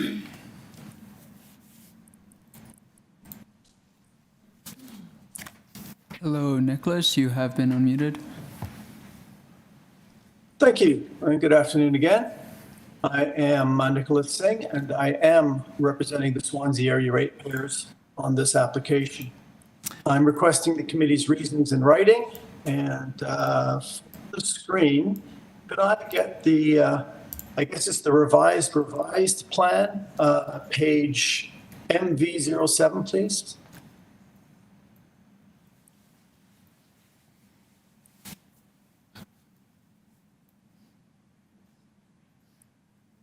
Yes, that's the one. All right. Thank you. Good afternoon again. So you've reviewed these Swansea area ratepayers letters. So instead of reiterating those points, let me spend these few minutes reviewing the applicant's letter regarding the variances, the justification letter that was referred to. I agree with the planner that the variance for number 1 is excessive main wall height, is driven by the developer's choice for a flat roof design. But and the other extras are also coming from the choice to have a third floor. That is the height, the FSI, and the balconies all come from these two features. Turning specifically to variance 1, the planner argues that a large portion of the side main walls are only 27 centimeters greater than as of right. As you can see from the plans, that is not correct. Only the portion on the very left side of the second floor is in excess by 27 meters. I believe that the zoning examiner is correct. An additional 54% of these walls are over the permitted 30%, and by a very large margin. of 2.75 meters, which is 36% of what's permitted. The bylaw allows for the developer to choose which pair of walls to submit for this variance, and these are the walls that they chose. The planner also claims that an as-of-right sloped roof house would have the same massing. Not only would an as-of-right sloped roof house be smaller, it would be having angular planes that would dramatically reduce the massing as seen from the street. It is the flat roofs that push the walls straight up, create massing. Regarding setbacks, while the setbacks do provide some relief from the straight up walls, the remaining effect is still quite severe. The planner also complained of a constrained living space due to the ravine, but these are constant conditions throughout the immediate context and in many places around Swansea, and do not constitute a unique consideration for this property. This is a highly desirable property with 18.3 meter frontage and a 22.6 meter depth. That's excluding the ravine slope, and an as-of-right FSI of 360 square meters. Hardly a restricted property. So this variance is strictly due to lifestyle choices and a desire for more space, more height, and lots of balconies. Where the planner's ship really runs aground is with the planner's stated opinion that based on the provided justification, quote unquote, the proposal meets the 4 tests. Without this justification, the approval is not shown to meet the 4 tests and the application fails. In review, there is virtually no justification provided. Can I get the planner's cover letter, please, top of page 3 on screen? As you can see, variance number 3, the planner actually provides some examination of the immediate context with 5 examples that support the application for FSI, but there is not one example provided for variance 1, excess main wall height. Now, actually, variance 3 is the only variance that is supported with any physical character data. The other variances don't have similar comparison treatments. So I urge the committee to examine the applicant's submission for any description of the broader or the immediate contexts that comply with Section 45(1) of the Planning Act and the official plan. The committee will find that the examination has not been done and the opinion that the 4 tests have been met is baseless. Further, in its conclusion, the planner states that the proposal is consistent with the redevelopment trends along DACRE and the broader neighborhood. I'm not sure what development trends he's referring to, but the official plan, despite the recent tampering, still speaks to our neighborhoods being physically stable areas and still requires development to respect and reinforce the existing physical character of each geographic neighborhood and be materially consistent with the prevailing physical character of properties in both the broader and immediate contexts. What all that means is while the planner has referenced parts of the Planning Act and the official plan in declaring that the application meets the 4 tests, the committee has no satisfactory evidence before it that the application has been properly examined, much less pass the tests for maintaining the intent and purpose of the official plan and the Planning Act. On the other hand, the committee does have objections from the ratepayers and the neighbor, and for these reasons, and those in our letter, this application should not pass the 4 tests and should not be approved. Thank you. Thank you. Any questions? If you wanted to, I think that's it, right? If you wanted to come back up and respond to those comments? No. Sorry, Mr. Chair. There may be one more speaker online. Oh, beg your pardon? Didn't have it on my list. Just, you can chill there. Hello, Michael Wazorek. You have been unmuted. Hello, Michael. He's not.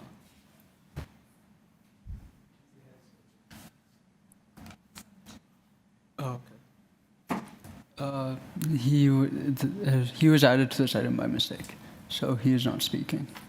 Oh, okay. So, Mr. Engelman, back to you. Yes, thank you, Mr. Chair. So Through you, Mr. Chair, I would just like to reiterate that we've worked extensively with TRCA on this application. We've made revisions to satisfy them. They are satisfied. We've also worked with planning staff on this, and they are satisfied with this proposal. We've made revisions to satisfy them as well. And again, the extensive consultation that has been conducted by the owners bore out no concerns or objections from any neighbors that we were made aware of until, again, the next door neighbor at 16 DACRE expressed concerns at the very last minute, despite the owners meeting with them on multiple occasions and discussing with them. And Mr. Singh from the Residents Association never made any attempts to reach out to us to discuss his concerns. And frankly, I don't know what association members he would be speaking on behalf of, considering that the owners of the subject property consulted with all neighbors on the street, and again, we're not made aware of any concerns or objections. So I won't make any conjectures in that respect, but I just want to make that point. And again, I did provide a detailed justification in my cover letter, but I do have other approvals for the wall height. And if I may ask committee to pull up one of the side elevations, if staff can pull that up, please. Either one works. And you'll see on the side elevation that there is a line indicating the maximum permitted wall height. And I'll just note that the overall height is only 27 centimeters more than what is permitted as of right. So the number of stories is permitted. The overall height of the building is only 27 centimeters greater than what is permitted, so less than a foot. And if you see the maximum permitted wall height line there on the side elevation, if you were to connect the lines, the line at the top and draw a sort of diagonal line down to where the permitted wall height is, that would be sort of what a sloped roof design would look like. And that, to my point about an as-of-right sloped roof dwelling being very similar to the proposal, is my point. So I respectfully disagree with Mr. Singh about his assertion that this would not be similar to an as-of-right dwelling with a sloped roof. In my professional opinion, it would. And I do have examples of wall heights, but I tend not to provide examples of every single variance in justification or a letter, because, you know, planning is not a numbers exercise. You have to consider the impact of the variances. It's not solely just looking at the numbers and proving that there's other variances that are similar in the neighborhood. It's also an exercise of looking at the impact, looking at the character of the neighborhood, and demonstrating that this proposal is in keeping with the physical character of the neighborhood and will respect and reinforce that character. And in my professional opinion, it does. Again, the FSI, I did provide numerous examples. It is a very minor increase. The side yard setback is a reduction of only 31 centimeters. And again, this is a constrained property.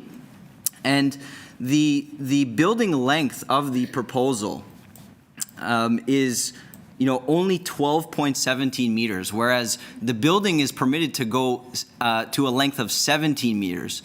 So what we've done here is we've really scaled back on some of the other bylaw provisions that would permit us to actually propose a larger building in some respects, but have extended in other ways because of the TRCA constraints that are applicable to the subject property. So the dwelling itself could actually be quite a number of meters longer than it's currently proposed, but because it cannot be located further back because of the slope and the regulation of the TRCA and their policies not supporting the dwelling to go any further back, we've proposed a dwelling that is much shorter in length than what's permitted. And again, the front yard setback is purely a result of the TRCA regulated area. The number and size of platforms are a result of that to provide outdoor amenity space. And so those are my submissions, Mr. Chair. I appreciate your time. Great, thank you very much. Questions? Hearing none. Okay, then we will take this item into committee. Any comments? Zahir? Thank you, Chair. My observation of this particular application is that at surface level, it appears that there are lots of excessive asks, if you like. But I think both the renderings, the explanation, and the site-specific situation, I think that is what makes, for me, this application being a little quite acceptable. You know, one of the first things that struck me was the variance number 8 with the size of each of the various balconies. But the rendering actually makes a huge difference in terms of being able to visualize what is being done. And the fact that you've got a huge slope at the backyard, it may be a great exercise yard for somebody who's in a marathon, I suppose, but you can't do very much more with that site. So I don't have any issues with this particular application. And as far as I can tell, I think we've only got forestry number 1 as a condition. Nobody else has, none of the other bodies have made comment. So that's my observation, my colleagues. Any other comments? Nellie? I agree that this site is unique in the sense of the steep slope in the ravine, and I understand why the front setback was was required to be modified. Still, I'm not convinced why the side setbacks are that much. It's like half of the, not half, a little bit more than half of the permitted. So I would impose a condition of, maybe scaling back to not to confront the number 5 variation. Sorry, yeah, it's number 5. So my condition would be to meet the zoning bylaws in terms of setbacks. So Yeah, so it's not a condition, what you would be basically doing is be refusing one of the variances with respect to the side yard setback. Okay? Dylan? Yeah, I mean, I'm overall sympathetic to this proposal. I totally understand the constraints, like my colleague said, in terms of having to, set the front yard and such like that. I'm not convinced either by the side yard setback argument. It seems to be really still a very wide house with a lot of room. So I agree with my colleague that I think we could strike out number 5 and have it redesigned to meet the side yard setback. Everything else seems fine. I think the balconies are very well thought out in terms of avoiding, and using the structure to provide screening and such like that. So otherwise, I think it's a very reasonable proposal, but I don't really understand why it's already a very wide thing and it needs to vary the width. Okay. For my part, I think based on the presentation and the material that we've all read, I think this is a supportable application. This street, DACRE, has been subject to a lot of interest, a lot of investment. There have been a number of new homes either built or existing homes renovated. It's in a very prestigious location adjacent to High Park. The lot fabric is really quite unique because of the reverse ravine in the rear. It really does limit what you can do. I totally get why these are fairly large lots in the front, and bringing it forward makes a great deal of sense. I'm not as fussed about the side yard setback. It's only 0.3 of a meter, which is a foot. And I'm not as fussed about that as my colleagues are. Again, the lot fabric in this area, I think the lots are large enough that they can sustain that kind of a setback. I'm not uncomfortable with it. If it was 0, I might have problems with it, but I think 0.89 when 1.2 is required isn't an excessive request or an excessive variance, in my view. So I'm generally comfortable with this application, subject to the conditions that staff have put forward. But I'll ask for a motion. Mr. Bayan. Thank you, Chair. I'll take a stab at this one. I'd like to move motion to approve, the only conditions being forestry number 1. A seconder? Okay, that motion fails. I'll need another motion. I bring a motion to approve with conditions of the forestry, number 1, and with striking the, variation number 5. There are TRCA conditions and a ravine natural protection advisory memo as well. Okay. And you are, just to be clear, your motion is to approve variances 1 through 4 and 6 through 8. And you are your motion would refuse variance number 5. Before we go any further, does refusal of 5 have any kind of consequential impact on any of the other variances? Through you, Mr. Chair, the floor space index would reduce very slightly. But it's not a situation where it would increase, so there wouldn't be any issue. Okay. Thank you. Okay, the motion on the floor is to approve this application and approve variances 1 through 4 and 6 through 8 with the condition, forestry condition number 1, TRCA condition, and just note that ravine natural forest protection has an advisory memo. Is that correct? Okay, do I have a seconder? Seconded by Mr. Reed.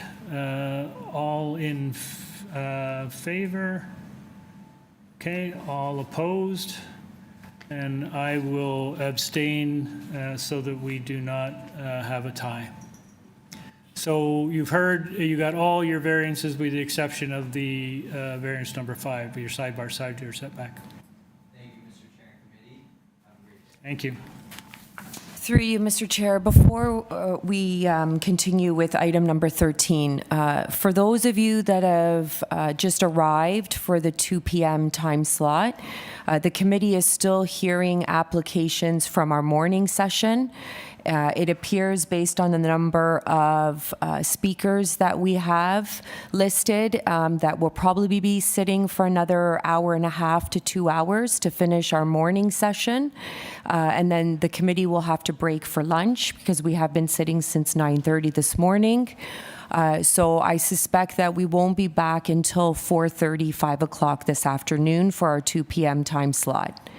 The option is that you can make your way home and attend virtually if that would be better for you, or you can come back between 4:30 and 5 o'clock this afternoon.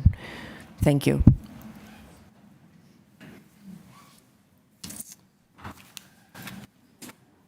Not seeing a rush towards the door. We must be great entertainment. Okay. The next item is number 13, 62 Croft Street. This application is to construct a new 3-story detached dwelling with a front integral garage, a rear 3rd-story roof deck, and a partial green roof. The existing detached garage will be demolished. And the committee has before it copy of plan of survey, site plan, floor plans and elevations, revised site plan dated or received on October the 17th, 1 photo of the subject property, decisions, several decisions affecting the subject property, previous decisions, correspondent from Mr. Saskin, the agent, planning rationale from Mr. Saskin, the agent, and shadow studies from the agent. There is the correspondence from Transportation Services and Urban Forestry and Community Planning. There is opposition for this application from 183 Lippincott, 220 Robert Street, 365 Sackville, 14 Brunswick, 151 Lippincott, 155 and 159 Lippincott. Presentation materials in opposition from 157 Lippincott. And that's it. Do we have the agent here or online? The agent is online. Evan, you have been unmuted. Okay. Can we have your name and address, please? Mr. Saskin.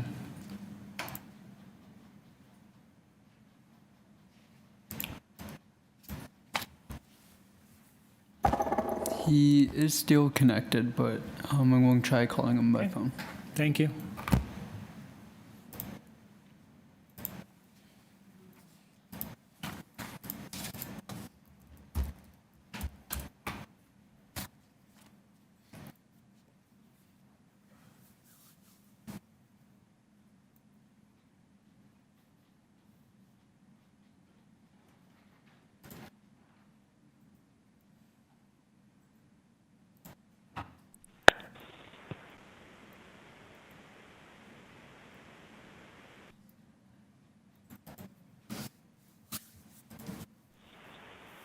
Hello, Evan. Hello.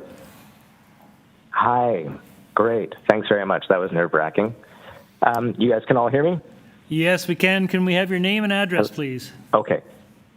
Of course. Hi. I'm Evan Saskin. I'm the architect agent for the applicant. My office is at 2700 Dufferin Street, unit number 79. Okay, we have a number of speakers, so if you could give us a presentation, that'd be great. Quickly. Okay. Hi. I filed a pretty robust planning rationale, so I'm not going to run through all of it here, but wanted to begin by emphasizing the special nature of this site.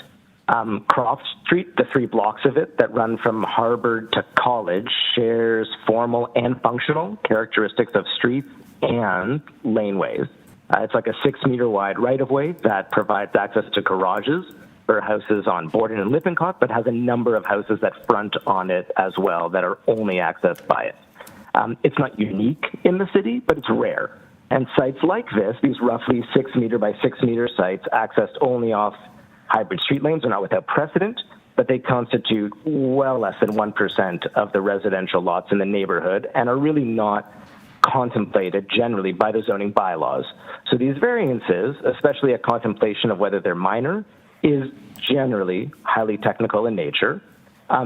Croft does provide frontage to more than 20 other houses, which we can look to for guidance.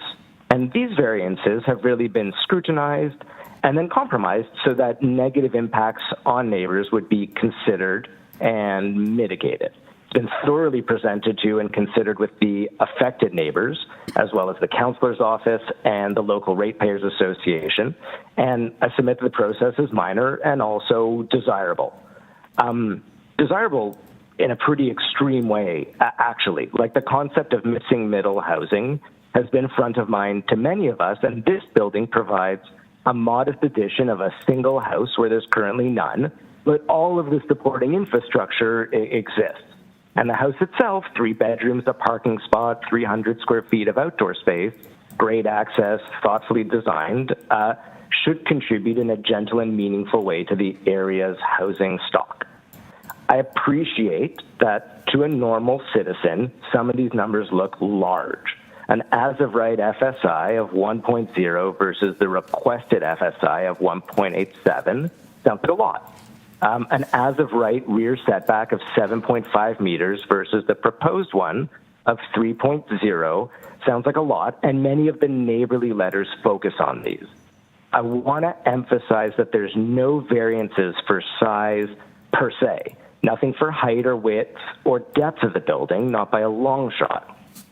These are all variances about how close the building is to the perimeter of the property, which makes sense because this site is very unlike the kinds of sites anticipated by the zoning bylaws. To contemplate whether it's minor or appropriate, therefore, I looked at the 20-plus other houses on Croft and noted on page 21 of the rationale I submitted that every single one of the variances we're asking for today is equal to or less intensive than the averages on the street. I think we should also give real credence to the city's own community planning staff who reviewed these plans repeatedly and in detail. They raised a number of concerns initially and requested reductions to the variances, which we've all agreed to. We increased the rear setback and introduced privacy screening, and they've subsequently asked you to impose additional conditions, which I'm very happy to accept. The proposal is, of course, a change to the built form. To introduce something where there's currently nothing can feel like a radical change to the immediate neighbors. But the fact remains that this site, in one of the densest neighborhoods in the country, has the infrastructure in place to comfortably house an additional family without undue impact. That's what gentle density does. I think I'm pretty close to the end of my time. I know others want to speak, so I just wanted to take one moment to correct the variances that we're seeking. The drawings on file are correct, but the variances requested have been slightly reduced to comply with those planning conditions. And so item 1, we've reduced it from 1.91 to 1.87. And then on item 3, we've increased the rear setback from 2.5 meters to 3.0 meters, and there are no other changes. Okay, thank you, Mr. Saskin. I think before we go to others, it would be helpful to understand the difference between what you're proposing today and what was approved a couple years ago through LPAT. Sure. I was not party to those proceedings, but I've reviewed the documents pretty thoroughly at this point. It's worth noting that what we're asking for today is very similar to what was initially contemplated for this site, and in the weeks leading up to their committee hearing 5-6 years ago, as I understand it, they proposed the compromises to reduce the building's height by 1 story. They asked for a 2-story building. It was otherwise pretty similar in depth and setback, obviously less density, but there was no 3rd floor on the proposal. That was a change that was made in conversation, I think, with planning staff, because in 2017 is when they introduced the laneway suite bylaw. And so there was an attempt to make it more like an ancillary unit, like a secondary 2-story housing unit.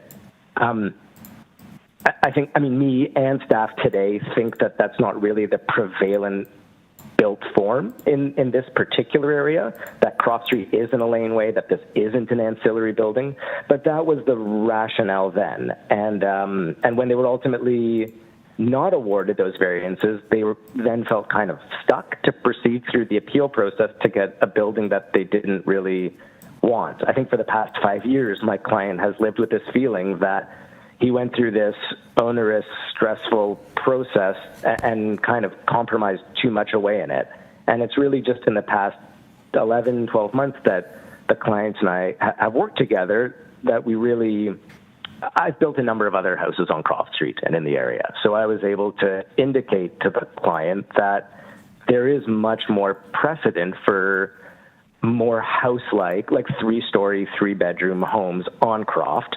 And that their city planning staff has a different outlook today than they did 5-6 years ago about that kind of thing. And that's why we're here again asking for really what was always wanted here in the first place.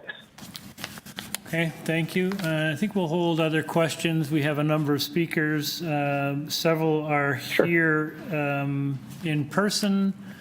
So I'm going to start at the top of my list is Keiko Shintani. Do you want to come and...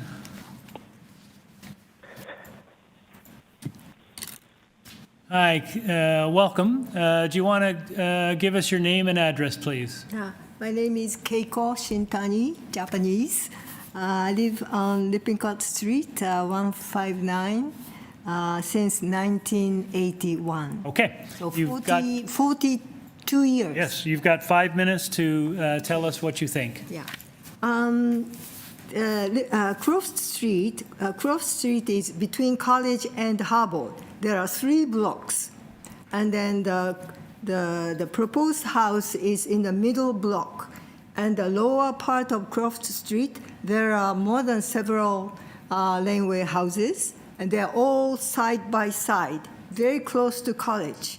And most of them are 3 stories and some 2 stories, and very crowded. But this block where I live is very quiet, and I checked only 6 laneway houses in this block. Near Ulster, 3 of them side by side, and then 3 a little bit away from our property, and all 6 of them are 2 stories. And when I look at them, they are kind of blending in and not, sticking out. But this proposed house is 3-story house, 10-meter high with a rooftop deck, and it's something like a watchtower. And it will look down our garden, and I used to be able to have conversations with my neighbor over the fence, and my gardening hobby was a big part of my life.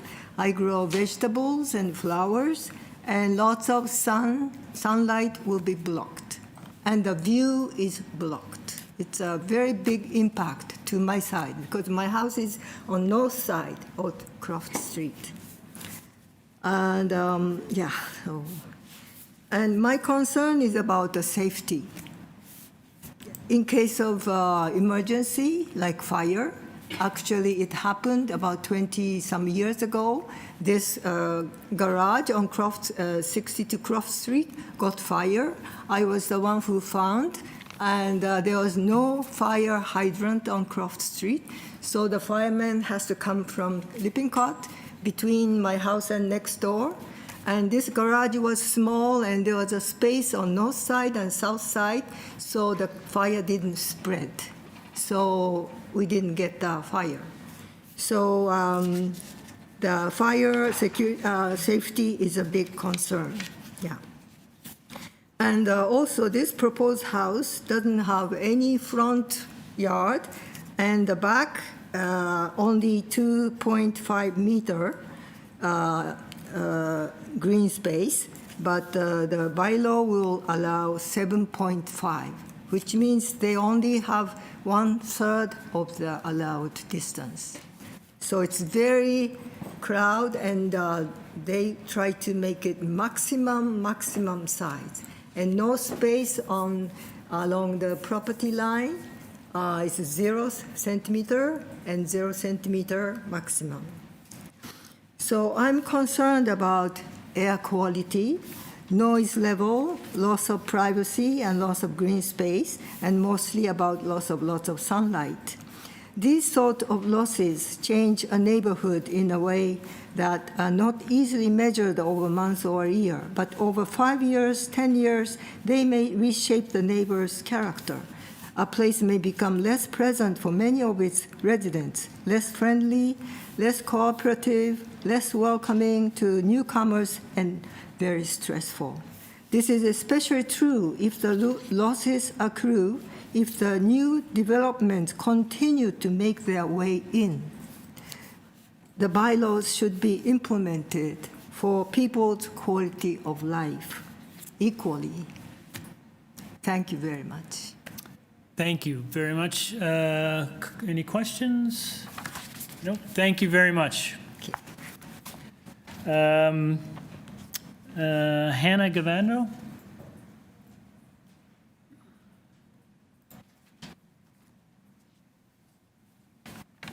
Hi, welcome. Hi. If you could just state your name and address for the record, please. My name is Hannah Gavendo, and I live at 155 Lippincott, and I've been there for 23 years. And this is the house that is immediately south of the property, and most of the properties on Lippincott extend back to Croft Street, to the laneway. This particular property, 62 Croft, is smaller and on Croft Street because it was severed as part of the LPAT process. It was given permission to sever that property and to build the house that was planned then, as you noted. So the reason for it being a unique size property is that the owner intended it to be like that. So to then use that to justify a bigger house seems wrong to me. The windows on the rooftop deck proposed will look right into my back windows. I submitted a letter with some pictures of that, and I'm sure you've seen it, so I don't need to review that. But I adore my garden, as Keiko does, and although the sunlight will not be impacted, there will be impacts in that the proposed house gives views like down into my garden on my patio. There are many birds and other wildlife, butterflies, that now move freely between the yards, and they'll be losing a great deal of their habitat. And many of us on the street deliberately plant plants that will attract the pollinators.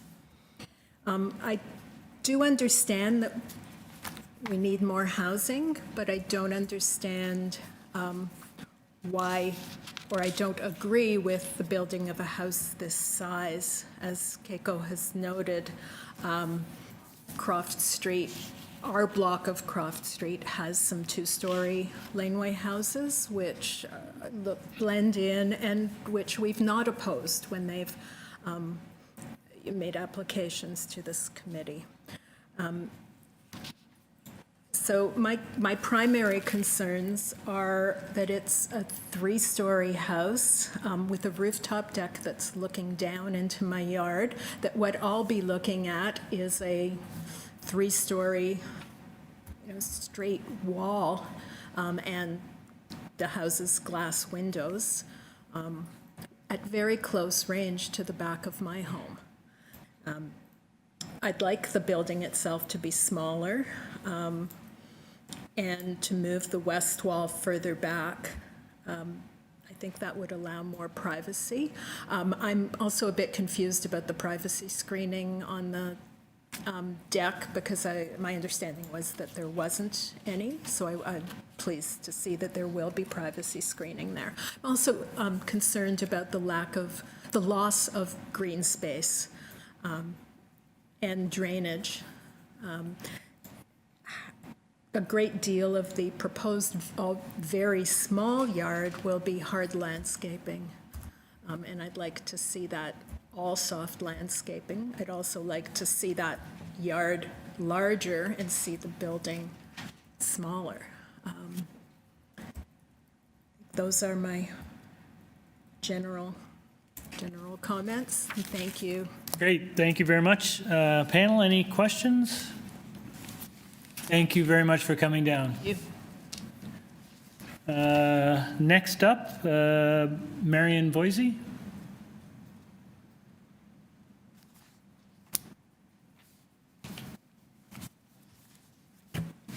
Hi. Hello. Hi, if you want to give us your name and address, please. Yes, my name is Marion Voisey. I live in Cabbagetown at 44 Naismith Avenue. Okay, you've got 5 minutes. Thank you.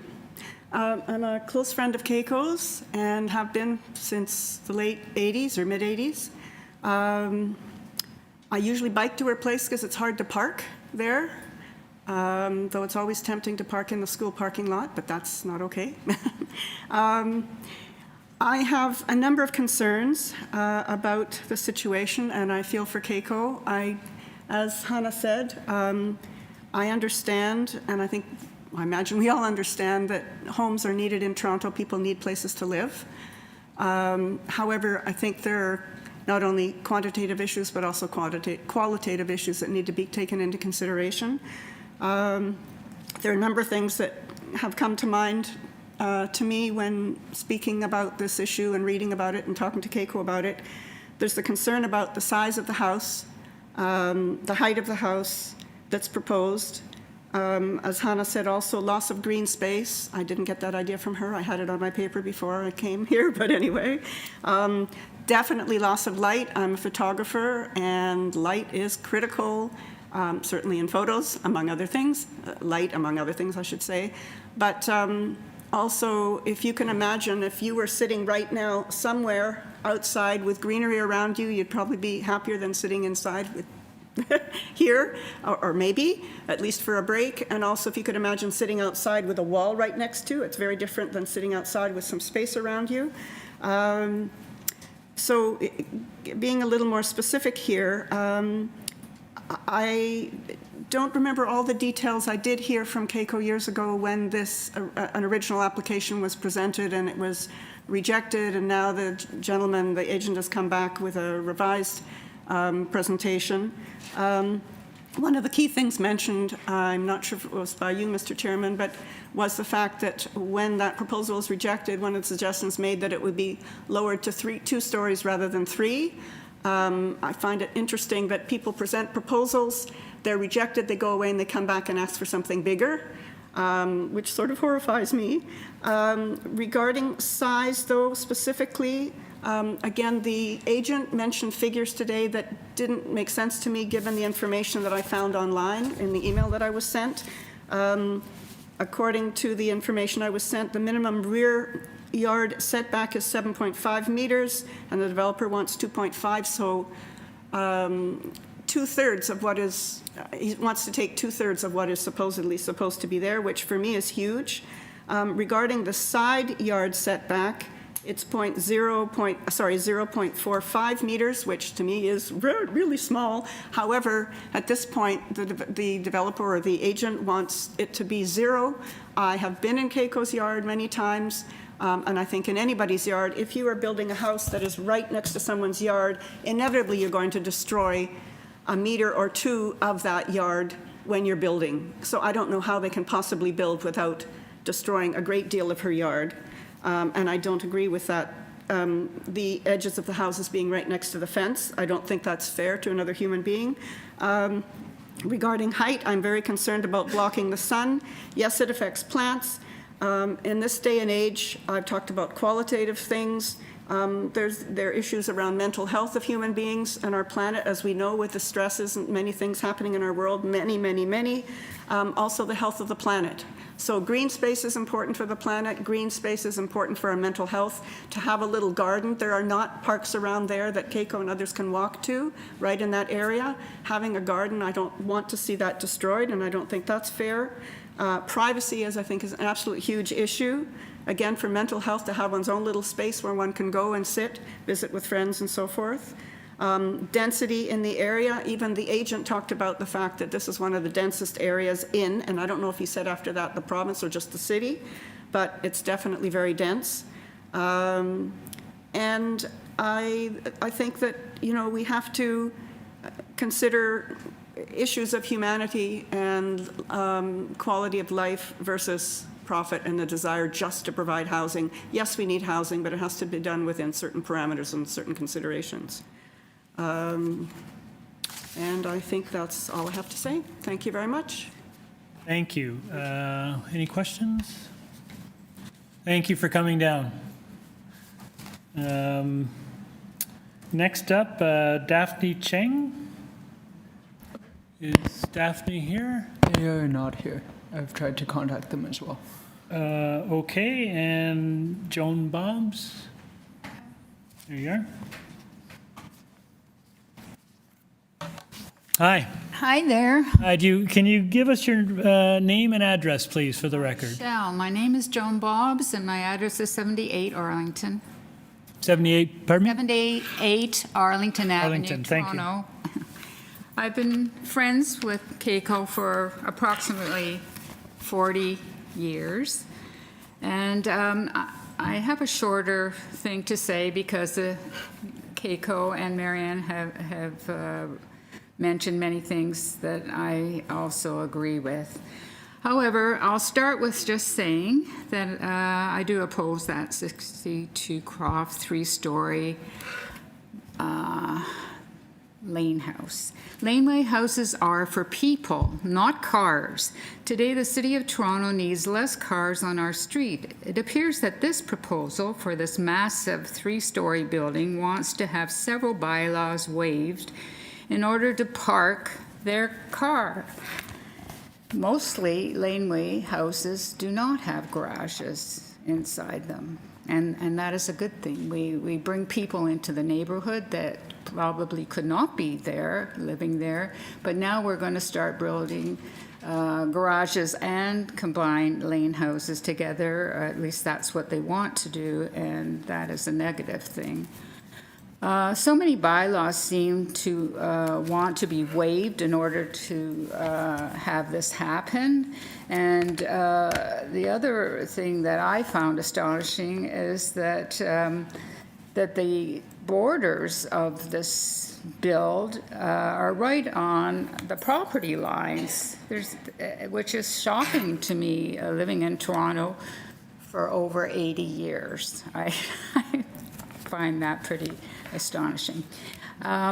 So I think that the privacy issue is for sure important to consider, as this build will be right on Keiko's property line, and she'll have a huge deck over her on the 3rd story and looking down at her, and not only will there be lots of shade happening, but there so much privacy of her home and yard will be compromised. So, as was mentioned, that all kinds of negative things will be impacted, like the fire safety issues, congestion, and the sunshade factors. I hope that this committee of adjustment will not set a precedent in this neighborhood or any other neighborhoods nearby by starting to build 3-story massive constructions in backyards, which was always a positive thing about Toronto, being able to have some kind of greenery more than other cities. This build, if allowed to go through, will sorely impact the neighborhood in many negative ways. Thank you. Thank you. Is there any further speakers today? Yeah, we didn't get hold of that other one. Okay.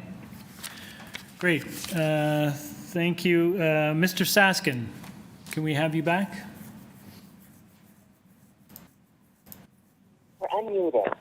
Hello. Hi, I'm back. Okay. Can I respond to the various items that were just raised? Yes, please. Okay. I think I should start by saying that I also think that Keiko is a wonderful and magnetic human being, and the distance that her friends have traveled to be here today to oppose this building is testament to that. I stood in her backyard 2 weeks ago and spoke about where the building was going to be and how it was going to affect her, and provided her with shadow studies, and spoke about that at length in my own submitted rationale because it affected me. She's concerned about the loss of light and view, and I provided her with shadow studies showing that the garden and house are largely unaffected, but she's going to lose some of the long-distance views.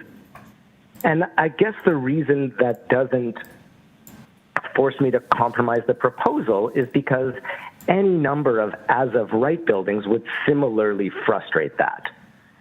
The firefighting access is just not an issue as far as I'm concerned. It's a 6-meter wide right-of-way. It can be accessed by fire trucks, which are less than 1 kilometer away. I also know this gets a little outside the realm of this body, but from my other buildings on Croft Street that we've completed, I know the building department is going to require sprinkling for this much square footage, and so we'll provide that as a condition of our building permit. I'll let that issue rest there. The idea that houses like this frustrate community spirit just isn't true. Like I worked and lived on Croft Street on and off from 2014 to 21, and I can attest to the intense community spirit with street barbecues and neighbors helping each other out of their, shoveling walkways and things. It's just a neighborhood of intense community spirit, the likes of which actually I haven't experienced in 40 other years of living in other Toronto neighborhoods. Conditions of proximity and overlook and shadowing are intense and understood as part of the fabric in this neighborhood, which I say as someone who's called this neighborhood home on and off for my life. I've been in the shoes of these Lippincott neighbors on numerous occasions and had to ask myself, as a homeowner in proximity to someone else's minor variance hearing, what amount of incremental improvement to my neighbor's house is balanced by an incremental inconvenience to me? And it's not a purely linear trade-off. I think the measures proposed here, higher fences, clear story windows on the third floor, smaller windows on the second floor, plants screening the roof deck, and the appropriate design details and hose bibs to ensure their longevity, those are the kinds of things that every neighbor should want, and that's why community planning asks for those kinds of conditions to be imposed. I should also say, these neighbors are on the record in the LPAT document opposing the two-story house there. They don't really believe that they wouldn't oppose this if just there was one or two, less intense variances sought here. In my multiple meetings with them, it seems that everyone agrees that housing here is inevitable, and there's no change to that housing that would satisfy this group of neighbors. They even proposed to me, relocating the roof deck to the Croft Street side and adding 2 meters of additional rear setback. And when I asked if I incorporate those changes, would you support this application, they immediately and firmly denied that they would. The opposition here isn't entirely written in good faith, but as a cynical tactic to delay the creation of this house where there's currently none. I don't want to characterize every objector as identical to the others. I think the one who had to bike over to the site probably isn't that directly affected by it, but I've read all the letters. I've met with many of these neighbors and others in their homes and yards, and their objection, I think, is that ultimately there should be no housing on this site, even if their privacy and shadowing and overlook concerns are completely satisfied. So in the face of that kind of opposition, I can only really turn to the documents filed by the community planner and the other two ECS bodies that filed letters of non-objection and take some solace that their expertise has been applied to this proposal and that their approval carries an authority that neighbors' concerns have been reasonably addressed. If there's further questions from the committee, I'm happy to answer them, and otherwise I'll say thank you very much for your time. Thank you. Dylan? Hi there. Just a couple of questions. First of all, for the privacy screen, is that going to be on the third floor? Is that going to be on all sides, including the west side? The idea on the west side is that the privacy screening would be provided by a very deep planter bed, which would then have, and there's a note there in the sort of highlighted color. Sorry, a deep so what? There's a, and so rather than being high, it provides depth so that the plants that are in there can grow to an appropriate height to provide privacy screening. And I think that community planning asks for them to be coniferous plants. Right. Okay.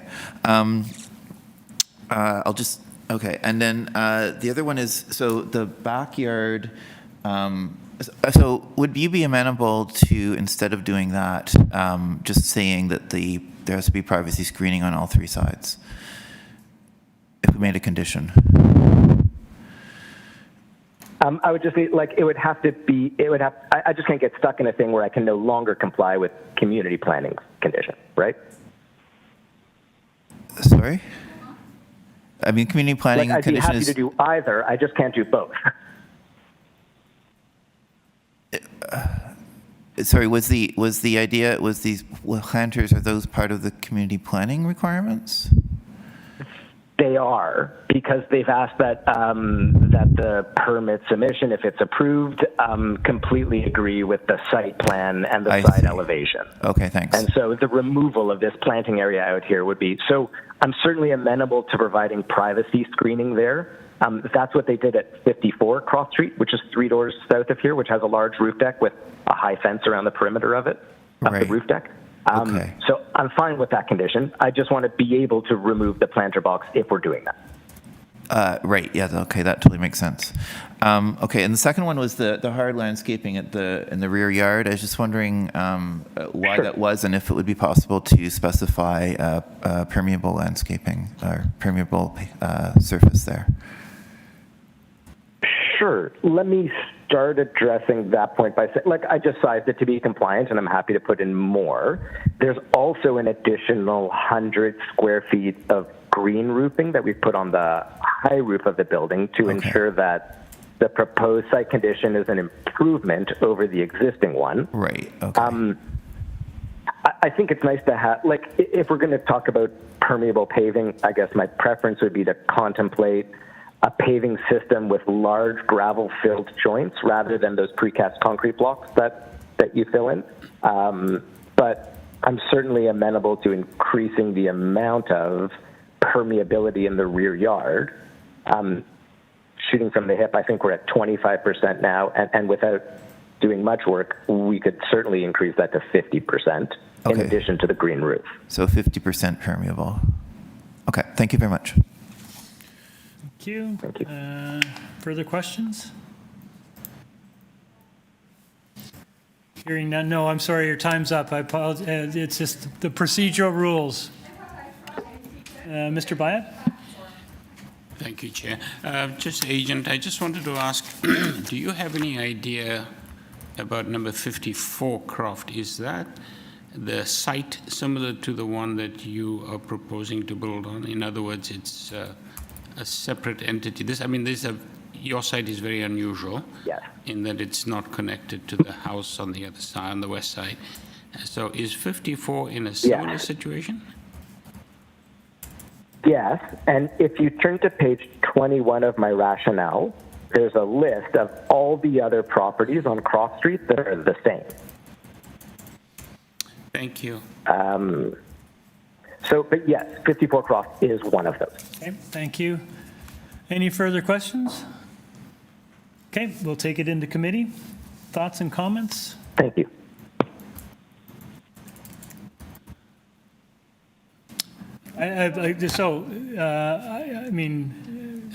Mr. Bayat? Maybe I'll just start with some observations. As I said to the agent just a moment ago, this is an extremely unusual site. Every now and then we come across sites that present some unusual setting and makes it difficult to build in a normal fashion, whatever that means. I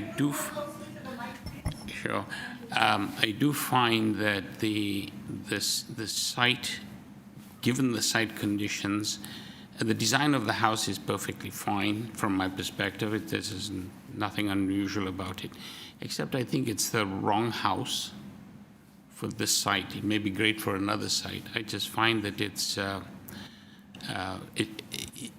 with the existing house next door, the one I was inquiring about, you have these 2 large 3-story structures in what really is a laneway. If this were a laneway and a project that was presented to us as a laneway suite, I am quite confident that it wouldn't fly because it's of the height. In this case, it isn't. So I find it a bit difficult to approve this particular project because I think it's a great design, wrong place.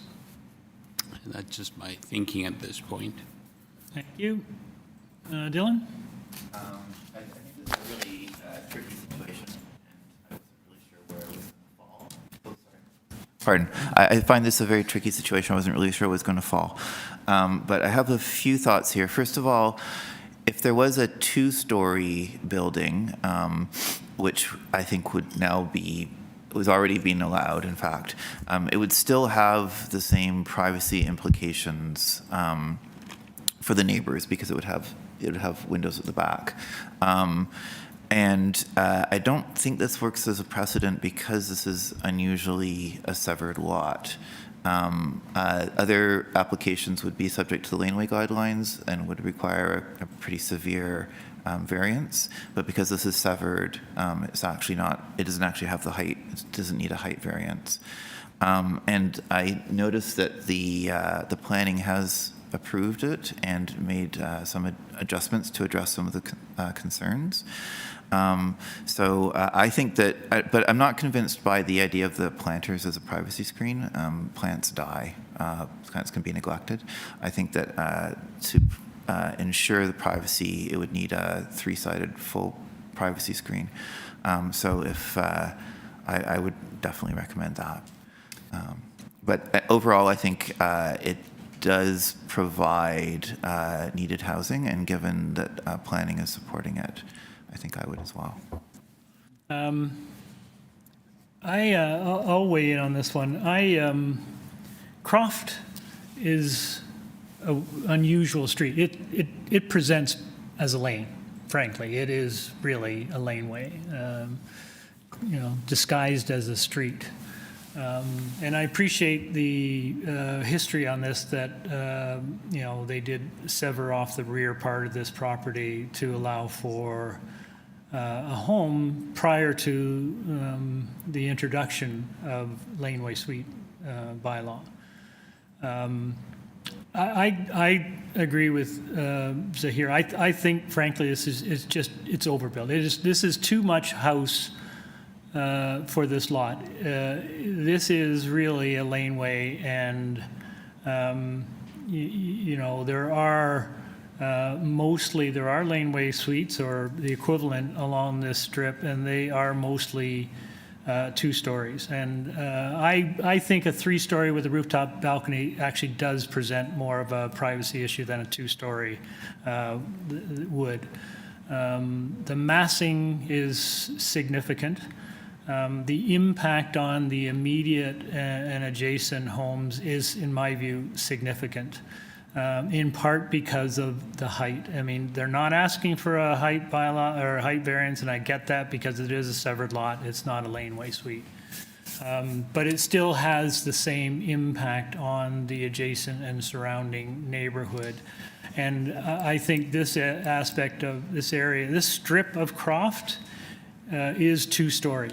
And rightly so. There are, if you go further down Croft, I think there are some that are 3, but I think the context for those is different than this site.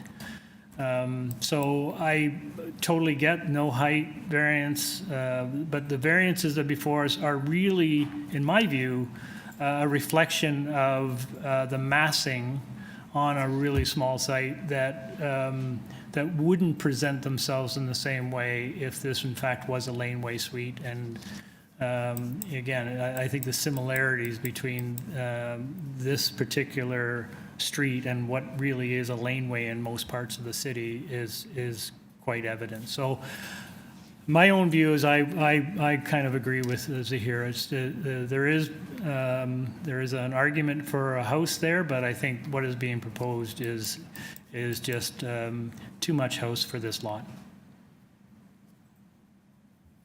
So I'll look for a motion. I'll start off, Chair. I'd like to propose a motion to refuse this application. Okay, do we have a seconder? Ms. Volpert seconds. All those in favor? Those not in favor? Mr. Reed dissents, but the motion carries. The application is refused. Thank you. Okay, we move on to item number 14, 971 Dundas West.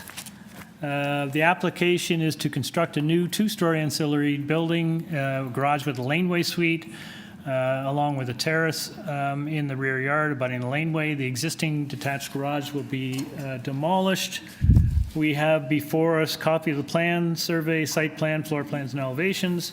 We have email correspondence from Transportation Services and a staff report from Community Planning. And there are 3 letters of support from 965 and 973 Dundas Street West and 196 Manny. So do we have the agent Through you, online? Mr. Chair, yes, we do have the agent online. Mr. Chair? And I'm just going to get Kirk to present on the screen. The applicant has submitted the revised site plan this morning, and it reflects the location of 2 bicycle parking spaces. So we'll get the agent to speak to that. Great. Thank you. Okay. Is the agent online? Hi. Good afternoon, Mr. Chair. You hear me okay? Yep, we can. Can we have your name and address, please? Yes, sir. This is Dan Achimovic. I'm the architect and the agent for this project. Thank you. Just hold off on a sec. There's no one registered to speak on this item, so panel, would you like a presentation? Okay, I think panel we've all read the material. Panel doesn't really need a presentation. Is there anything you'd like to share with us before we take it into committee? Yeah, I mean, I was ready to present. If the panel is okay without a presentation, that's fine. I do think that all of these variances are minor in nature. Item number 7, we could remove. That reflects, that's reflected on that site plan that was unfortunately submitted very late. So item number 7 deals with the bicycle parking, which in this case is very easy to provide as we have pretty much a double garage at the back of the laneway. So that's what that site plan that we submitted very last minute. So we could actually remove variance number 7, and we would ask for approval of all of the other 7 items. And no other changes? Correct. This was just, a miss on our part. It was last minute. Okay. Thank you.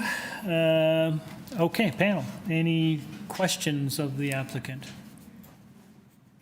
Guys, okay? Okay, we'll go into committee.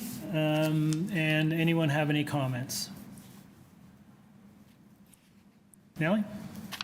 Just, I think from the community planning, I think the only condition was the 2 bicycle parkings, and since this condition has been met, I think we can approve that. Is that, anyone else have any comments? Is that a motion? Are you making a motion? Would you like to make that I'm making a motion to approve the... Why is variance up? It's an amended application. Yeah, yes, and to approve the amended application. Okay. No conditions? There is, the planning conditions are satisfied by the removal of variance 7. Okay, do I have a seconder? Mr. Reed, all in favor? Motion carries unanimously. Your application is approved.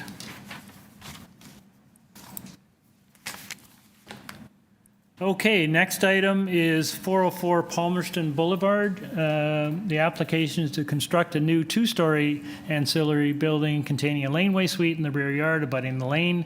The existing 3-story detached dwelling on the lot will remain unaltered. Committee has in front of it copy of plan of survey, site plan, floor plans and elevations, a revised site plan received October 27th, a red line zoning notice October 31st, a cover letter from the agent, architectural renderings from the agent. We have staff reports from Transportation Services and Community Planning, and correspondence and support from 402 Palmerston Boulevard. And you, sir, I take, are the agent? I am Michael Lafreniere.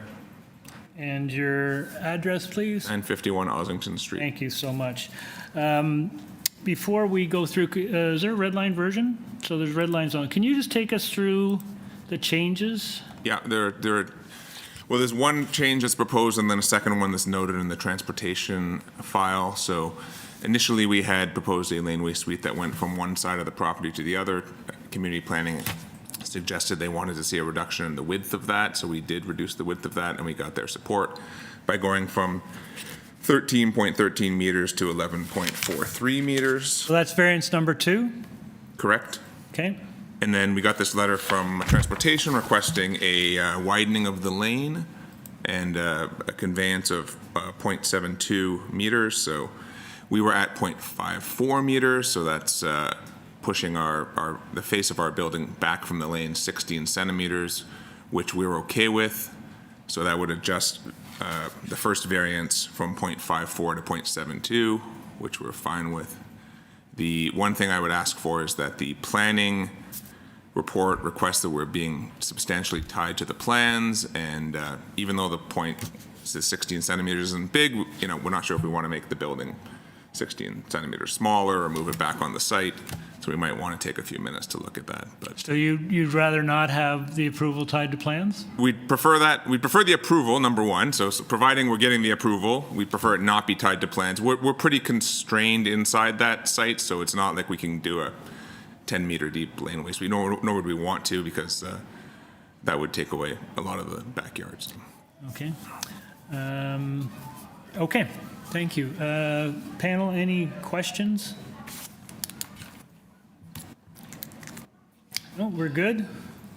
Is there anything you'd like to share with us before we go into committee? So if you have any questions, I'm happy to answer them. Okay, great.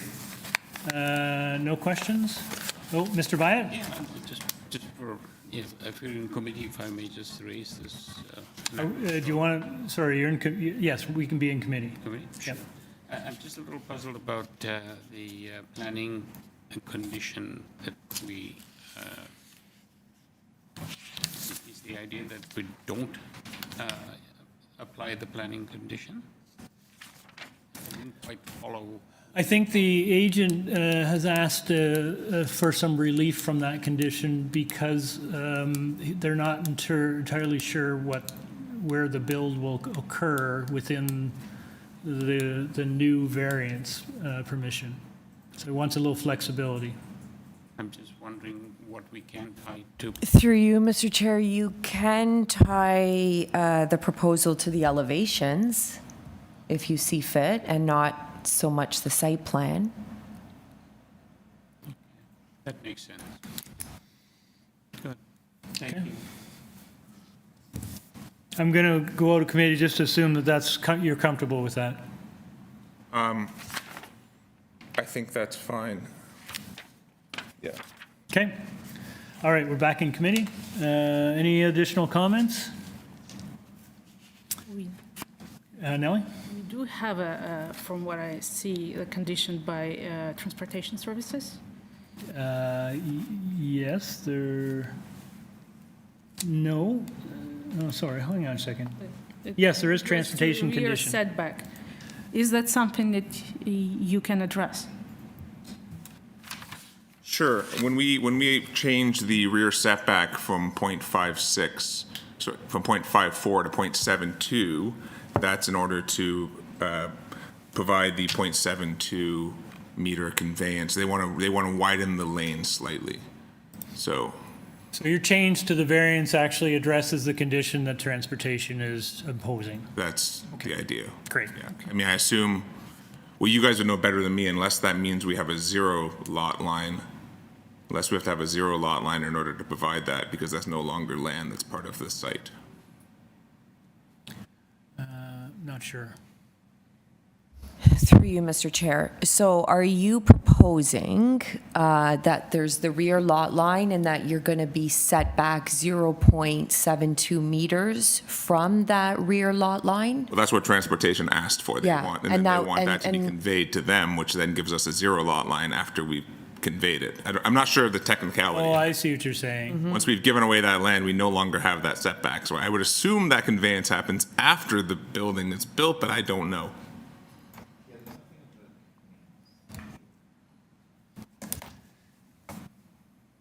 Hang on here. Can we call up the transportation condition? Basically, we're happy to provide both both conditions, provided we, get to build the building where we want to build it, I guess. So, just reading the transportation, they're not asking for a conveyance, are they? No, if you, further down into the report, in the last paragraph, it does read in order to protect for potential future widening. Right, so it's more, but they're not asking for conveyance No, right now, so. no, not yeah. from the homeowners.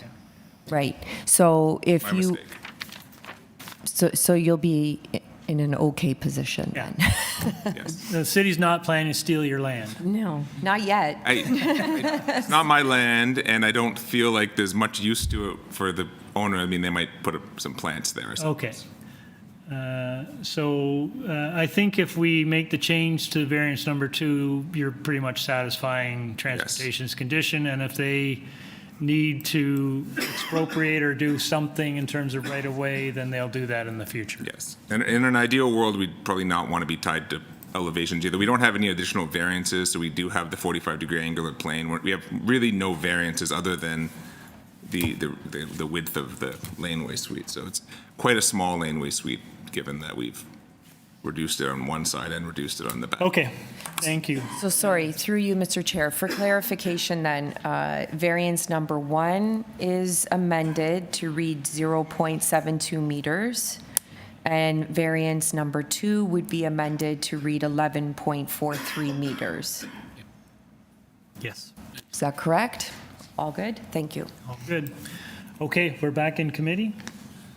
Mr. Byatt? Thank you, Chair. Thanks for all the clarification. I think looking at the renderings, I think this particular laneway suite presents itself really well. I like the design. I think the design is really a neat one. Having introduced the 2 amendments, I think we're good to go. I'd like to propose approval of this application as amended, and I imagine at this point we don't need the conditions from planning and transportation because the variances have been amended. Yes. So I think we're good to go. Okay, moved by Mr. Byatt. Do I have a seconder? Ms. Volpert, all in favor? Unanimous. You have your approval, sir. Thank you.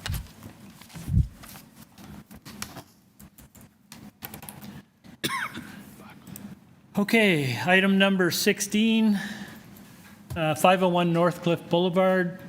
The application before us is to alter an existing 1-story detached dwelling by constructing a complete 2nd-story addition with front balcony, a rear ground level deck, and a rear basement walkout entrance. There will be 3 dwelling units on this lot. The front porch will be maintained and the front stairs will be altered. Committee has before it copy of plan of survey, site plan, floor plans, and elevation, 1 photograph of the subject property, deferral request by Marco Vieira, and staff reports from Forestry and correspondence from 508 Northcliffe Boulevard. So we have a request for deferral for this item. Do we have the agent? Chair, Marco Vieira here. I'm at 257 Dunraven Drive. I'm the agent and the designer for this application. Great, thank you. Mr. Vieira, you've asked for a deferral. Can you tell us why? Yes, I'm asking for referral on behalf of my client because since we submitted, we have made some changes that we believe may create the rewording of one of the variances for the side yard setback, as the client is wanting to increase the size of the 2nd floor unit to possibly combine it with the 3-bedroom as part of the proposal. So we would have a mixed size units, still 3 units in total. We did submit the zoning, but we believe that the wording or possible added variance may be required. So I would ask the deferred so that I could work with zoning and get the updated zoning notice and then come before you with a more complete application. Okay, thank you very much. Panel, we have a request for deferral. Can I get a motion? Mr. Reed, motion. I move to defer. Can I get a seconder? Mr. Byatt. So there's a motion to defer for the reasons cited by the agent. Moved by Mr. Reed, seconded by Mr. Byatt. All those in favor? Unanimous, sir. You have your deferral. Thank you. Thank you. Next item is number 17, 115 DuPont Street. The application is to alter the 5-story office building abutting the laneway, approved in OMB decision MM160069 by reducing the height of the first story. Committee has before a copy of the plan of survey, site plan, floor plans, and elevations, 3 photographs of trees on the subject property, cover letter from Louis Tinker, agent, dated October 23rd, decisions affecting the subject property, previous decisions affecting the subject property, and presentation materials from the agent. So, could I get the agent, please? Agent's online. Okay, thank you. Good afternoon. My name is Haley McWilliam. I'm the agent. My address is 3 Church Street. Thank you. Panel, do you need a presentation on, or would you like a presentation? Everyone's good. I see shaking of head. Do you have a question? Just a comment, actually. It's interesting. First time I've seen an application where there's a reduction in height as opposed to an increase in height.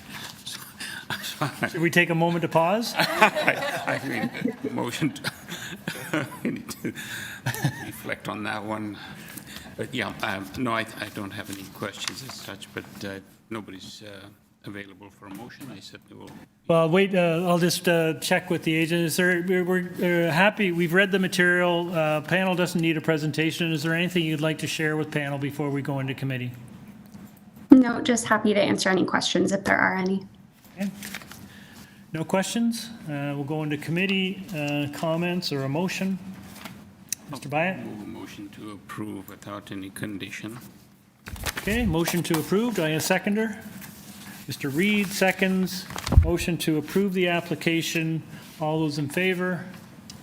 It's unanimous. Your application is approved. Thank you. Item number 18, 58 Garnock Avenue. The application before us is to alter the existing 2.5-story semi-detached dwelling by constructing a rear second-story addition. Committee has before it copy of plan of survey, site plan, floor plans, and elevations, 1 photograph of trees on the subject property, previous decisions affecting properties at 26 and 30 Garnock, and correspondence and support from 60 Garnock Avenue. We have, it looks like the agent in front of us. If you could introduce yourself and your address. Yes, Eric Looksep, 58 Garnock Avenue. I'm the homeowner. And yeah, I'll give you just a quick overview. It's, I think, a fairly simple. So the 2 minor variances that we're looking for, one is the floor space index, the other is on soft landscaping. I believe certainly the meets the 4 tests. It is minor in nature, maintains character. In doing my legwork to be prepared today, I did speak on September 13th with the zoning examiner, and with regards to floor space index, the comment was that most houses were already in excess of the policy prior to 1953. This house is about 100 years old, and that there shouldn't be any issues for approval, that we're not moving any walls, we're not extending beyond the existing perimeter, and that I also believe, and it was mentioned, that it will not materially affect neighbors' light or the neighbors' light or views. On the second soft landscape, so my spouse and I, we acquired the property in May, and that in terms of soft landscaping, we're not increasing the house footprint from the existing and are not decreasing the permitted soft landscape from the existing, and the backyard was established 30 or 40 years ago, so I think that's minor. as well. In fact, we have 2 letters of support, not just the one. I provided both copies. One is from 60 GARNOCK, so it's a semi-detached. That is our neighbor to whom we are adjoined with our semi-detached. And the other letter we have, which I submitted, is from our other neighbor at 56 GARNOCK, just across the laneway, the 3-foot laneway. And we have also shared this with our intention with other neighbors, and nobody's objected, and clearly nobody's here today. Just in terms of, so we are extending the second floor out by 8 feet, the back bedroom over the existing sunroom, and it really doesn't, it won't affect anyone behind us either, because we back right onto an elementary school. Finally, I just want to make mention that indeed, I think you have copies. There are 2 precedents that were on the street, one at 26 GARNOCK, also, and in fact, their floor space index and their minor variance was approved at 1.19 over the 0.69 permitted. And then another one, and that was in July of 22, and the other one, address at 30 GARNOCK Avenue, few doors are closer to us, also permitted at 0.69, and they were also approved for their minor variance request at the same index as we're looking for at 1.07. I think that's all I have to say, and certainly welcome any questions. Thank you. Panel, questions? No questions?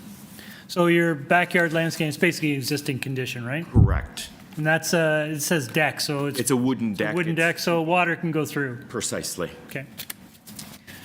All right. Thank you very much. We're in committee. Panel, any comments? Dylan? Sure. You can certainly make a motion. Make a motion to accept the variance. Okay. The variances. Motion to, Mr. Reed makes a motion to approve, no conditions, seconded by Mr. Byatt. All those in favor? Approve. You have your approval, sir. Thank you very much. Have a good afternoon. Thank you.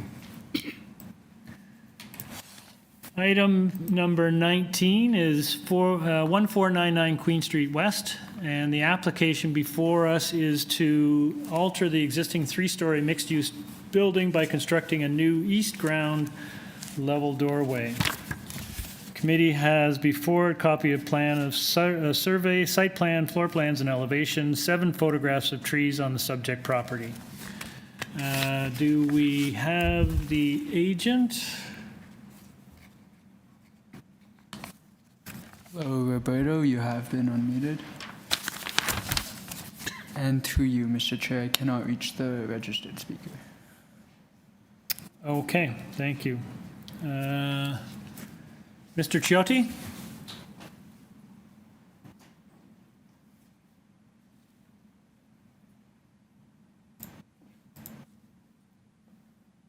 Hello? Did we lose him? I see him on the screen, just we cannot hear him.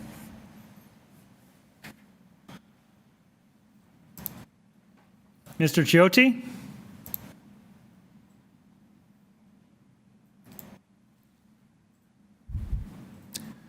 Do you want to try and give him a shout? Is he got another number? Can you hear me now? Oh, there you are. You can hear me now? Yes, we can. Can you give us Apologies, your name and address, please? My name is Michael Nicholas Schmidt. Roberto Chiotti, the agent, had to step away into another meeting due to the length of this hearing. We are both of Larkin Architect at 238 Broadview Ave. Great. I don't think we need a presentation. Panel, is there any questions on this item? Seems fairly straightforward. We don't have any questions. Is there anything you'd like to share with the panel before we go into committee? No, I just wanted to make sure we were available to answer any questions.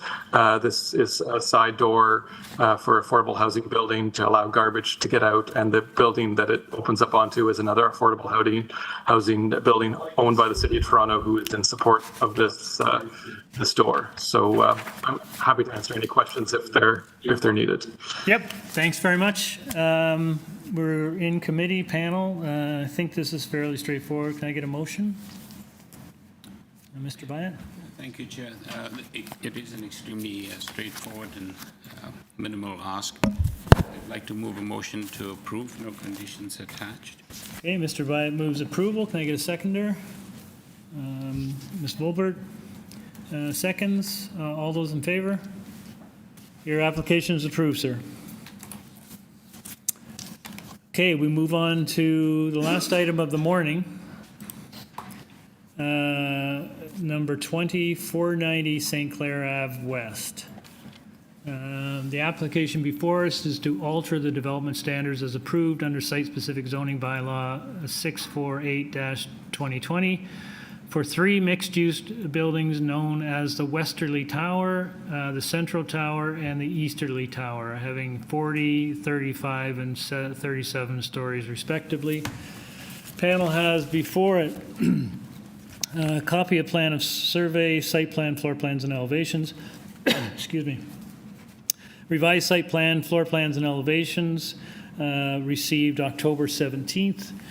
Covering letter from Benjamin Larson, the agent, dated September 11th. Planning rationale from the same agent, October 31st. An arborist report, shadow study, pedestrian level wind study, confirmation of sanitary and water servicing capacity, site servicing report, transportation study, presentation materials by the agent, and site-specific bylaw 648-2020 affecting the subject property. We have a staff report from community planning. And welcome, sir. If you could give us your name and address, please. Thank you. It's Benjamin Larson, Senior Planner at Hunter & Associates, 15 Gervais Drive, Toronto. Great.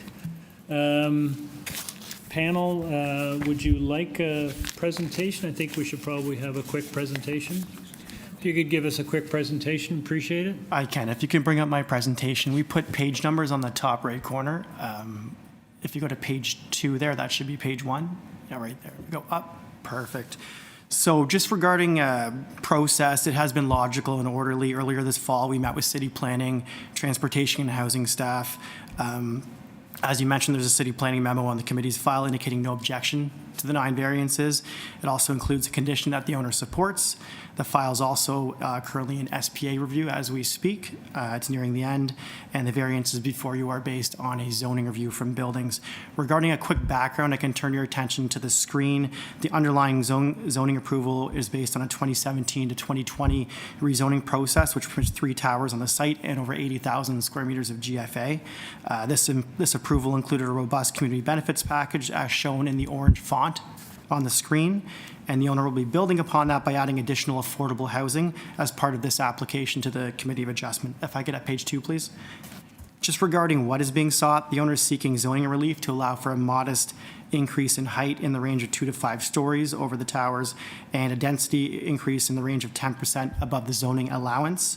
And regarding why it is being sought, the rezoning predated several planning framework changes, which are shown in orange font on the screen. This includes the St. Clair West PMTSA, Bill 23, and A Place to Grow 2020. If I get at page 3, please.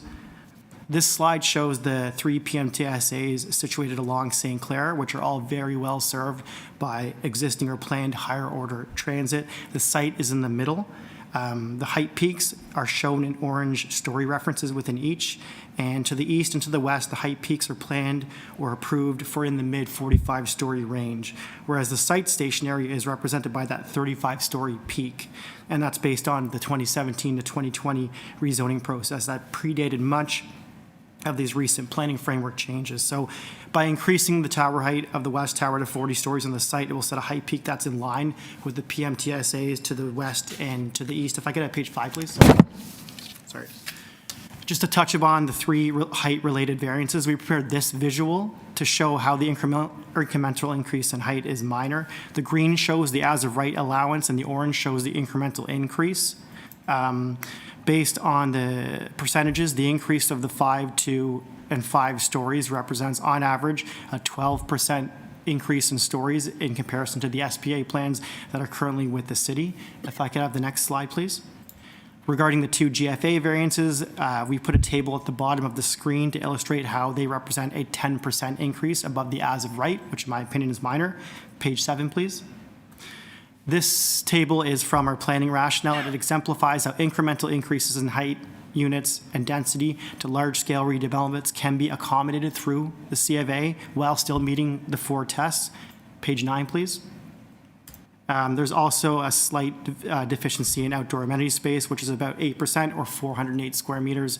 In my opinion, it's mitigated by the over 1,400 square meters of open space program for this site, which consists of a public park and a POPs. Page 10, please. Here's a quick example of another deficiency that I worked on regarding outdoor amenity space. You can see it was a 7% deficiency, and it's similar to the site in that it had a park and a POPs on site to help alleviate that deficiency in outdoor amenity. Page 11, please. There's also 3 variances related to parking, which I can answer questions to should you have them. Page 12, please. As part of the application, we looked at wind, transportation, engineering, shadow impacts. With respect to shadow, we put an excerpt on the right side of the screen showing the incremental increase in shadow. You can see we pointed arrows to the yellow incremental increases, which are quite minor, in my opinion. And again, the changes generally relate to the towers, which are slender, allowing for skinnier shadows. So in my opinion, it helps mitigate and eliminate negative impacts. Final page, please. In conclusion, it's my opinion that the variances are minor with no negative impacts, and the degree of the variances are comparable to other examples I provided, which demonstrate how minor isn't based on a numerical exceedance, but must consider if other planning objectives are met, like shadowing, wind, public realm, affordable housing. The refinements are desirable as they'll allow additional housing in this PMTSA, including affordable housing. By limiting the changes to the podium and tower height, it maintains the zoning intent of the zoning bylaw by not changing any ground floor programming. And finally, it maintains the intent of the OP by conforming to the mixed-use area designation and the aligning with provincial policy, and it's consistent with the PPS by optimizing use of land and higher order transit. Thank you for your time. Thank you. Panel, any questions? Mr. Byatt. Thank you, Chair. Just a couple of quick questions. I'm just looking at page 1 of your presentation. Thank you for the presentation, by the way. Makes it easier. You've got item 4 where it talks about section 37 contributions. Were all these items that are listed under from 1 to, well, basically 1 to 1 to 5, those were all included in the original proposals, I imagine, and not as a consequence of the request for additional height? That's correct. Those are the section 37 benefits as part of the 2020 approval. And through discussions with city planning, we look to build upon the affordable housing component by adding additional affordable housing. So in orange, that's part of the 2020 rezoning, and through this C of A application, there's an additional increase of 10 affordable housing units. What will be the total number of affordable housing units you have? It'll be 26, which is about 2% of the project. Pardon me. Thank you. What's the overall mix of the additional floors that you're seeking? I mean, you've got 10 additional affordable, that's great. What's the mix of the remaining units? So Canderel has done a good job at creating more family-sized units. The breakdown would be, it's actually 33% represents 2 and 3 bedroom units, with 23% being 2 bedroom and 10% being 3 bedroom. Okay, thank you. Any other questions? Nellie? with regards to those changes, did you consult the community? Did you go through any process of the consultation? So on this site consultation, the way we approached it is we met with city planning, housing staff, and transportation staff. It was the same city planner that wrote the 2020 rezoning approval staff report. She's also handling the SPA that were in process, and now she's a manager in city planning. So we met with them originally. That's where we negotiated the section 45 that we're talking about now. We understand city planning brought the package to the councillor's office, and I guess if anything more was needed from a consultation perspective, they would have advised us. They did not. There's no objections on file. No one registered to speak. So I think that is kind of in hand with the consultation method. And it's important to note that the 2017 to 2020 rezoning process was comprehensive. During that time in 2019, we participated in the Bathurst-St. Clair planning framework, which was like a guideline that promoted mid-block connections, public parks for this general area. And a lot of that is integrated into this site. You can see it on the screen. At the bottom left, there's a large public park. You can see the left tower. There is a mid-block connection going through it. That's all related to the public process that went into the 2020 rezoning approval. And the C of A refinements we're looking at today, they're not a departure from the original rezoning. It's almost just building upon it, just aligning it with current policies. And I think it's positive as it will lead to more affordable housing. And that is kind of a summary of public consultation. It, and the site itself, I mean, there are several towers around, but it's commercial, institutional, and is there condos around? Yeah, there are condos to the west. So but there's not a whole lot of at-grade residential. No, it's far, far removed, and you'll see it in my planning rationale report where I put the shadow studies. I put the land use map side by side. As you can see, it's far removed from any low-rise neighborhood designation. Right, right. Okay, thank you. Okay, any further questions? Thank you very much. No problem. Okay, we'll go into committee comments. Dylan. I want to just talk a little bit about how I feel this is quite different from the one that we saw earlier. First of all, it's clear that the applicants spend a lot of time talking to various city agencies and working out a plan. The plan was there at the beginning. It wasn't something that sort of came at the last minute. Secondly, there's affordable housing included, which is great. It's not a huge amount, but it's something, and that's really important, I think, when adding height, that that increases affordable housing as well as other kinds of housing.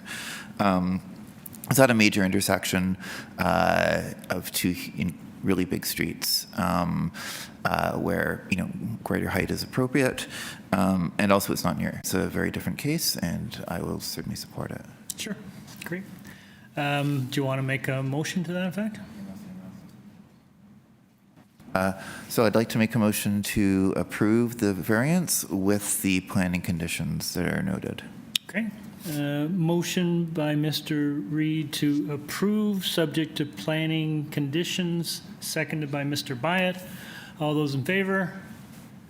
It's unanimous. You have your approval, sir. Thank you very much.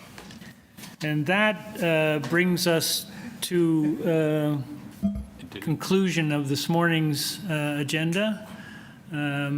We will take a full hour. We will take an hour break. Apologize to those of you who are here who are waiting. I suggest you also take an hour break, and we'll see you around 4:30, I guess. Thank you. Thank you.